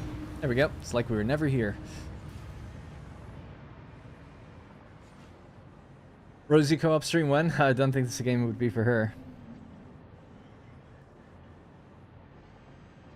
kind of hard to find someone to play Satisfactory. At least none of my friends playing, which is unfortunate. Yeah, you got to join a community. There's a few people in mind playing, but not many, if I'll be honest. In my Discord. It would take someone like me to be like, okay, on this day, we're going to get people together at the same time, and then hopefully people can find enough people that can meet their schedules and set up their own games. But as it stands, you know, 1 or 2 people join every day. They'll come in and be like, anyone have a game? And there's no one around, and then they leave. And then every other day that happens. It's like, oh, but if all you guys just came together, like around the same time, that'd be great. But that's just the nature of it. But I imagine someone with a bigger community would probably be able to facilitate games or even run their own. I'd love to run my own servers, but I just have no one to manage them. I don't have time to do it. I used to have people manage servers and things like that, but it's not anymore. Alright, we're just gonna head back now, basically.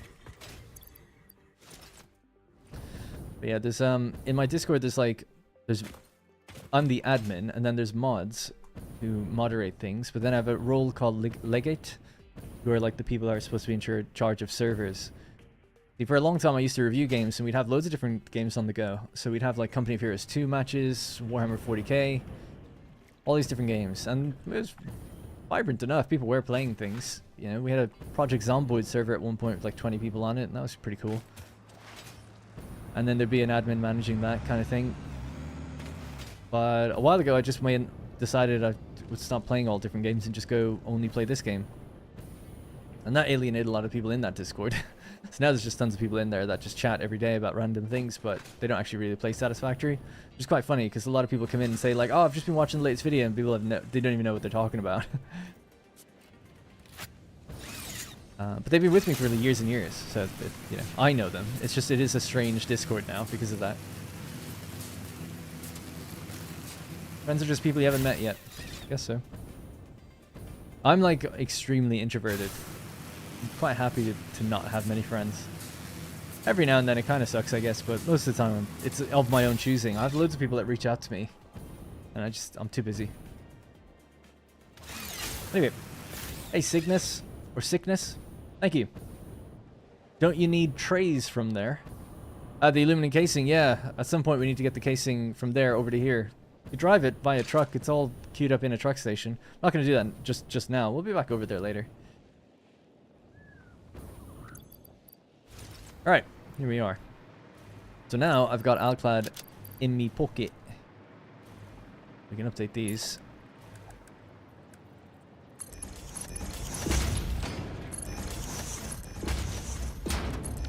There we go. Level 5, out of our mind. I'll have to let it build up a little bit longer, but... Oh, clad sheet. Yeah. Could just build Mark 4 belts or something anyway. It'll be slightly low. It's 520, that would be a 480. But then we'll just upgrade it when we're ready. So I might just do that. So let's get the output belts. Output belts are down this way.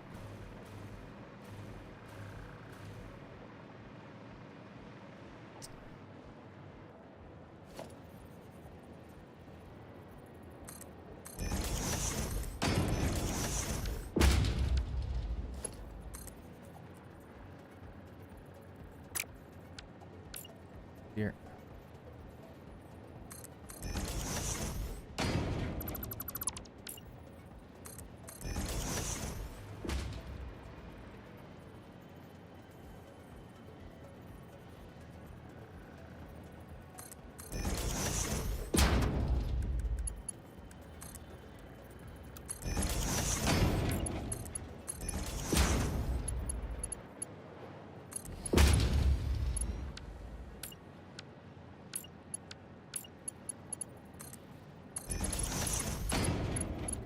What's your problem?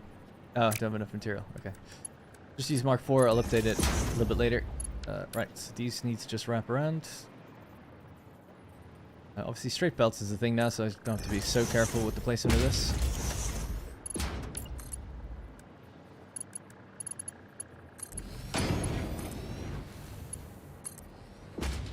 We're aiming down there, so I'll just do one somewhere here in the middle.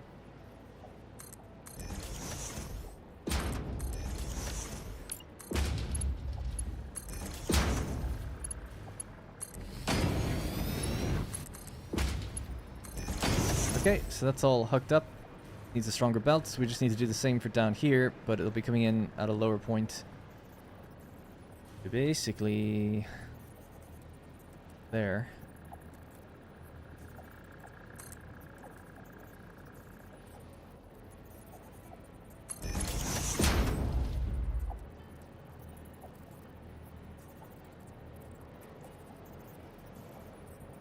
Am I doing something wrong?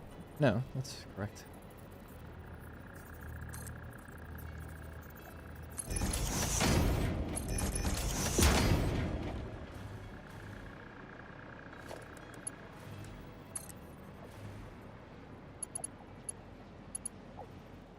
Need to be fairly tucked into the side, I guess.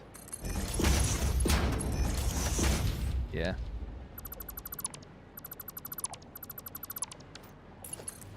I guess I'll just do this one first, and that gives me the best angle.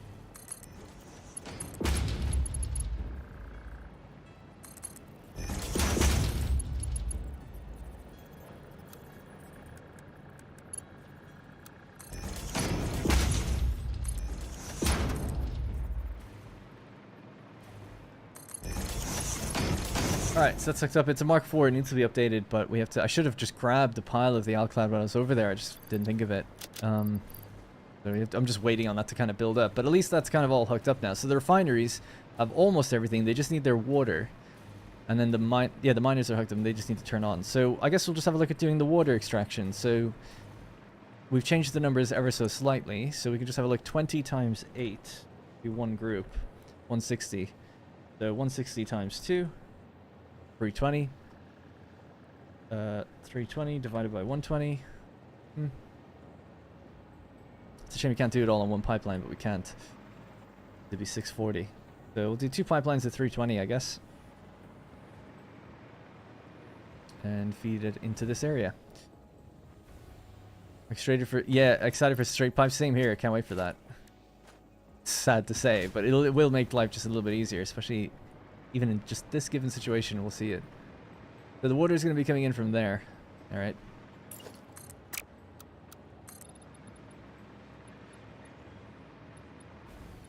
Build a little pipeline across from here then.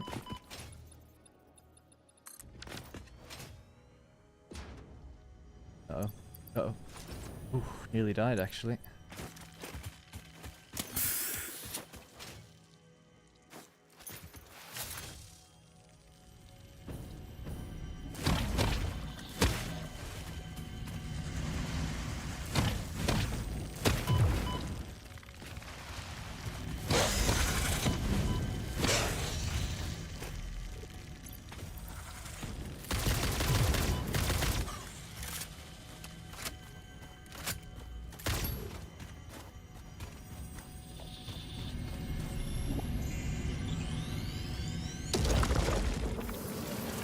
Yeah, I had the jetpack equipped though. Can you do that if you've never received power before?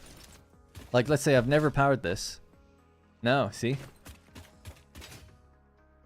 So switching to this wouldn't have made a difference. I guess you can't see, but I'm holding spacebar. I can't float if you were never connected to power. You have to give it some charge in order to float down. But I'd lost, like I just was using this, so this wouldn't have mattered.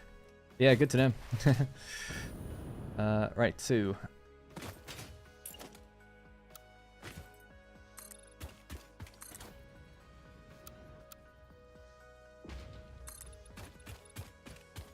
This is so funny. This is exactly what I did like literally years ago now when I built that fuse frame factory. This is exactly how water comes in here. Same spot and everything, I think. In terms of how I built this like little bridge thing.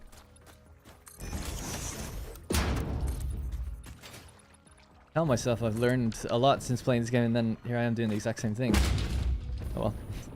Right, so. Although arguably I can do it quicker, I suppose. Alright, pumps are gonna go up there. We need 2 pipelines at the very least. We'll probably need even more, but we'll just do 2 for now. Keep it tucked in at the side.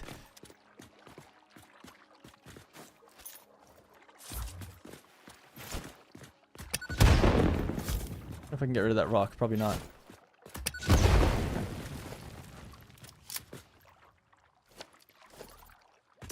Alright, so water extraction.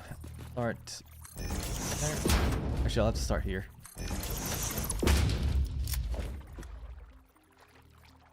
It's doing that thing where it doesn't go to the center. For some reason, it's going to the side. I think that's actually to do with this. If it's not turned correctly, which how could you know? I think that might be it. Is it? Maybe not. Definitely, sometimes it does work. Well, go like this then. I'll just nudge it. And that center aligns us. Not that it matters, but it kind of matters to me.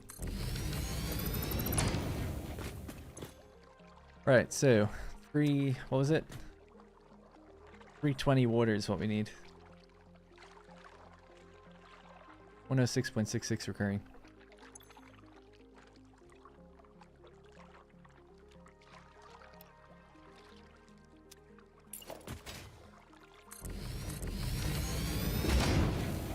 I'll paste the setting onto those. Might have to go a tiny bit lower down. Not that I don't have to, but I'd like to.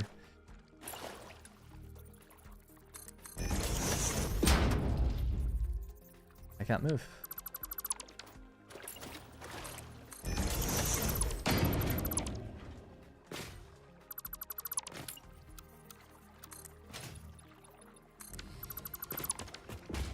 Parachute is overpowered.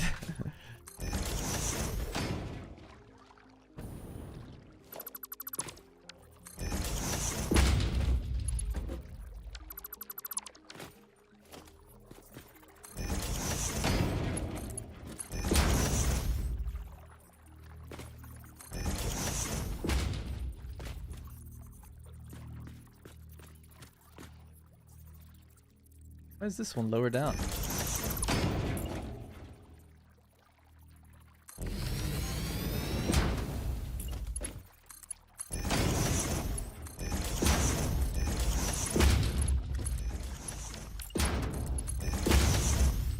I just realized something, damn it, sorry. There's supposed to be 2 pipelines here.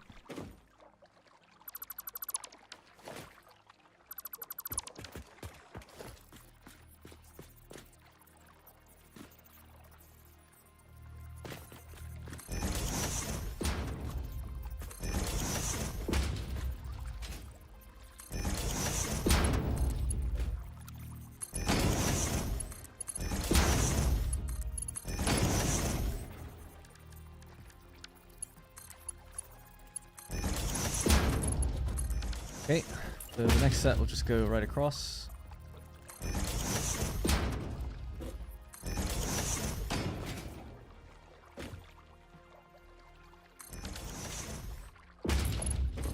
Now, we'll likely need even more water, right? I think. Oh, it's the wet concrete recipe that needs more. We'll need another 340. So we'll have to have a third line. I'll do that on the other side though. But up here I'll have to nudge one of these over probably.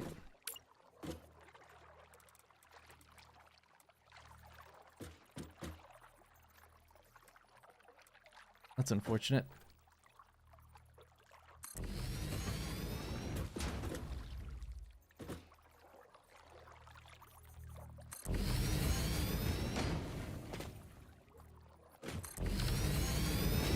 Alright, paste that setting on these two.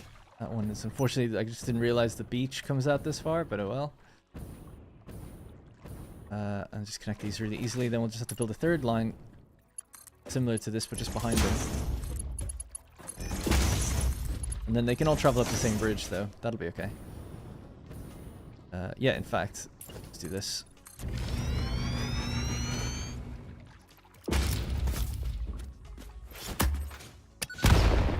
You can input 320 divided by 3 directly into the machine, right? Yeah, you can actually. Down here. So 320 divided by 3. Yep, same thing. You're right.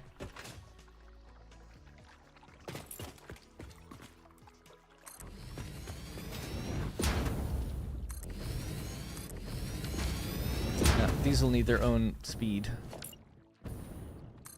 Do that later. We'll just leave them knowing that it'll have to be connected up. Not the third pipe is going to go up and over this way. So we'll have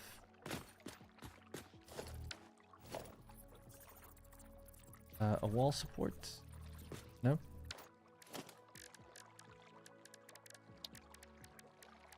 This one.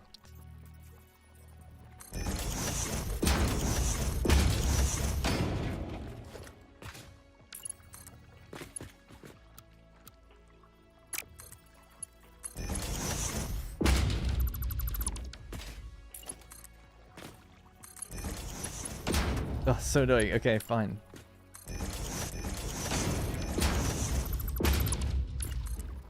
There.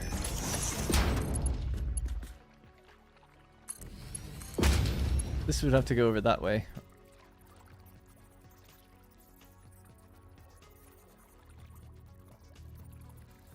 Oh well.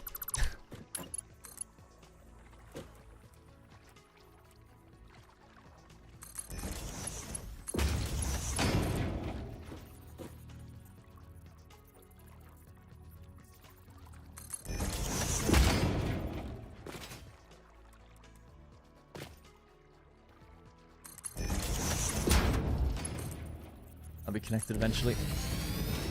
Jesus.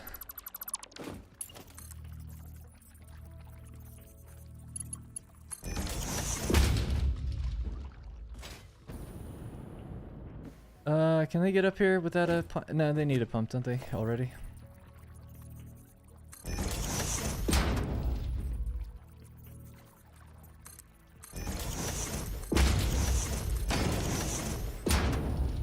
Oh, get rid of this stuff now.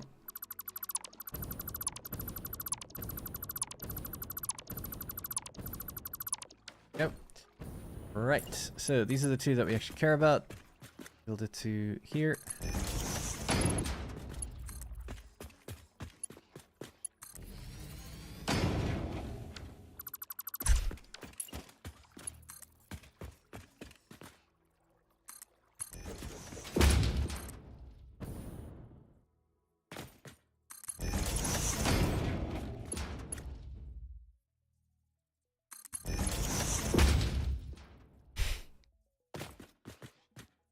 Game is testing me, as it often does.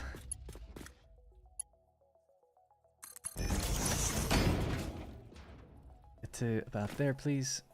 Oh, that's wrong.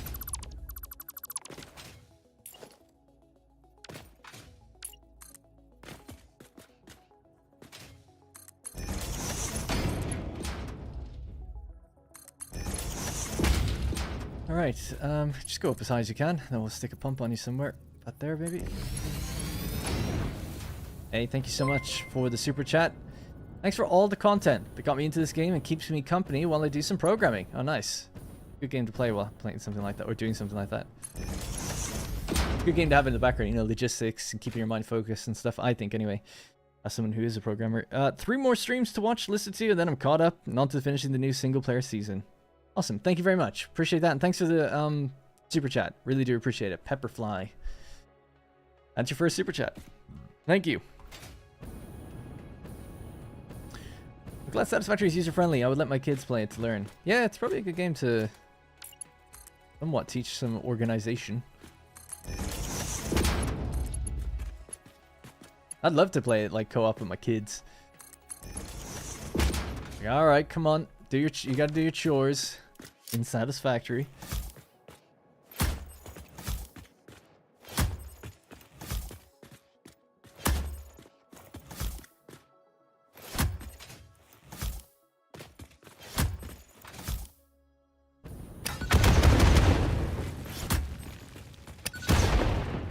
All right. Legendary for a super chat. Nice.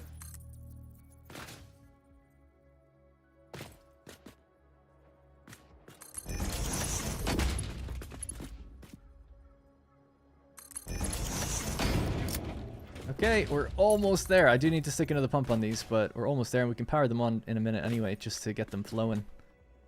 Let's just continue with this one now.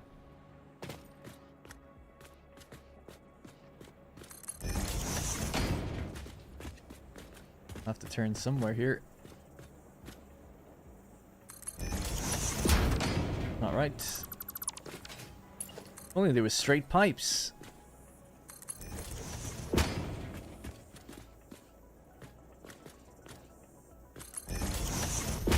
Oh, damn, I didn't see that. Okay, keep going this way then.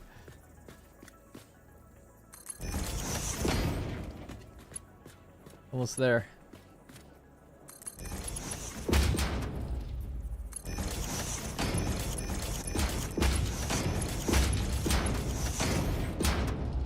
This definitely feeds the entire line, right? It should do. I need to make sure. Yeah. Yeah.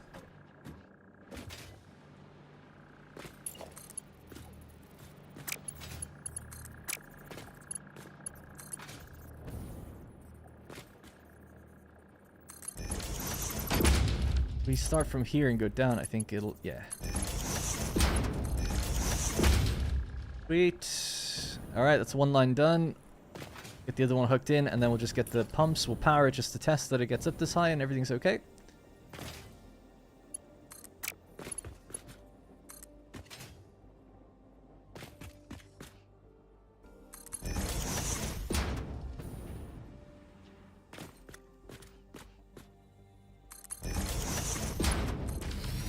Thinking about that third water line, actually, it might have to go in somewhere else to go, because it has to go over there, eventually. Unless I do the wet concrete somewhere in this patch. I guess I could. Depends where the limestone is. It's actually... oh, it's there. Okay, never mind then. That'll be fine. Anyway, me and my 8-year-old son play. That's awesome to hear. Got it for my 9-year-old for Christmas this week. Eddie is crazy. That's funny. There's some mathematics and practical thinking too. Yeah, I feel like that kind of stuff is good, you know? I don't know.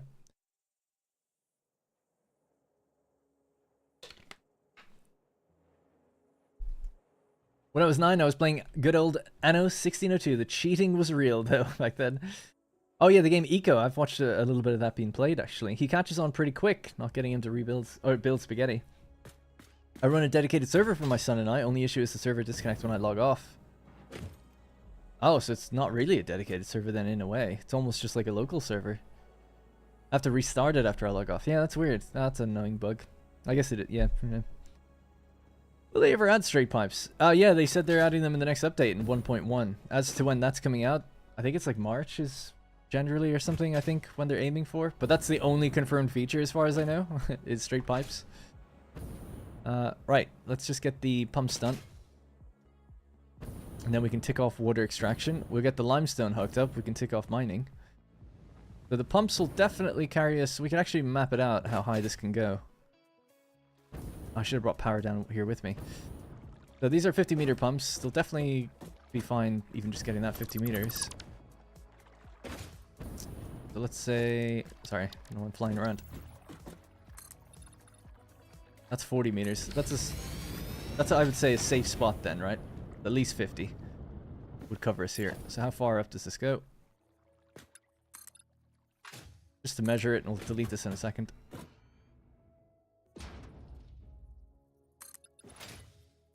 So to about there. So coincidentally, near enough to where my supports are actually. Might just delete those because they can cause a little bit of trouble sometimes. So we'll just do it to here instead.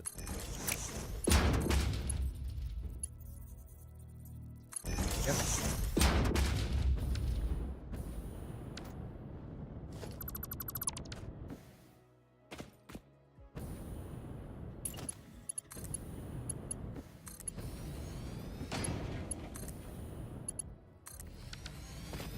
Right, so that's the rough angle we want to place them at. Let's just get junction there.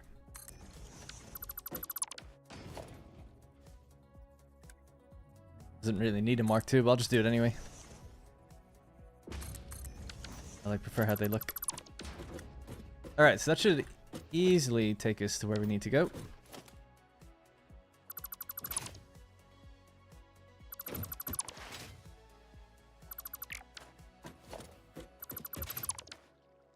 Great, right, so we just need to power this place. So we'll just use maybe Mark II poles.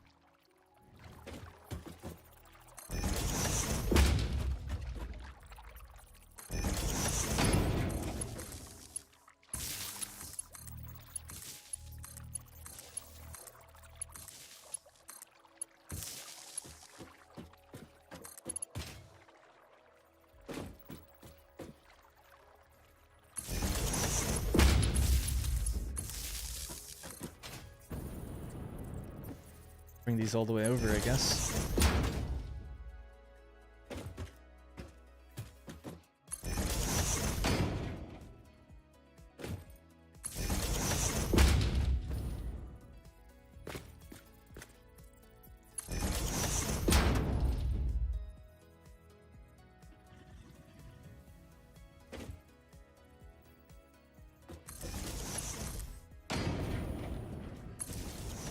Wonder are these Mark II? Probably not.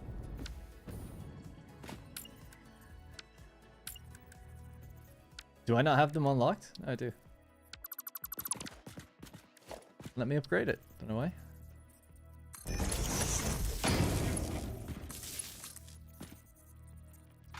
Oh, there's only 2 pumps, yeah. Oh, yeah.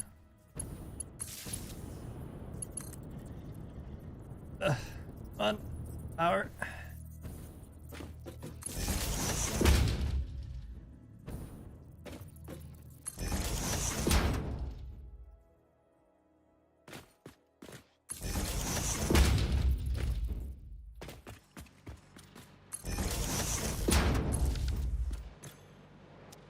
Power line's stable for the moment.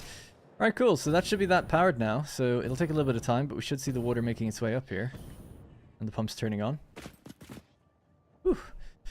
Alright, sorry, let's just focus on that for a second.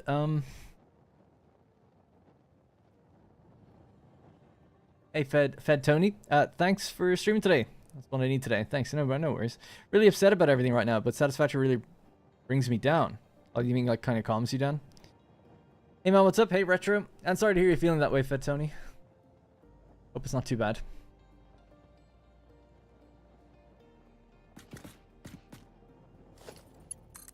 Yeah, I can't really say much without knowing, I guess, a little bit more, but hopefully whatever it is will pass, you know?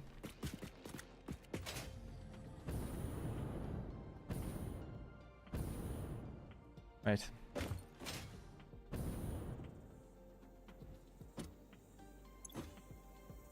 I wonder how long it's going to take for the water to get up here. Just want to make sure that these definitely are powered, right? Yeah, I can see the green lights.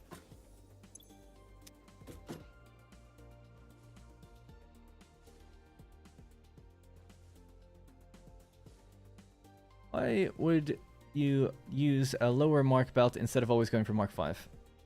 Save on materials. Right now I'm out of Alclad, right? So that'd be the main reason. But also, it's kind of nice looking at belts when they're full, rather than when they have loads of big gaps on them. So I tend to try to aim for a belt that's closest to the target. And that way when I look at a build, let's say I had 1200 per minute belts. Or, be more reasonable, 780, right? I've got Mark 5, but I only need to move 140 or 120 per minute. Right? So it's great, 120 per minute. But you could be like, why not use your Mark 5? Well, if I use 120 per minute, that's perfect, because obviously then I can put down a Mark II belt, and if I see any gaps, I know there's something wrong, without even having to check any machines. But it also just looks nice that way. Then the belt is completely full, it's always moving. Now, if I brought it up to Mark V, be speeding along, the manifold would get done a little bit quicker. Well, not really, actually, but yeah, the manifold actually wouldn't, its speed wouldn't change. But, you'd have loads of gaps in the belts and the things would be flying along, so I don't know. So I tend to go for like, what's the minimum belt I need, rather than the maximum. It used to be just to save on materials, but then I also just think it looks better that way, but yeah. Got water. We got water. We could turn on the miners, I guess, and just start making this stuff. There's nowhere to go right now, though. It would just end here. But it would get this place going quicker, I suppose. Let's do it.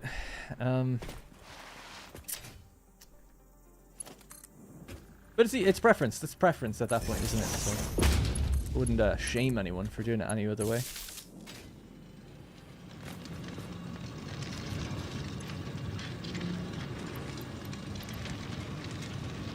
What did I say that these had to do? It was like 510 or something, I think. Might be more than that. Can't remember now. So 35.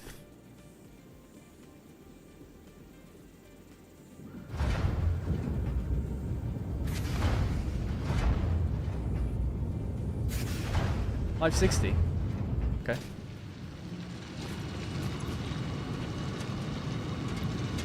Yeah, yeah. Okay, I recognize the percentage now.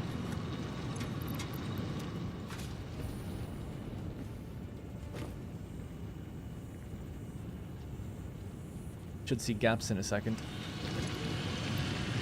I threw some in manually. Yeah, there you go. That's what you expect to see. Kind of looks a bit weird, actually, but anyway. We are now making iron ingots. And they have nowhere to go immediately.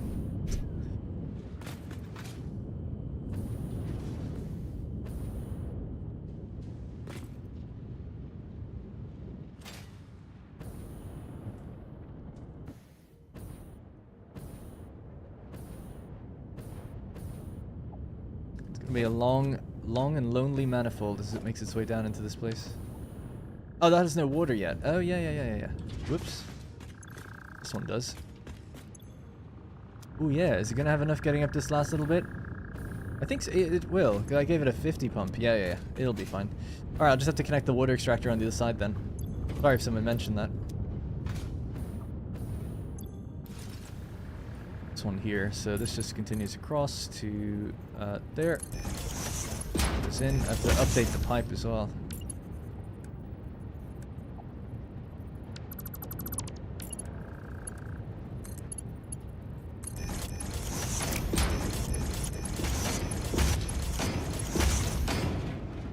That should be enough. He doesn't have to go all the way down.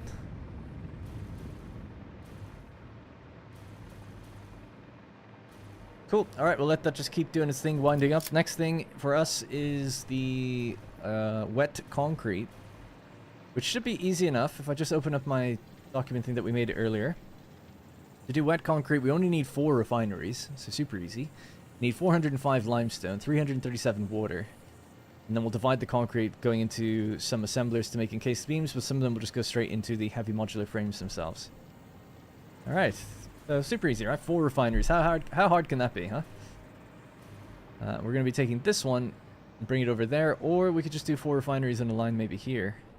Yeah, and use the inside for the pipe. That'd be a bit nicer maybe.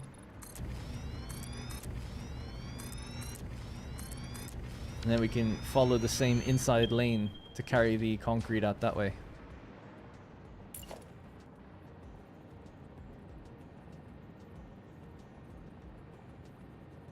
Tell you what, if we need 4, just grab one of these. Already done for me, huh?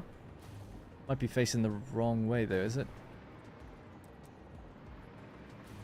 Yeah, but we made an alternate version. The original version, which is going that way, so that's okay. This is going the wrong way, but that's fine. We'll adjust that. Okay, so start there.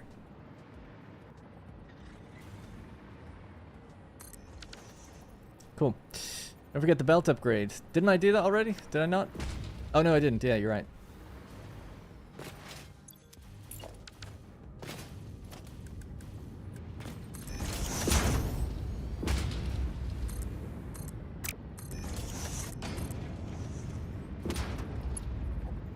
Cool. I didn't even plug this in.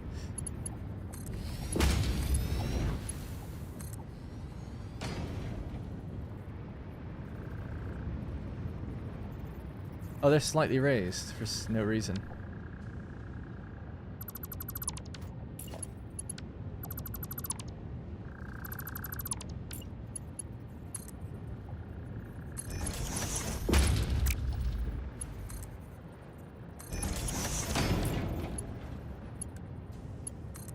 Alright, Mark 5 for sure.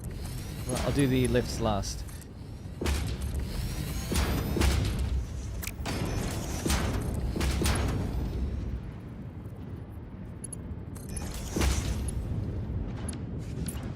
Okay, it's Mark 5 already, so is that one.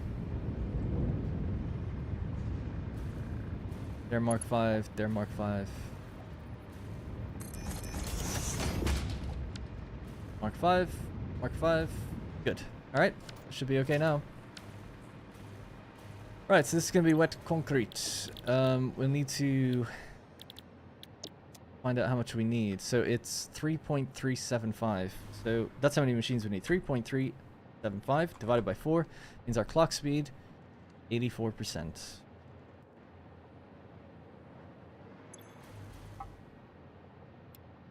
That's how much we need. Alright, we'll just paste that into each one. And our other water can come up here and feed into here. I've been playing this game since it came out. Nice. Since it came out. Or do you mean into 1.0?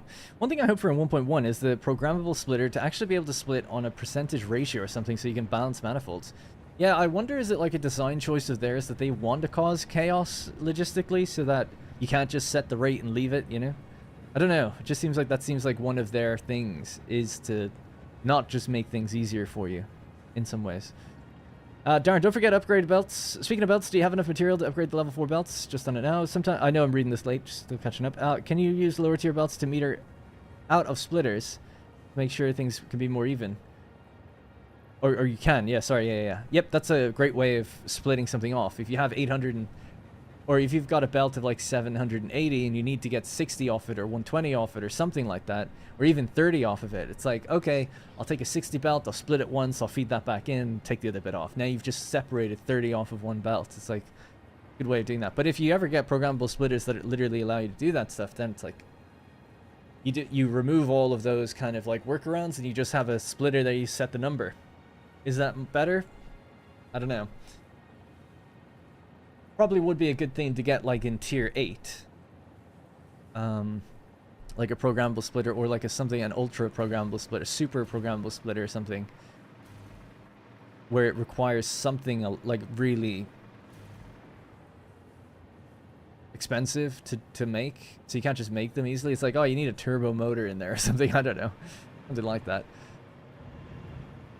Alright, so we need to just hook up the other lane. This should be straightforward enough now. And then we can float down here. Bad support. It's damage during shipping. The support is jacked. What's up with that pipe support? The one down there? Oh, I'll fix that.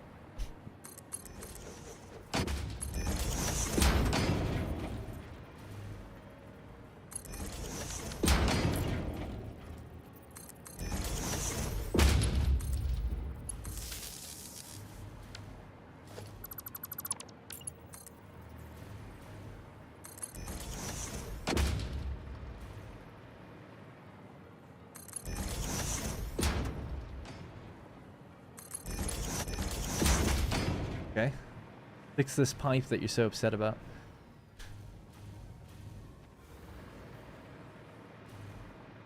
One of the belts isn't upgraded? Alright, I'll double check it. Thank you.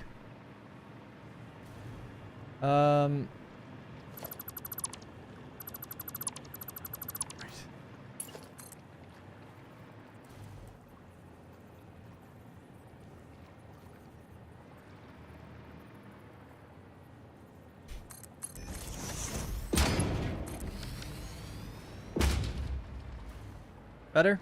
A little bit better? Make it even better, shall we? Along the bottom. That's the best you're gonna get out of me, okay? That was that not horizontal to vertical and still did that? Yeah, it was.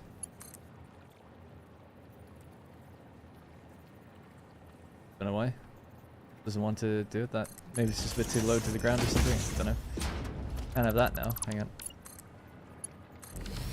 Alright, well anyway, there we go. So this isn't powered just yet. Is this...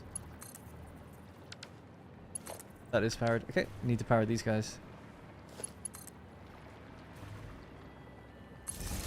Yeah, aesthetics isn't the focus of this stream playthrough. My actual video playthrough, it is a big focus of mine.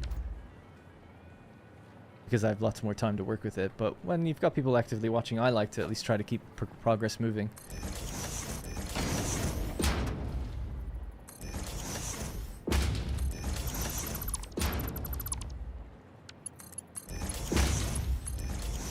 Now, the amount of water we need for wet concrete is different than what we had set before.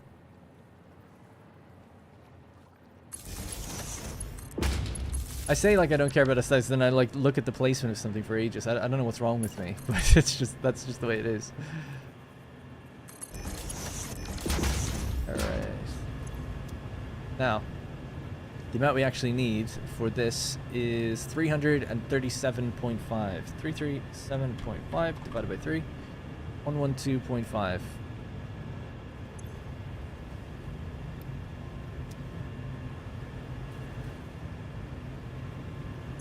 Okay, that's what we need. This will get pimping.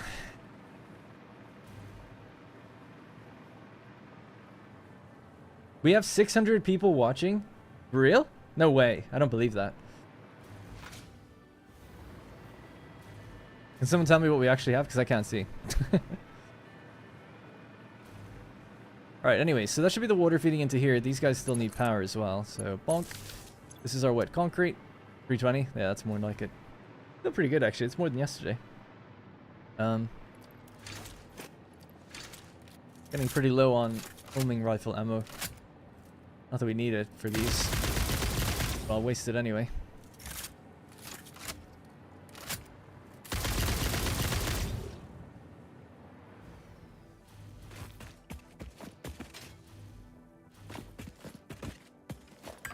Let me see 320.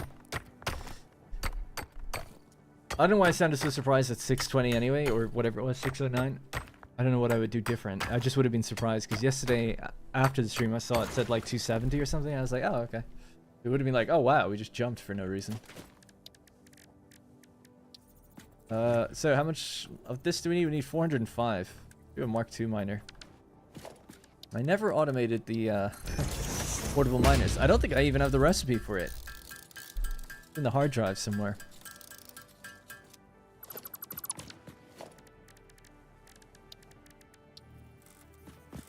I think I remember looking at it before. I don't know if it's still true, but a Mark II miner overclocked. Like a Mark III miner is just like less efficient power-wise. You actually want to overclock a smaller miner, I think. Get the same amount out as you would get a big miner. Let's just test it. I shouldn't say these things unless I know. This would be 240 and there'd be 15 megawatts. Alright, pretty straightforward. I guess we have to connect it to power to see. Just as an example, to get 600 limestone, it would be 50.4. What would it be get 600 out of a Mark III? Would it be less or more? Place your bets now.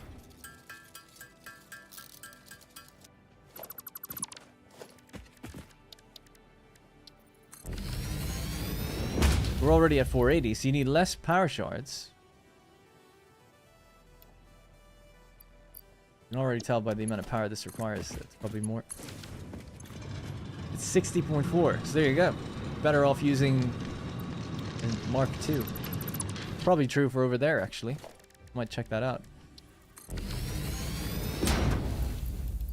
And if we only need, what did we say we needed again? 405. Maybe I could get that out of a Mark I. Might be even less. Maybe. I don't think I can do it. No, okay.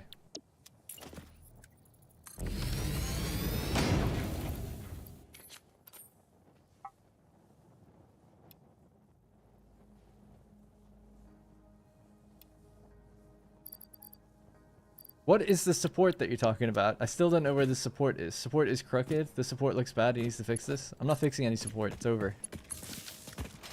If you're talking about down there, I don't care. It's over. There's loads of things look bad in this world. Top of the cliff. The top of the cliff of support looks bad.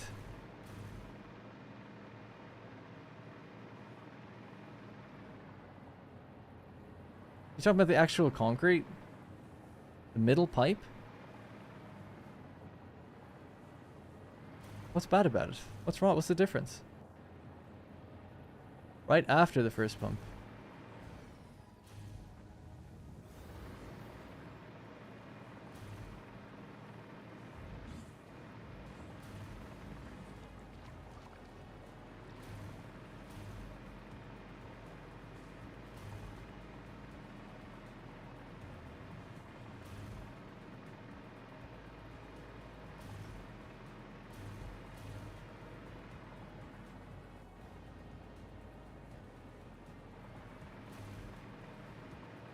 I don't see it. Middle support after the second pumps. Stop. Well, stop. The chat's delayed, so I won't be able to just stop when you say it. You're telling me a pipe is twisted somewhere. Okay, I'll just follow it. I'll just follow them. And you said the middle one, so I should spot this, right? Ah, this thing. Oh, come on. Like it matters. I thought you were saying the pipe is twisted. At least that I would understand. There you go, you got your victory. We did it, ready. I was like, the pipe is twisted. I was like, there's no way. Well, don't look at that then, you know? Anyway, okay, cool. Right, so, feeding over this thing. So we need to get this, go out this way.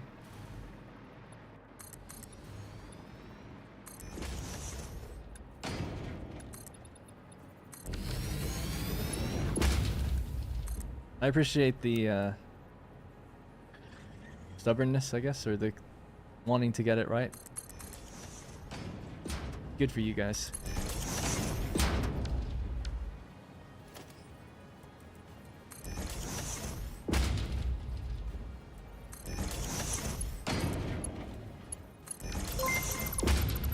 You did it, thank you.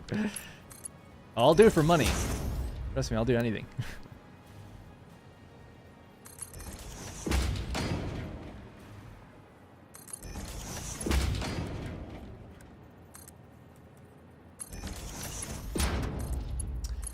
What is it? It's 405. Is it? I need to just check, sorry. Yeah, it's 405 limestone. Okay. So we only need to mark 4.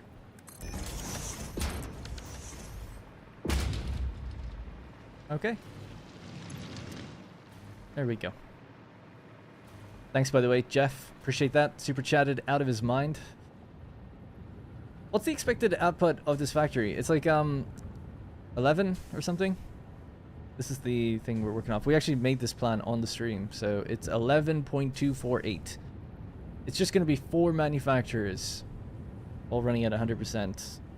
So, but they're going to be used in making fused frames as well, which we could do almost at the end if I have time. Getting a bit late though.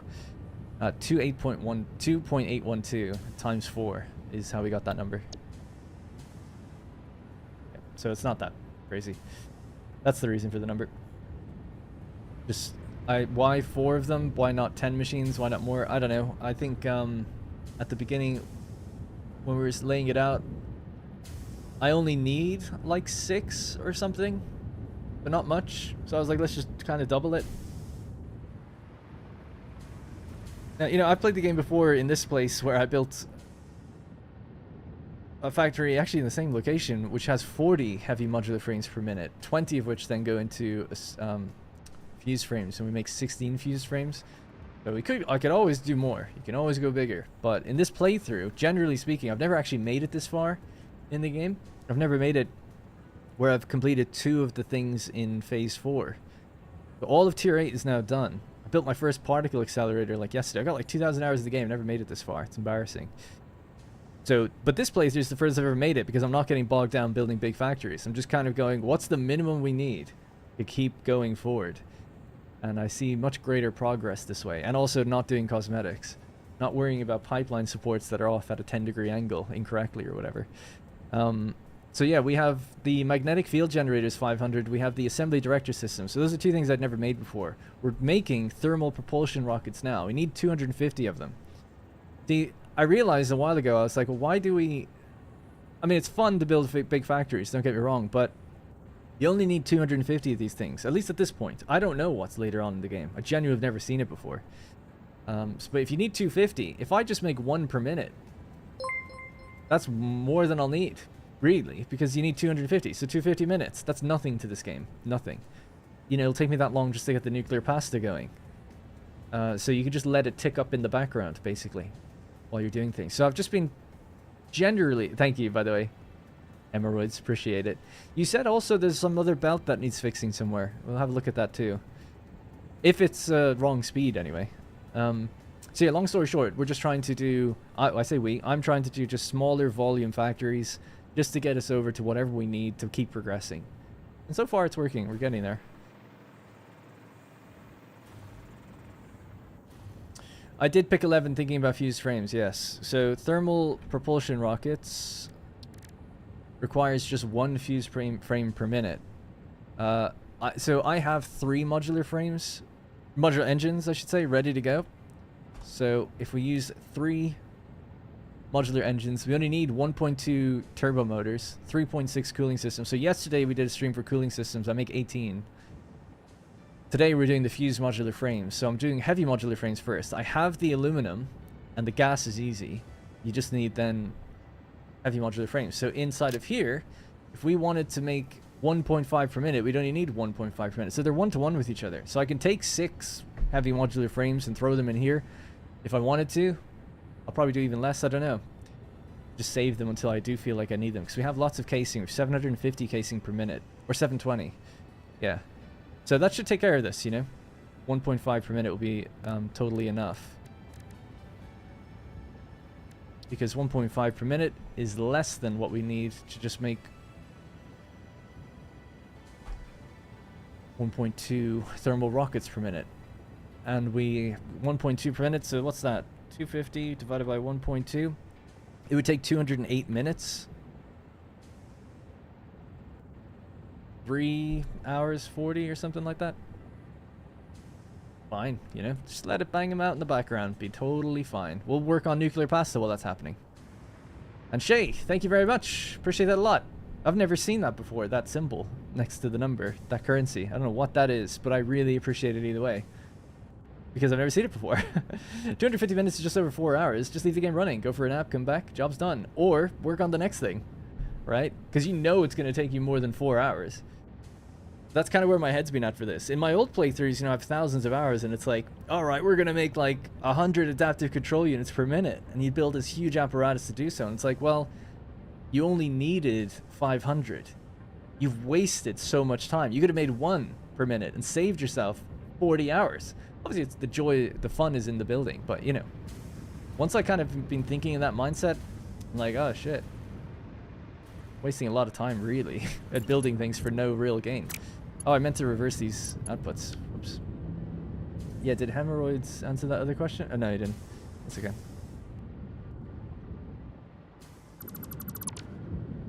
These just need to face this way.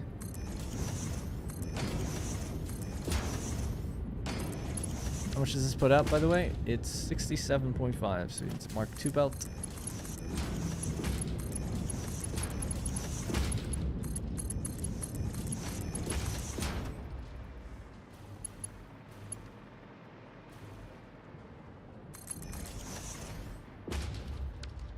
Gonna just get our little... Yeah.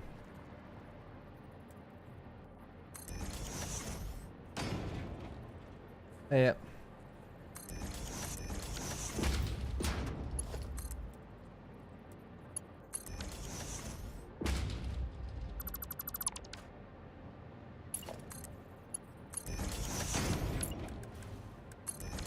Let me check how much concrete I actually need. I feel like I don't need to be using this belt. It's 57, 5 times 4. 270. Oh yeah, it's perfect. Mark III out of our lines. We'll need to get divided later though, but for now it's good.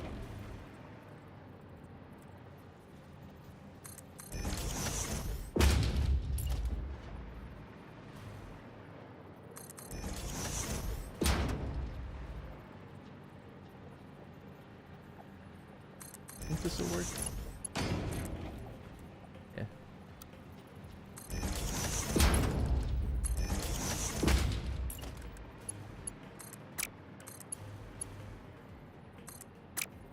Come on. Come on. There we go. What is going on?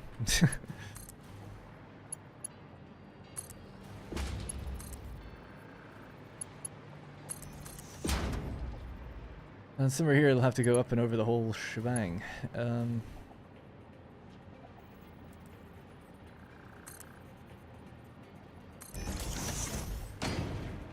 New to the channel, love your content. It's helped me tremendously. Thanks, Paul. Appreciate that a lot. Thank you. Israel Shackles. Cool. Yeah, never. Shalom. Hey. Yeah, weird. I hadn't heard of that before. Shackles is such a great word. And thank you.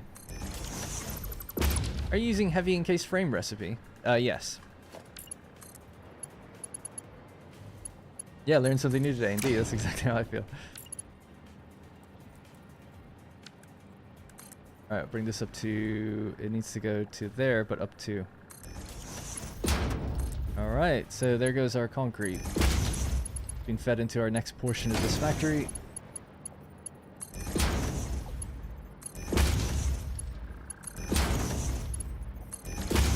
It's gonna be over there, I guess.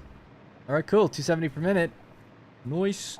Right, so that means water extraction is now completely done. Mining is completely done. Refinement is mostly done. Let's have a look at where we're at. Right, so our extractors are done. The water is going into the concrete, the limestone, the water, the iron ingots. These are our iron ingots. We have them separated onto 4 belts. We're producing a little bit more than we needed. Very irregular numbers are needed because of that nasty irregular number at the end. There's nothing I can really do about. There's about to be a cat on camera. Little cat, you wriggling? She's wriggling? Wriggling? Trying to get away. Thanks. Come here, look at the camera. Perform! Act! Oh, we'll beat her later. Anyways, right, so we're at the stage now of needing constructors. We need barely any, right? We're actually, well, we need nearly 20 for steel pipe. So a lot of the iron has to go into the steel pipe. 1840 in total. 1840. Now each line of iron, our new situation, we're producing a little bit more than we need, like I said. 65 times 8. We're making 520. 1840 divided by 520.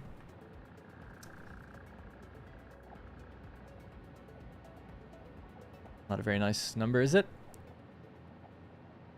I guess we'll just manifold it. What's 520 times 3?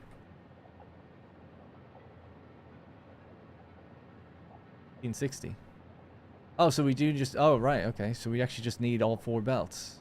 That's what we have now. We've got 2080. We need 1840. We'll be left with 240. Interesting. We'll be left with 240. 612, 18, 24. So if we break a 60 belt off of each line, 612, 18, 24, we'd have 240, right?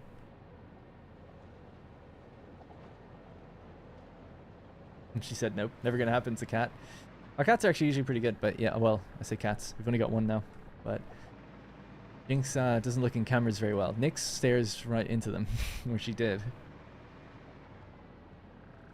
Are you ever gonna try the iron? Are you ever gonna try for the iron pipe recipe?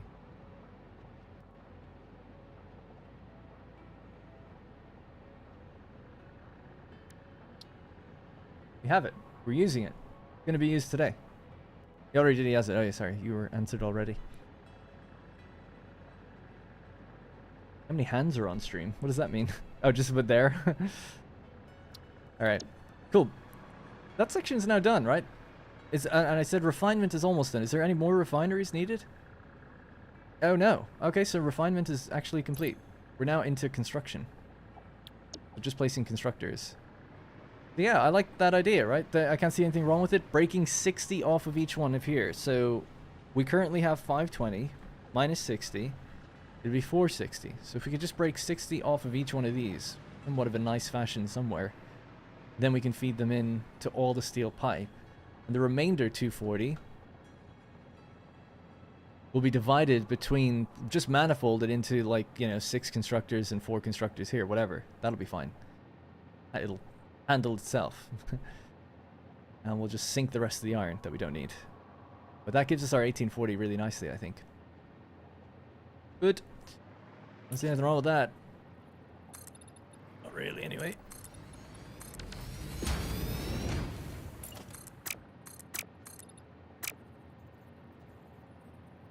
Yeah, so maybe we'll do that adjustment in a little room here. Just have to separate the lines out a little bit and give them their smart... Actually, they don't even need a smart splitter, just a regular splitter.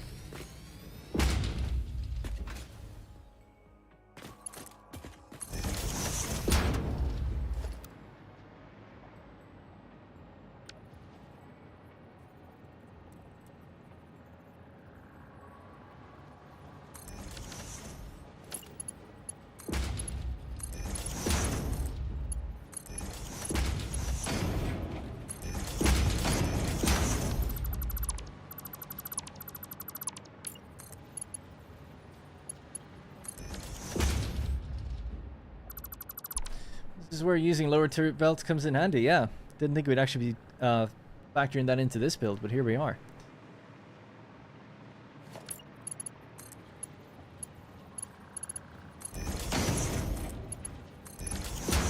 Alright, so let's design a little belt's gonna come down. Yeah, we've got 4 lanes here to do this with.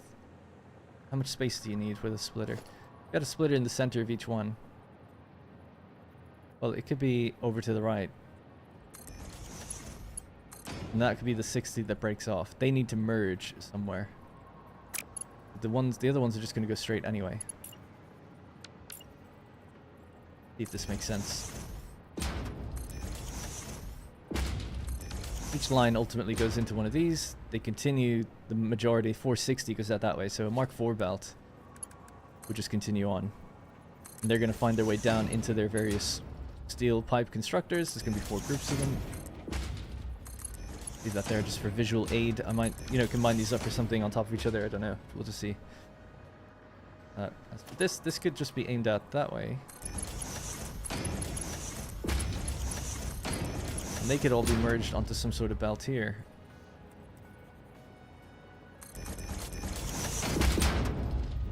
Wondering, should it go left or right? I think right.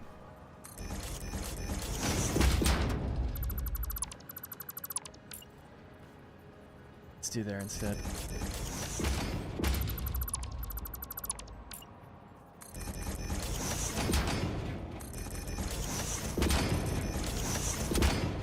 Alright, so let's redo this.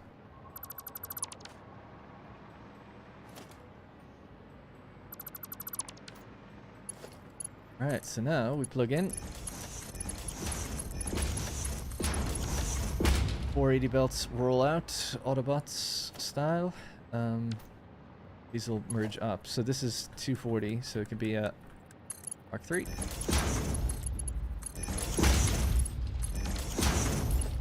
So we're guaranteeing 60 breaks off by using a Mark 1, so that's straightforward. Each one of these has to go down and plug into each one of these. You not like sticking a merger splitter on an elevator directly? No, I don't like it. I think it looks weird. That's just me. It's a little weird pet peeve of mine. Well, that didn't even do what I wanted it to, but just to show an example.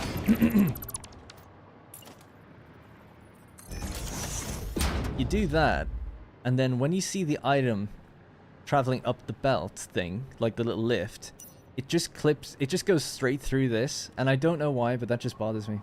Like, it's not supposed to do that. But it is. I mean, they have it so that this latches on, so it obviously is designed that way. It's just something about it. I'm like, nah, not right. Supposed to be like that. Broken brain. Anyways, I wonder with this. No, we'll keep it like this. That's fine. Right, so we need to figure out the layout for the constructors, then I'll decide how these belts get divided. So the amount of constructors we need 18.4. The equivalent of. We've got 4 lanes though.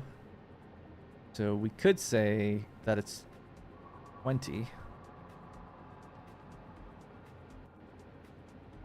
5 constructors in each, and then clock them down. 18...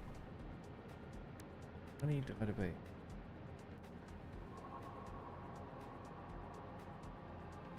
I need to just look at the number coming in. 1840. Give me a constructor. 1840 is coming in. So 1840 divided by... Oh, that's why we have... Yeah. Now we're not dividing it by...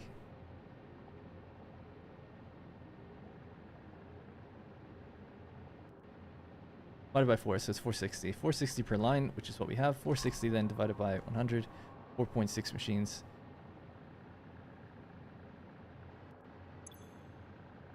I don't know why my brain is broken now. I'm just getting tired, I guess. 4.6 machines. So building 5 machines. Yeah. Got it. 0.92%. 92% is what you need on each one. And we'll build 5 of these machines. Cool. Right.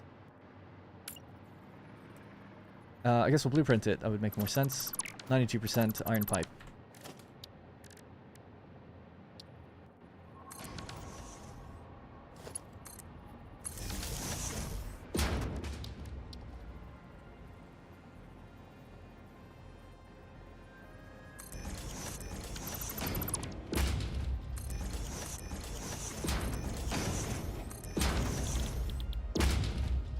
Right, so 92%. Lock that in. Copy, paste, paste, paste, paste. Merger or splitters.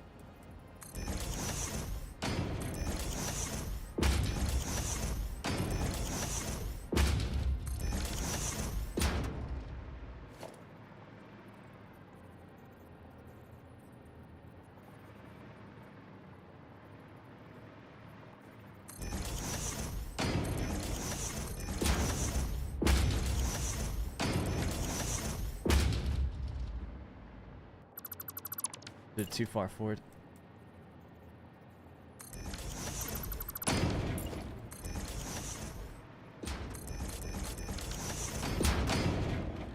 Alright, pasting that setting back on them. That's all good. They need quite a lot actually, yeah, so it's Mark II belts.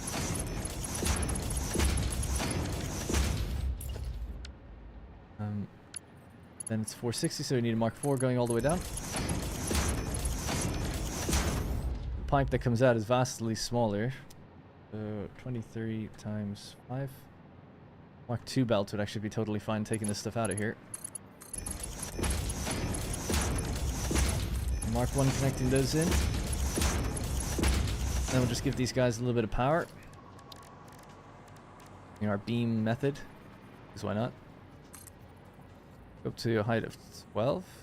Seems a bit overkill. 8. Too low. Alright, 12 then.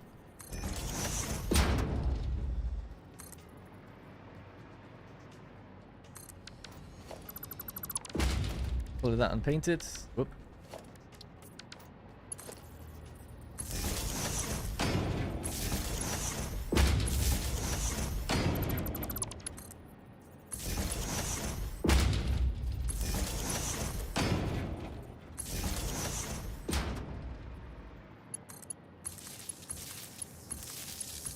Alright, so that'll be one of the blueprints. Question is, am I going to do the other one stacked on top? Maybe. That way you don't have to just spread them out. Although I don't really mind. Oh, my mouse is acting weird. My PC's going to go in a second. Do you have a rough guess at the amount of reinforced plates you produce in the world? Seems like that is the main item needed for expansion in iron, so I was curious as to scale. The amount that I produce in the world right now? I do have a... Ah, there's that noise. I make a total 76.64. I've got 10 in surplus right now. So I have a very low tier, low amount of everything, really. But that's what's gotten me so far to this point. So 10.64 is what I have in reserve, surplus per minute. And this factory itself is going to be making 20 per minute. But it's all going to get consumed. But none of it's surplus. Do you not... Oh yeah, I read that already. Darn, I don't know if it matters if you got an extra power shard in your limestone miner. Oh, I do? Okay, cool. Yeah, I might get that out then. Thanks. I'm just wondering if I should go up high. I think I will go up high. Oh, it's either that or we just go in a line. Oh yeah, I might do that instead, actually. Just trying to think of how many other machines I need. That's the bulk of the constructors. Then it's just a handful, some assembler. Yeah, we need a lot of assemblers, actually. Okay, I'll go up high then, just to save on space. So I'll just save this, even just temporarily here.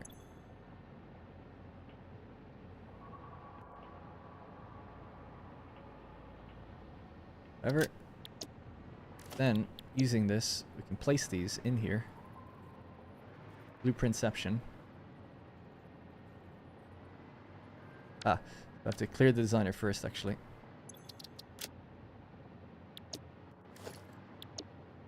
Place the blueprint in.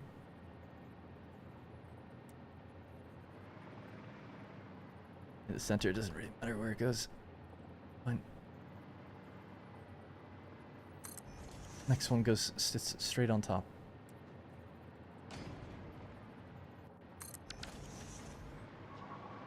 And then we'll prop them up with something.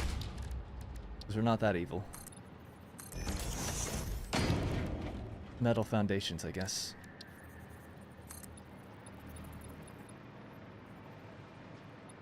Actually, slightly not even as high as it needs to be because of the metal beam. But that's okay, we'll put these down in a second. This is just to gauge the height.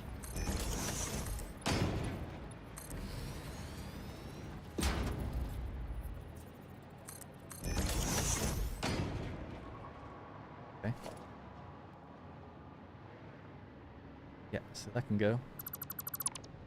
That can go.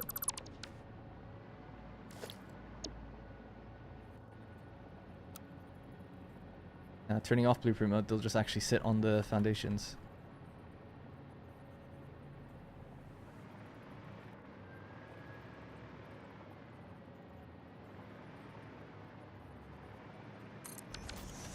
Alright. I'll save this. Whatever that was called, it doesn't matter.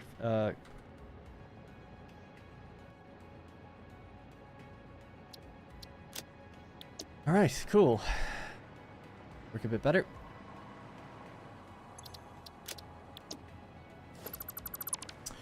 How much aluminum sheets and aluminum casing should I go for my first aluminum outpost? So again, I did a sort of a minimum amount needed. So I made a baby, what I called a baby aluminum factory. The very first aluminum factory just in this world was really small. It was this one. So totally doable in one short go. Just 2 refineries making aluminum solution, 2 doing scrap, 9 smelters. 9 smelters, that seems like a lot, but yeah, I guess so. And then a little bit of copper thrown in there as well. That was a really easy one. That got me through several milestones, but then eventually when I got to the fused frames just recently, and needing cooling systems and heat sinks, these things needed aluminum in higher volume. Then we built a new aluminum factory just recently, and this is it. So maybe if you want to protect yourself for a while, this makes 1200 ingots per minute. Doesn't use the sloppy solution, it just uses the regular one, I think. So basically, yeah, it's like 240 copper ore into 2 refineries making solution, puts out some silica, 100 silica per minute, puts out 240 solution. 240 solution can go perfectly into 1 refinery. You just tie it in with 1 pipe. You have to feed these guys coal, 120 each. They throw out 360 scrap. Scrap all combines to be 1800, and it goes into 20 foundries evenly to produce down into 1200 ingots. The water you get out of these refineries, you get 120 each. I kept them on 5 separate pipelines and fed them back around into each pipeline here. So 240 plus the 120 gives you the 360. So what you could do to kickstart the build is have a 3rd extractor on the end. Sorry, I'm blocking this a bit, but yeah, have a 3rd extractor on the end. That gives you your 360 starting point. And then just turn it off. But if you don't have the room for it, you don't want to do that, you could have a buffer, a fluid buffer that fills up to the max or something. And just let that fill up before you turn on the other machines. And then it'll overproduce the water, and then the water should be able to cycle back around. It's a bit trickier than that, but yeah, that's how you do it. This build actually had a slight issue. Initially, it wasn't with the water, it was with the aluminum solution. Initially, I was trying to do the 240 solution. It comes out of all of these. 240 times 5, I think, is 1200. I think that's it. Am I right in thinking that? I think so, anyway. And that's 2 600 pipes. So I had them both meet in the middle. It was like a closed loop kind of thing. So it's 2, 2, 2, 2 all the way down. So 2, 4, 5 refineries. We're sending their 600 out, up this way and down. And then the other 5 refineries are sending it down and up. And they were kind of feeding the 5 machines from either end. But it wasn't really working. The problem was some of the aluminum solution was pushing some of the other one out the other side. So I ended up just abandoning that and plugging each pipe directly into where it needed to go. So basically each refinery, just 2 refineries combined, and then that goes into 1 refinery, and that works out really well. Anyway, you get 1200 ingots out of that. What we do with those ingots is we sent them over via truck into this place. So the ingots arrive. 960 of them go into making 720 casing. 240 of them go into making 240 alclad. So I've turned a lot of that alclad into heat sinks, 45 heat sinks per minute, and then I just have 720 casing waiting to be used. We also have a lot of copper that I just built anyway to use it for something else. I think probably copper powder, which is needed for particle enrichment later on. But yeah, that's everything we've just been doing lately, as of late. How is it, by the way? Yeah, I have to actually finish up soon, so I won't be back till Wednesday to finish this build, unfortunately. Dump that in there for a minute.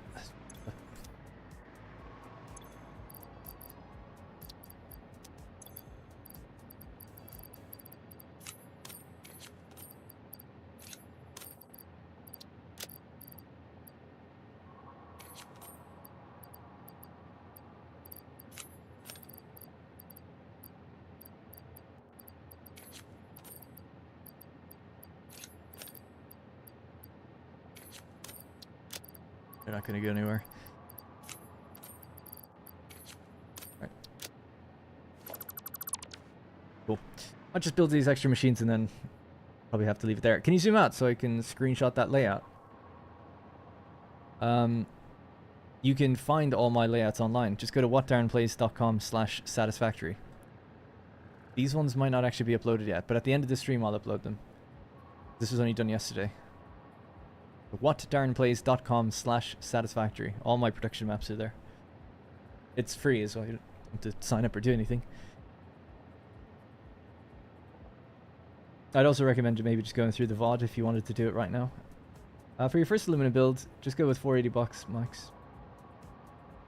When you outgrow your initial baby factory, you just slap some dimensional depots on them. Let that be the new job. Exactly. Yeah, that's true. Alright. Now that we have the blueprints of these stacked, let's pop them in here. Do another load of them here. Ow.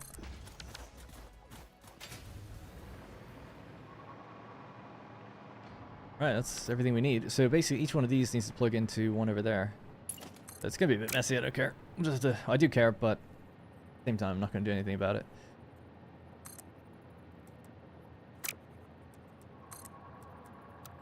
Is that right? Am I in line? I am.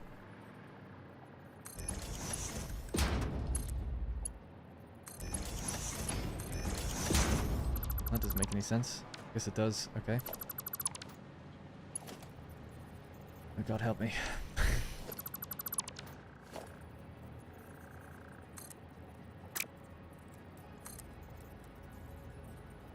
Oh yeah. But it's... Oh! 5 meters low. Weird. Okay, that's kind of annoying. I was thinking, like, how did I mess that one up?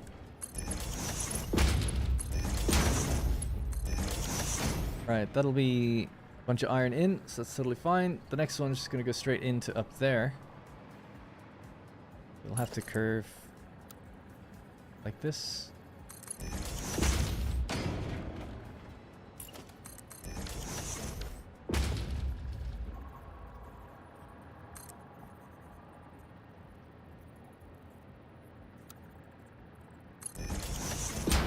That doesn't look like it's the right height to me, but is it? Yep. Okay, good. Next one, similar situation. This is going to go here, but rotate around, suck it in, suck it dry, ball its iron, and that's going to plug in there.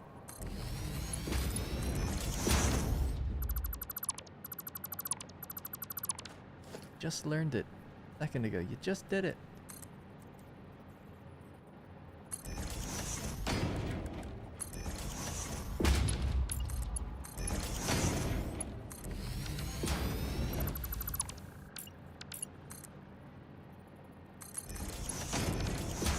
Alright, final one.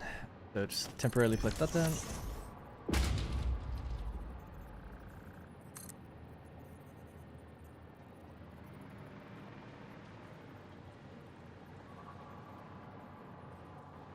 Slightly too high. There we go. For some reason, changing reversed or not doesn't seem to matter. Oh, there we go.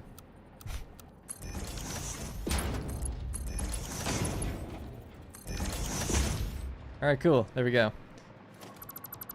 And all of this is just going to go into another group of constructors a bit further down the line for other stuff. So that's going to go towards... frames. Yep. That's going to go into 6 constructors for wire, 4 constructors for iron, get made into iron plates. Yep. But here we have all the steel pipe being made. 1840 iron. Anyway, You can't have too much aluminum when you get to the end game. I need to find a good spot for a big aluminum factory. Feeling the southwest end of the rocky desert. Yes, that's... We were just earlier, I loaded my... one of my previous saves, and that's where I built a big aluminum factory. All the bauxite came down from, like, mountains up here, like, traveled it down, and just built a big factory here, and it went into there via train. And there's loads of stuff there that you need for aluminum, like copper and stuff. So, yeah, that's a good spot for it, I think. Made 2,000... It was 500 alclad and 1,500 casing. Right, it'd be nice just to make a few pipes, just for the funs of it. Get this. Go somewhere over here. Connect that into there, I guess, whatever. Let's get running. Now, each of these need to go into here.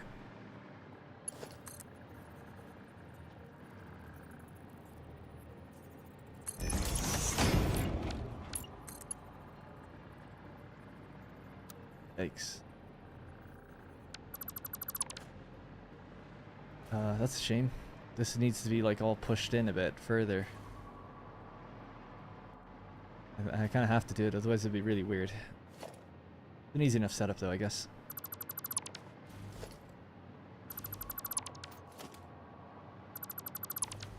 Turn this bit on as well today. Just hook up some containers and let it like just drain to an awesome sink or something. At least see it moving. Right, so the splitters, they're gonna go this way now, just a bit further forward. 1, 2, 3, and 4. Side, they're gonna go forward.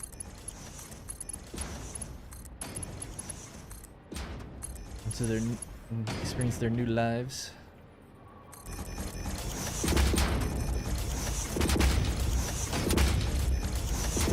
Alright, so you don't need to be there, you don't need to be there.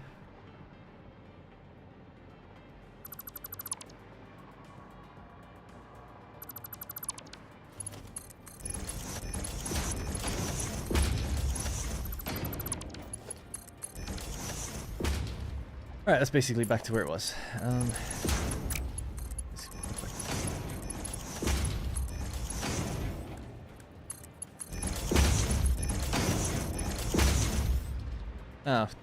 Just so we can actually turn this place on. Build an awesome sink. And I'll just send that in there. Bit off, but whatever, it's all temporary, so I don't mind that just going in there. That won't be there in the future. That'll be a bunch of new machines. Machines. Grab this.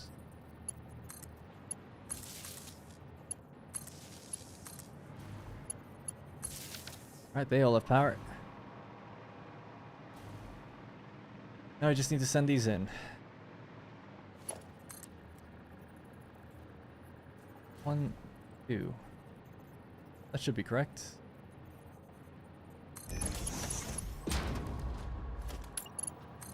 1, 2, 2, 3, 4.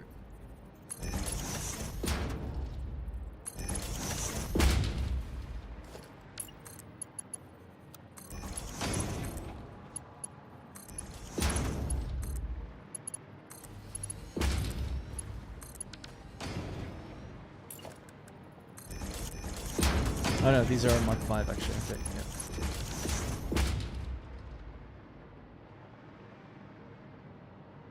Powered on.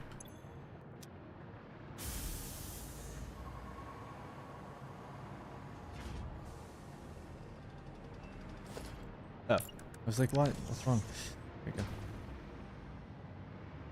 Cool, that's it. Steel pipe. Are your second blueprint lined up correctly? I'm just gonna go ahead and say yes, even though no, they're not. They're slightly off.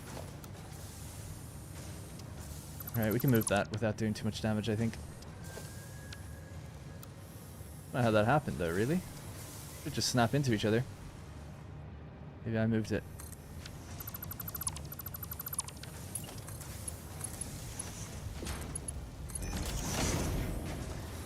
Okay, just power that one up to here, that one across to here. And just like that, it's working. It's gonna get rid of some of this iron that I just picked up when I destroyed those. These have like already been completely filled. They do consume 100 per minute, so I guess that's why. There we go. Cool. Got rid of all that. There we go. Nice. Looks good. I expect not to see any stuttering in future. We're seeing a little bit. Really, that shouldn't happen.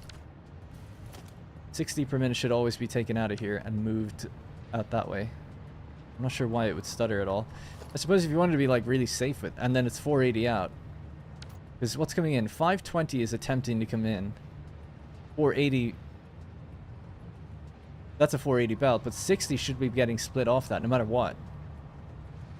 Yeah. So, whatever. Should be okay. I just don't know why it looks like it's like slightly... Oh, I think I know why. Because it's, all of it's been backed up, right? So it's obviously more than 520 anyway right now. So yeah, it's trying to do 780 and then split off and send stuff through. So it makes sense. It'll democratize out once the place chews up some of the material, I guess. It'll get back down to 520 per minute. It should do anyway. Good problem to have, though, to have too much going out at the moment. So the last thing then would just be all of this can be hooked up to one belt and just go into another awesome sink, and then we'll just call it there for now. Just like here.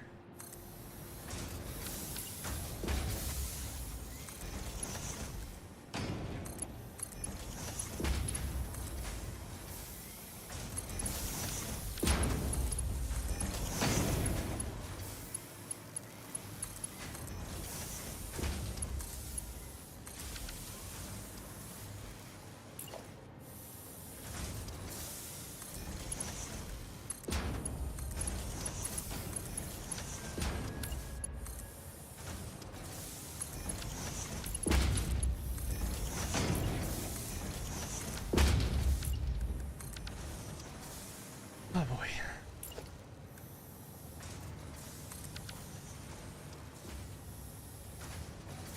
How's the build coming along? Good. I'm just going to be wrapping up the stream now, but we can actually now just look over it. Sorry I went quiet, because I always do towards the end when I'm just trying to focus. But yeah, we can just have a look over what's been done and then talk it through a little bit more. And I'll be back not until Wednesday, unfortunately. And I'm going to Ireland Monday and Tuesday, so I'll do my best to come back on Wednesday. Oh, actually, I'm flying back on Wednesday.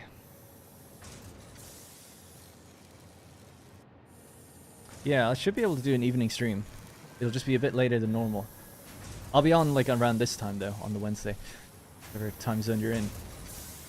Anyway, so yeah, let's just have a look at what's going on. And we'll work it all the way from the back. So this place is going to be making heavy modular frames. Moment, this stuff is just working its way out.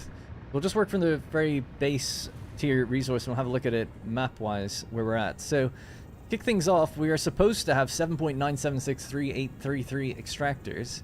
We could just say 8 extractors is fine, but these are the exact numbers that we need, working back from the manufacturer, right? So 4 manufacturers just running normally at 100%. They unfortunately spit out a really awkward number. It's you know, 11.248, and because of that, just later down the line, the amounts you need get very weird and particular. Have a good trip. Thanks. Yeah, I'm actually just going over to go to the bank in Ireland and then come back basically, but I'll have a day with my family, I suppose, which is nice. Anyways, yeah, so that's why the numbers are a bit crazy, but we've rounded the numbers up somewhat, and we're going to use awesome things to kind of offload the rest that we don't need. And that way it'll be a bit easier, but this is the true numbers. Anyway, so with the water extractors, we'll have a look at that just really quickly. They are out here.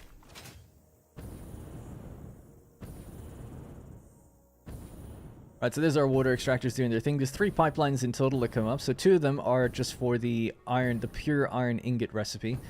They basically make their way up here via pumps and stuff. And these blue machines, these ones here anyway, are all of the iron that we have at the moment. So not that much really. I mean, considering some factories, I think, you know, my biggest copper factory had like 500 refineries in it. So this is nothing.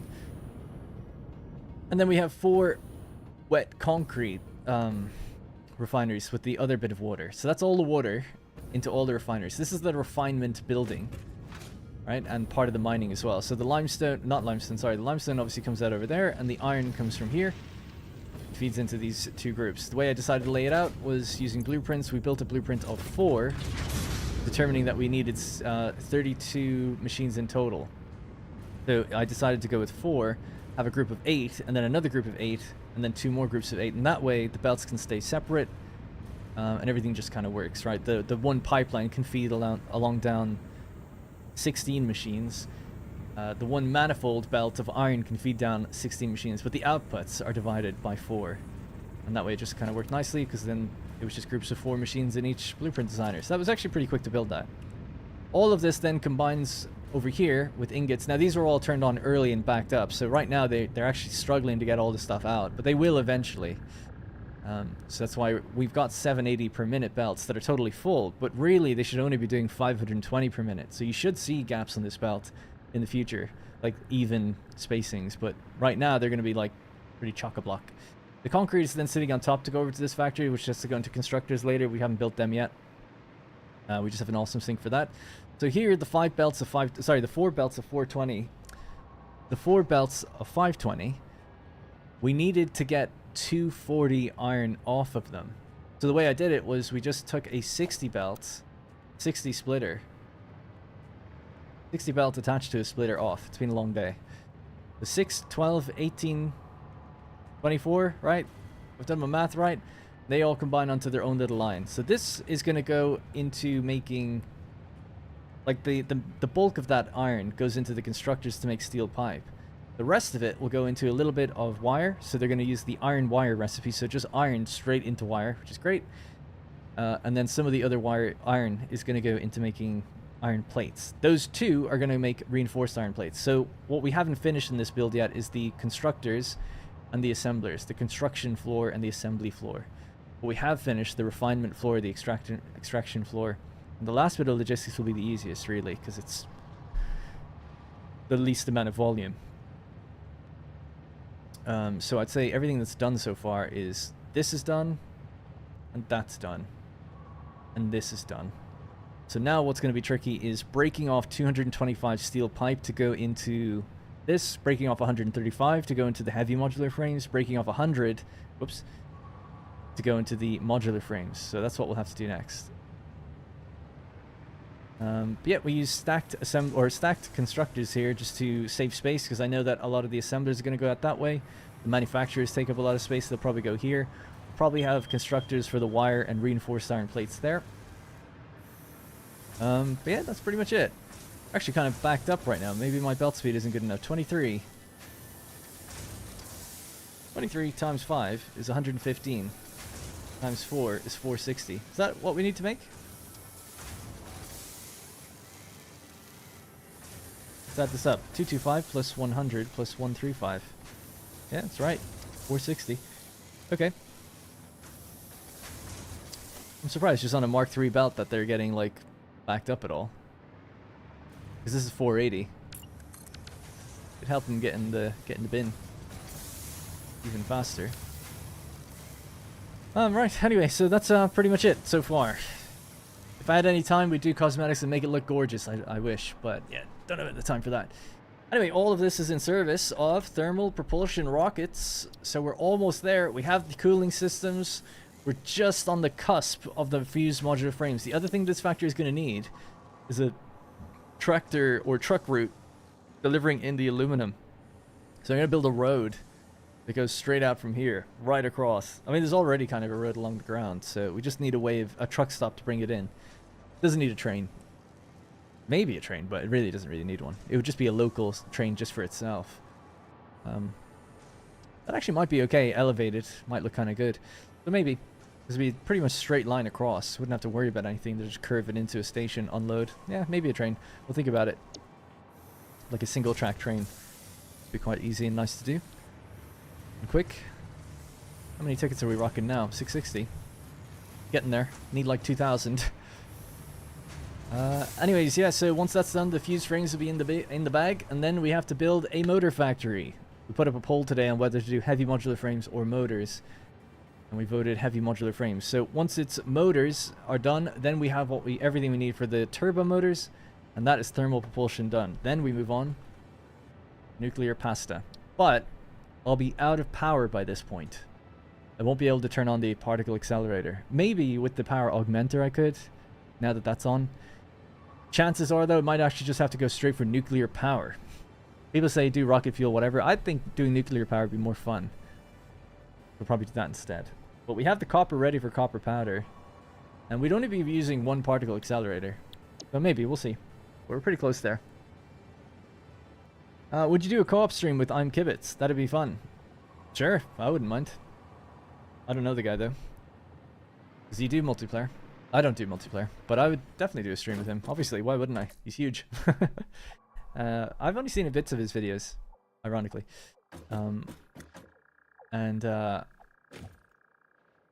He seems kind of a bit more advanced than me, honestly, but yeah, I'd be totally open to it. I'd love to do one with like all the creators or something all together. It'd be super fun. No clue, question mark? What's your plan for getting all copper for pasta? Well, I don't really have a plan, other than, just really quickly, before I go, I know that here, in aluminum and copper refinement, I have 780, 780, 780, plus 105. Whatever that is. That's how much copper ingots I have right now.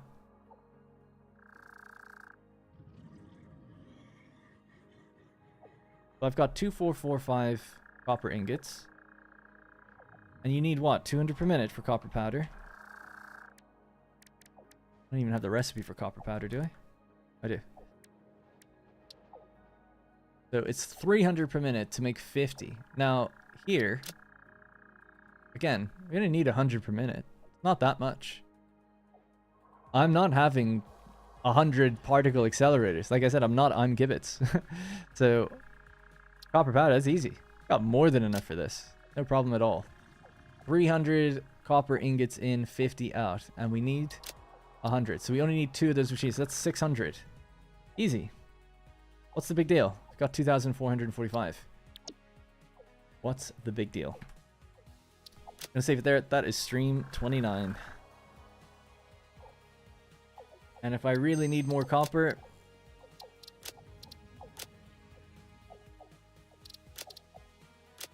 if I need more copper, we'll go in here. Let's have a quick look. I'll show you what a good factory looks like. You can get 100 per minute copper powder out of one node. Take care. Catch you live later. Yeah, I go live Wednesdays and Thursdays, by the way, and then I have videos just during the week. I've also got a second channel. I've got a third channel. What Darren Builds is for city builders, and What Darren Plans is for strategy games. Thanks, Martin. I just saw you now. Love the stream and all your content. Thank you for the great work. Have a nice trip to Ireland. Good luck. Thank you, Martin. Weird heavy modular frame numbers. Let me guess. Encased frames. Yes, indeed. Numbers are a little bit better in increments of 5, so you don't get used. Yeah. This might just take a little bit to load. Not too long, but we're almost. It shouldn't be too bad. Who wouldn't want to hang out with nice people playing fun games? Indeed, yeah. But yeah, I'd be down. I don't collaborate or do anything with anybody. I don't know anybody. No one's ever reached out. I've never reached out to them, so same thing, I guess.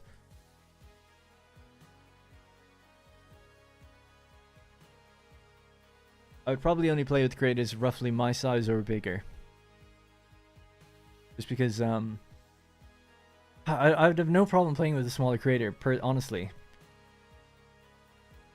But I just feel like, from what I understand, collaborations don't do that well anymore. They used to on YouTube. This is just what I've been told. It would really have to be, to take time and attention away from doing my own streams and doing my own videos, have to have like some sort of big incentive to do it. Yeah, or just be friends with the person if I knew them well. I really like Fluxo. He's a smaller creator, actually, so I guess I'd have no problem. But he could make the factory look good while I build it. How about that? That'd be kind of fun. Going to watch the last 2 Total War vids you've released now. Thanks.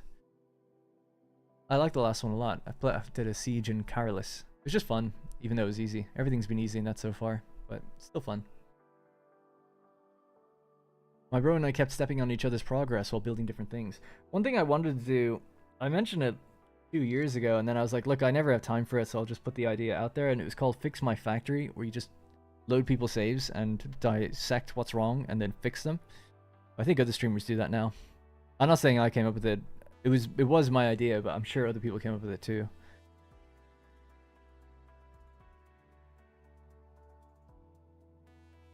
Yeah, I just don't have time. I don't have time for anything. Depressing. I need like a team of people. I can't pay them unless I'm bigger. The chicken and egg situation. I could have a video every day if I had a team of editors or something, but don't. Alright, let's check this out.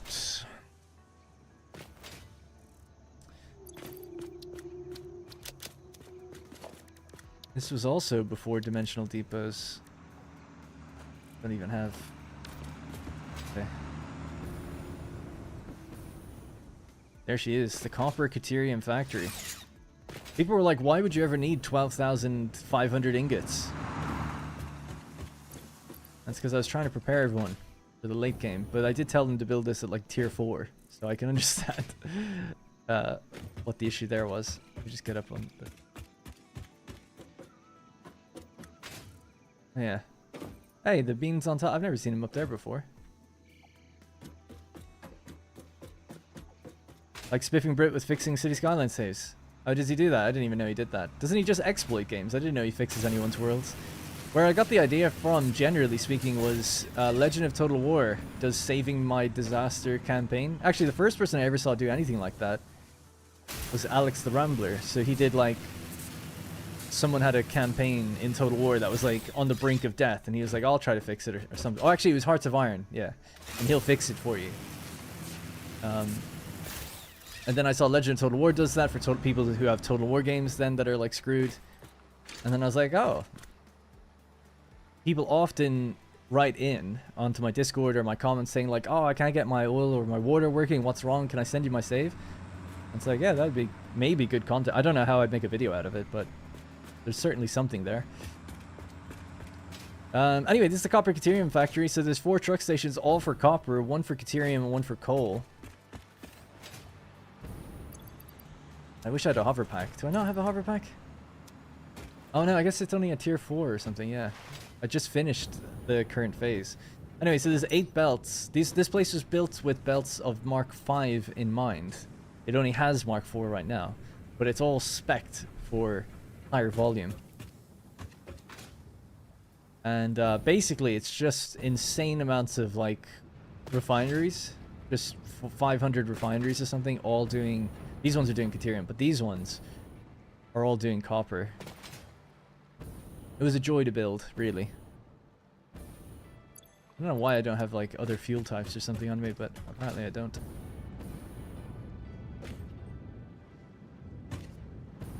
We'll have a look upstairs where it looks a bit more clear. So downstairs is the basement floor where we've got each one of these groups. I call them blocks, right? Every block has like 24 refineries or something in it.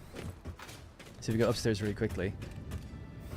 There we go. So that's what it looks like. Every block is like that, and they're all fed from below. And then they send their ingots upstairs in groups of 8.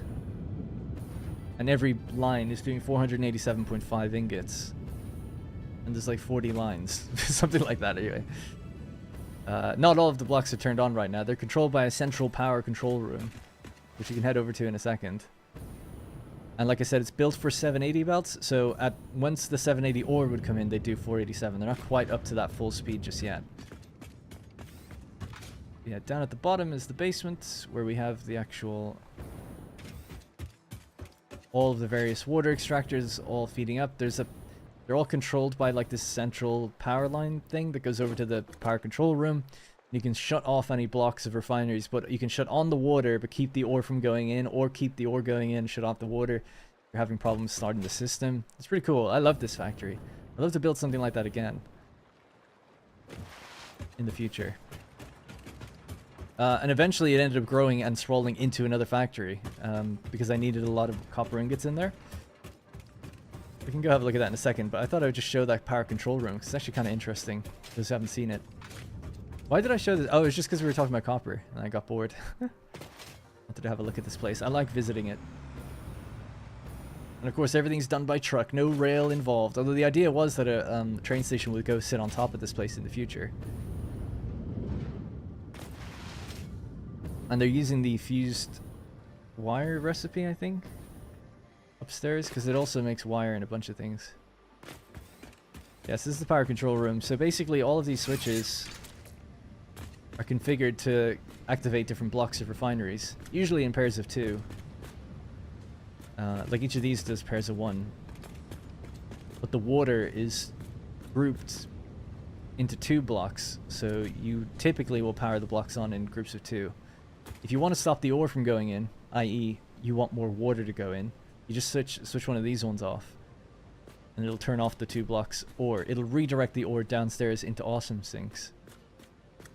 And this is what every block is assigned to at the moment. So the only ones that were actually ever assigned. Block H and I go into the motor factory. L and M are making wire and caterium, or quick wire. N is making copper sheets. G is making copper sheets. Every block has 2, is divided into 2 though, so this has a lane free for something else. More quick wire here, more wire, and then just loads of free blocks that could be used in the future for something. So, copper powder, I guess, maybe. And then, I don't remember this, but this is how the different groups make the copper sheet, I guess, and then how that goes into making AI limiters, and then where it goes into other factories. This one goes to make circuit boards. It's kind of cool. Barely remember how that works now, it's been a while. But I loved it. I love the power control room, and I was going to do it the same for lights, but then I started using Unreal Engine 5, I guess, made it redundant where I didn't actually need the light switches. I just use signs to do that instead. That's the only thing that I never actually configured, and I never configured the hypertubes either. This is one of the power floors, so all the power kind of routes along the roof out to the various blocks, and then divides into these like little mini power towers that then kind of branch their way down and separate into different things. The refineries, this was called ventilation, so the idea was that the chimneys would just reside on this floor. Is it there actually? Oh, it's called maintenance now, yeah. Sure, why not? What do we have here? Logistics. Oh yeah. So the actual logistics of dividing up the ore, or the ingots, gets really mental. Especially with the amount of quick wire that you end up getting out. This is good stuff though. And then I ended up having to paint like directions and like write down numbers in the place just to remember like where things are going. And tried to color code the different belts based on what they do. That was a good time as well. Up here there's cable machines. This is probably my favorite build. No, maybe not my favorite build ever, but I think my most organized build in terms of how it makes everything. So I was really happy with all that. And I'd love to like just build it again. I'd build it exactly as is, because it's like super organized. Do it maybe somewhere else in the world. But let's just go down one more floor. And we'll head into logistics again, but we'll follow the logistics. This is where it got, quote, lazy, where I have nowhere to send the cable, so I just put it into containers for now. In the future, like, it'll go somewhere, but right now it doesn't. So some of the raw ingots that come up travel along here and go into another factory at that way. That combines with the quick wire and some of the copper sheeting.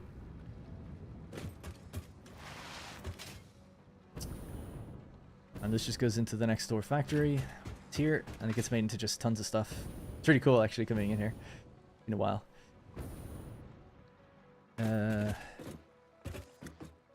Oh, yeah. Now I remember. So, I don't know what this place does. Motors or something, I think? Something like that.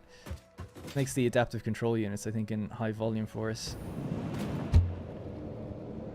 So that's where a lot of the quick wire and wire goes before it comes into the factory downstairs to make motors. In here,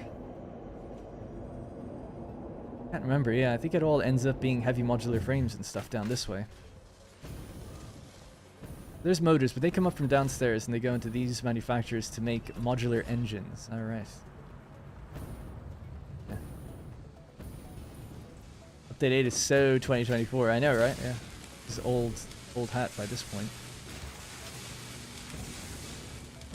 Oh yeah, and this factory has like a bunch of truck stations all the way down. It gets loads of stuff delivered into it. Forgot about that. See what gets delivered in up here. The name of the route. How much gets delivered in, how many trucks are doing it. And then any extra information, sometimes just like little odd things that are happening. I wanted to get downstairs, I just don't really remember how. Let's go out this way.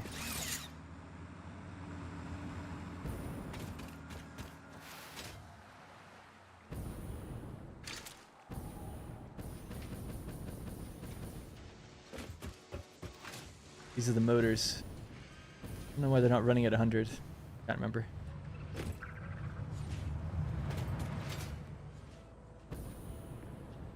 Oh yeah, so this is just rows and rows of machines making stators and rotors. So they're taking in just tons of steel pipe and wire, basically.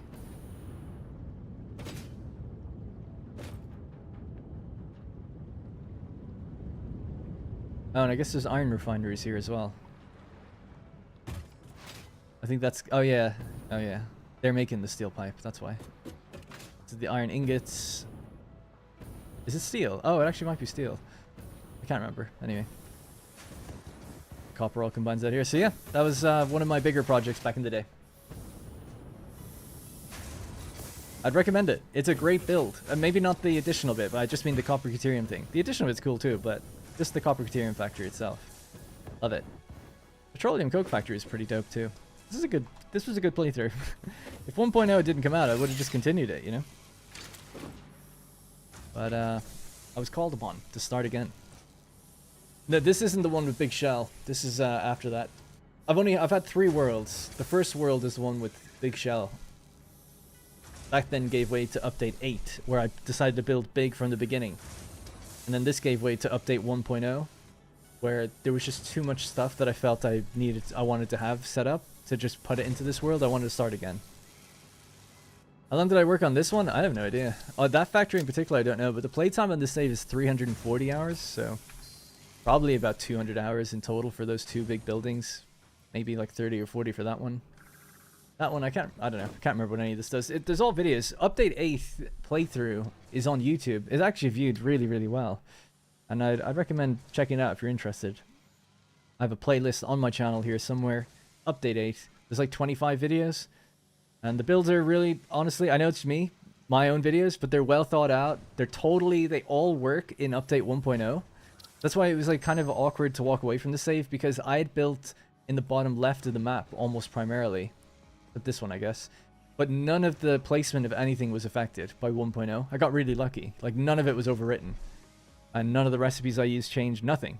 The only thing that was different was an additional raw quartz deposit was added in up here. So it's like, if you wanted to build a quartz crystal factory, you'd probably want to tap that other node rather than just use the one that I used or something. Something like that. So that's the only thing. It's like, the factory runs fine, but it's kind of like somewhat silly not to use the node that's now appeared there. But yeah, other than that though, everything works well. My favorite factory that I've ever done, 2 of them, is the iron factory here and the liquid biofuel factory. It's built underground under this lake in a bioluminescent cave, and it looks really, really good in update 8/Unreal Engine 5 or whatever.